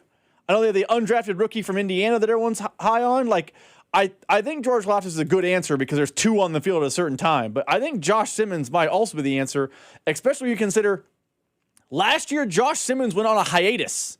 He just stopped playing football for a while. For sure. To my understanding of the story, he stopped being in Kansas City for a while. He just disappeared. No, that ain't part of the story. That's what happened. That's what happened. That ain't just a story. I think Karlaftis is a good answer, but the more and more I sit back here and chew on it, without Karlaftis, you're still relying on a second-round pick. You have hope. You're still relying on a former first-round pick. There's reason for optimism. If Josh Simmons disappears again, what's the plan at offensive line? Because it's grim pretty quickly. I think that Jalen Moore is an NFL player.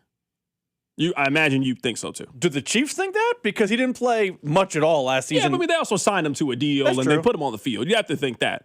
I guess my point is, as much as everybody wants R. Mason Thomas to be good, second-round picks bust all the time in the National Football League. She's been the first-round pick on Felix Onyeudike-Uzomah. So far, he is one of the biggest busts that they have had in their franchise's history. So far. He could turn it around, healthy, who knows what could happen. Ashton Gillotte, I know everybody thinks he's going to be good. There is no certainty that he turns out to be good.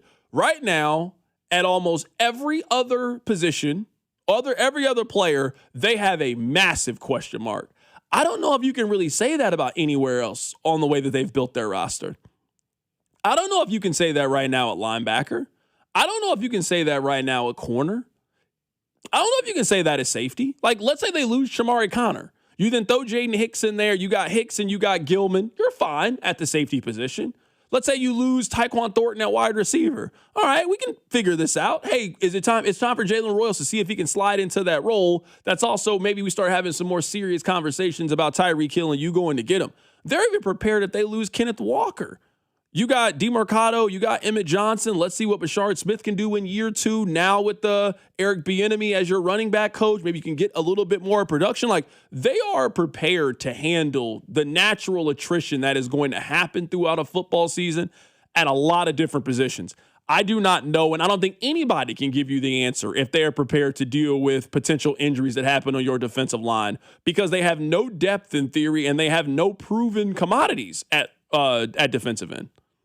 They are extremely reliant on George Karlaftis, and I guess that proves your point. Because if Karlaftis is healthy and bounces back, I think the way we perceive that room is very different. But if he's mediocre or hurt or whatever happens, because football, they are going to need big contributions from a player who has not made big contributions in the NFL career.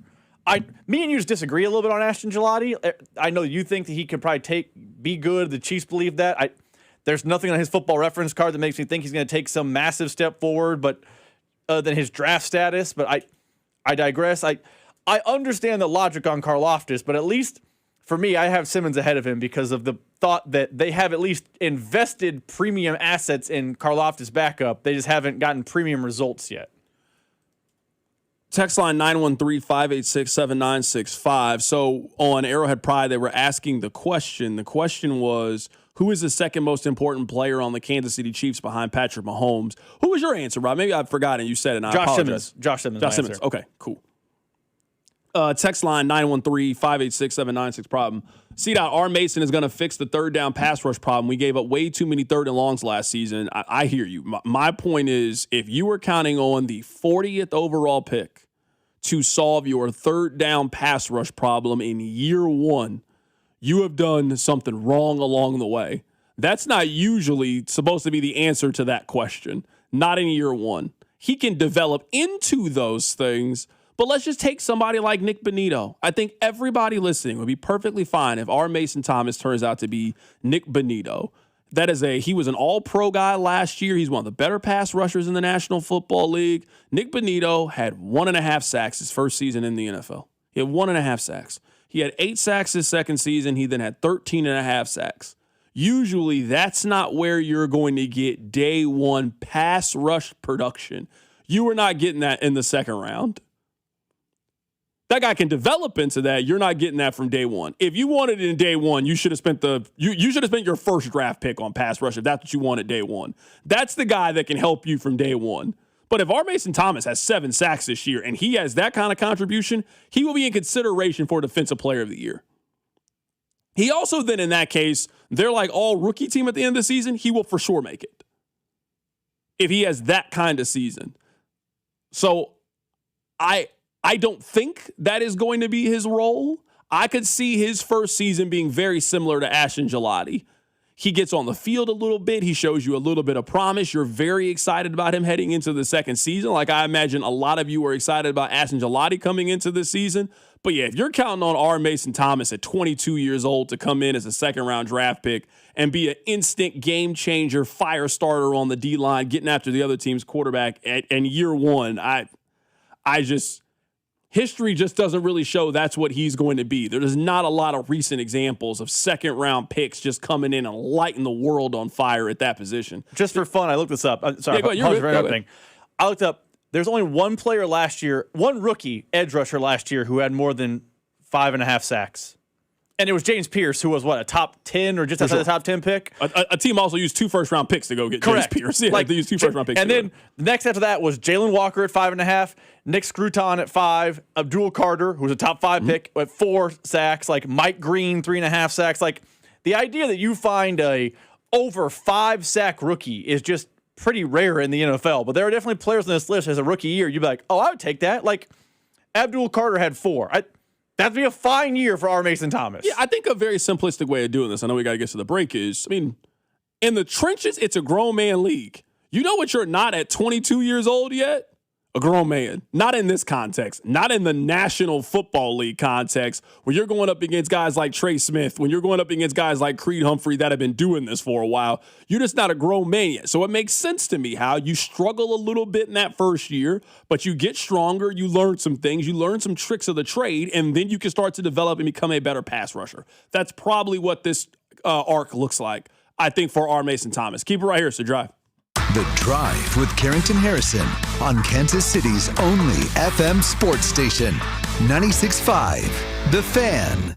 You're listening to 96.5 The Fan from the DM Injury Law Studios. Mike's got this. Car, truck, or motorcycle wreck? Remember, Mike's got this.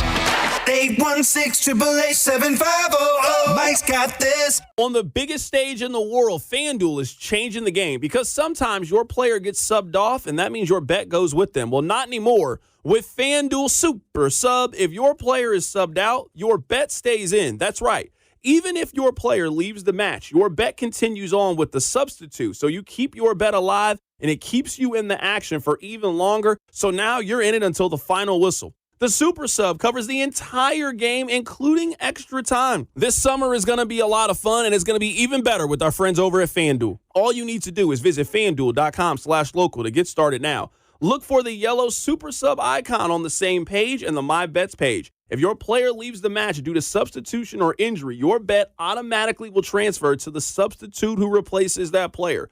Go to FanDuel.com/local. Let there be goals this summer for the World Soccer Championship with FanDuel. FanDuel is the official sportsbook of 96.5 The Fan. 21 and present in Missouri. Gambling problem? Call 1-800-GAMBLER.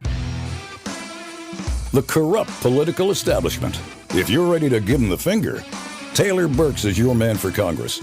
Taylor Burks, America First conservative, outsider, 3 combat deployments as a naval commander. Taylor Burks will stand with President Trump against rhinos and the corrupt establishment. In Congress, Burks will always put America first. He'll work with Trump to deport every last illegal, ban communist China from owning 1 inch of our land, and protect our elections by passing the SAVE Act once and for all. So if you want to tell off the political establishment, conservative warrior Taylor Burks, an America First patriot for Congress. Paid for by Show Me Valor PAC. www.showmevalorpac.org. Not authorized by any candidate or candidates committee. Show Me Valor PAC is responsible for the content of this advertising. This is the story of the one. The one who keeps multiple buildings running smoothly day after day. Plumbing that flows, HVAC that hums, cleaning supplies that keep surfaces sparkling. That's why she counts on Grainger. With easy reordering online and 24/7 support, Grainger helps her keep the products she needs on hand.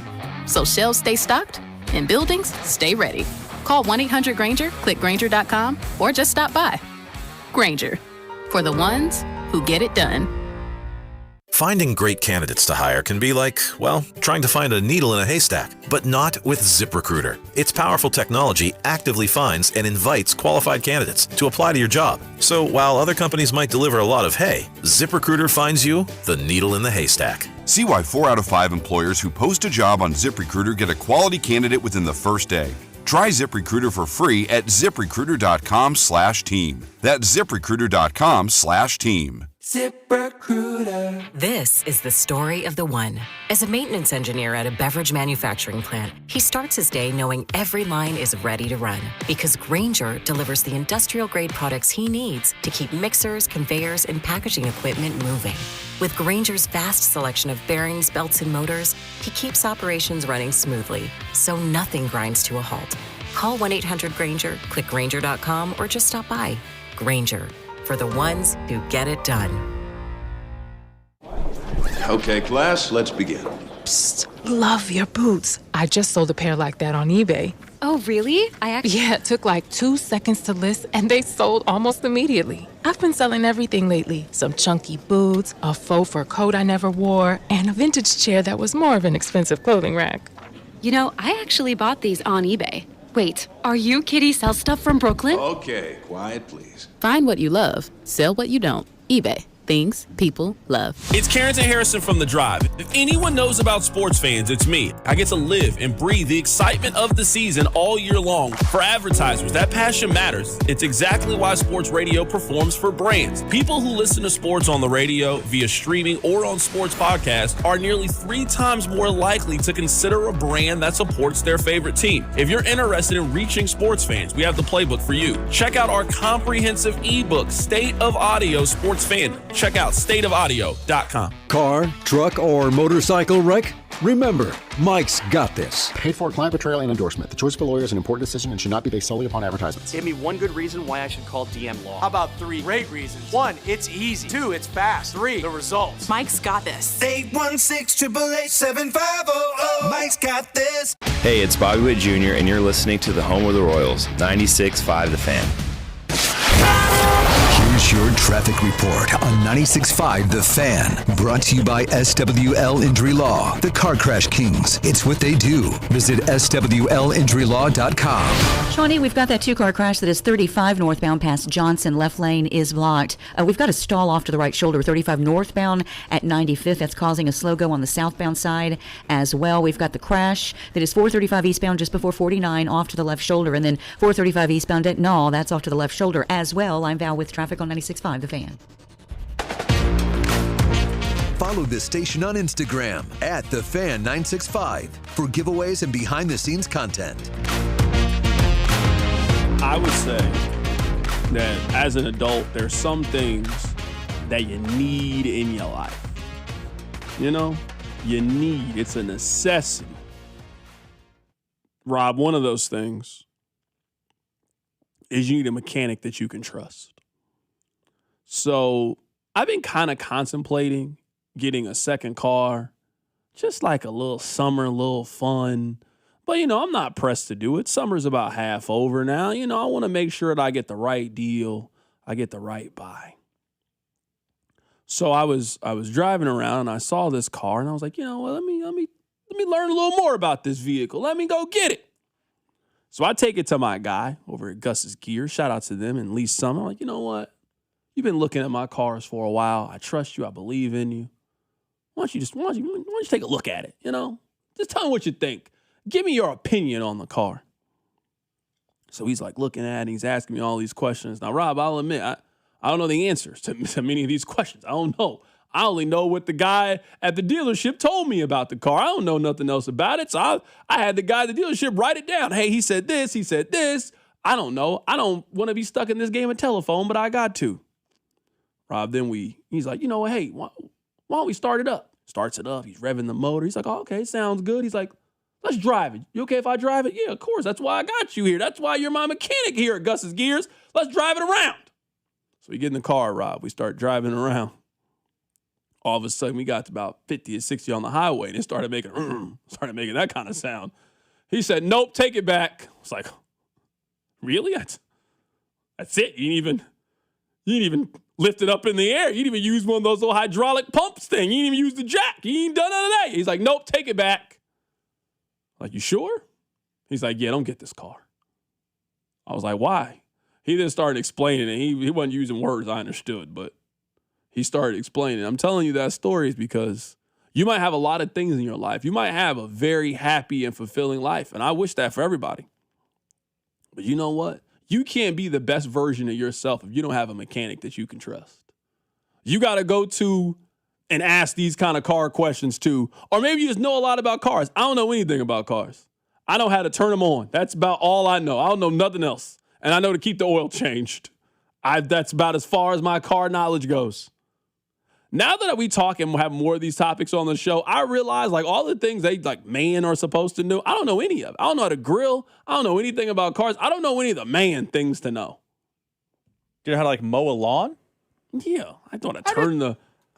I was trying to find the baseline here. I'm just saying, you told me no on grilling. I got to figure out the basement. If there was one thing as a kid was my responsibility, it was we're not going outside and cutting the grass. You are going outside and cutting the grass. So no, I know how to do that for sure. I spent a lot of days. You either better get up early and do it, or you better wait till the sun goes down and go. You don't want to be out there cutting grass at 12 o'clock. No, not right now. Not the way it is right now. Not a lunchtime project. No, not at all. I was just trying to figure out the baseline, just figure out where we're at. I agree. I'm not a car person either. Somebody said, what was the car? It was a old school Monte Carlo is what it was. If you had got it, what were you going to do with it? You don't have a garage at your loft. I'll figure it out. I'll figure it out. It's one thing like, hey, I got it in the third car garage. Look how cool it is for the fellas in the neighborhood. You live in a loft. What are you going to do with it? No, it's all right. I'll figure it out. Is it like that Eddie Murphy movie? You put it in the loft, just hang out? No, I was going to figure it out. The car might be your house. That might be where it be. Might be at your house. Let's put a little car cover over there. You got a little room. But yeah. So no, I made a little list. I told the people. Now we'll see. I am going to keep my eye on the car because I don't think they're selling that car anytime soon. But I don't know. We'll see what happens. Might look up and summer's almost gone. You're like, I don't want it anymore. I'm all right. But it was nice though, Rob. I'll send you a little link of it. You can see the pictures. It was very nice. I enjoyed it very much. I enjoyed driving it. I didn't even notice those things. All of a sudden, he started driving it. I started hearing sounds. I was like, I don't think your car's supposed to sound like that. I like how he announces, nope. That's what he said. I swear to God, he said that. We started driving it. He was like, nope, take this car back. I was like, all right, my bad. I'll do whatever you need me to do. I was like, whatever you need me to do. Someone on the text line, this is exactly how I feel. C-Dot, you're like me. I outsource my manliness. There's plenty of dudes who love to fix car and grill steaks, etc. I'm just here to take it easy. I said that, and everybody killed me for that last week. That's what I said. I was like, if you like grilling so bad, why are you mad that I'm happy to let you do it? You know? Like, I'm fine to be the passenger princess at the grill. I don't want to drive. I'm okay. You got it. Like, I'm fine. Now, in that situation, like, if it's come to driving, no, give me those keys, honey. I'll drive. I don't want to ride shotgun in your car. I don't want to do that. But, yeah. I'm just telling you. Somebody said, see, that was a really long conversation about your conflict. It was 4 minutes. That's kind of why I told you we ran out of time. So it wasn't really that long. God, I know how the show works. I know how the time works on the show. All right. Well, go ahead, Rob. What were you going to say? I was going to say, I think we know the clock on the show better. Yeah, really long. It's 4 minutes. That's why I saved it to the end of the show. That's kind of why I knew. I have a hunch that me and you have an idea how the show should be formatted better than Joe. One guy was arguing about commercials earlier. I was like, who do you think knows radio commercials more, me or you? He was like, touche. I was like, yeah. I was like, I kind of know. I ask questions about them. I have them. I kind of know. I feel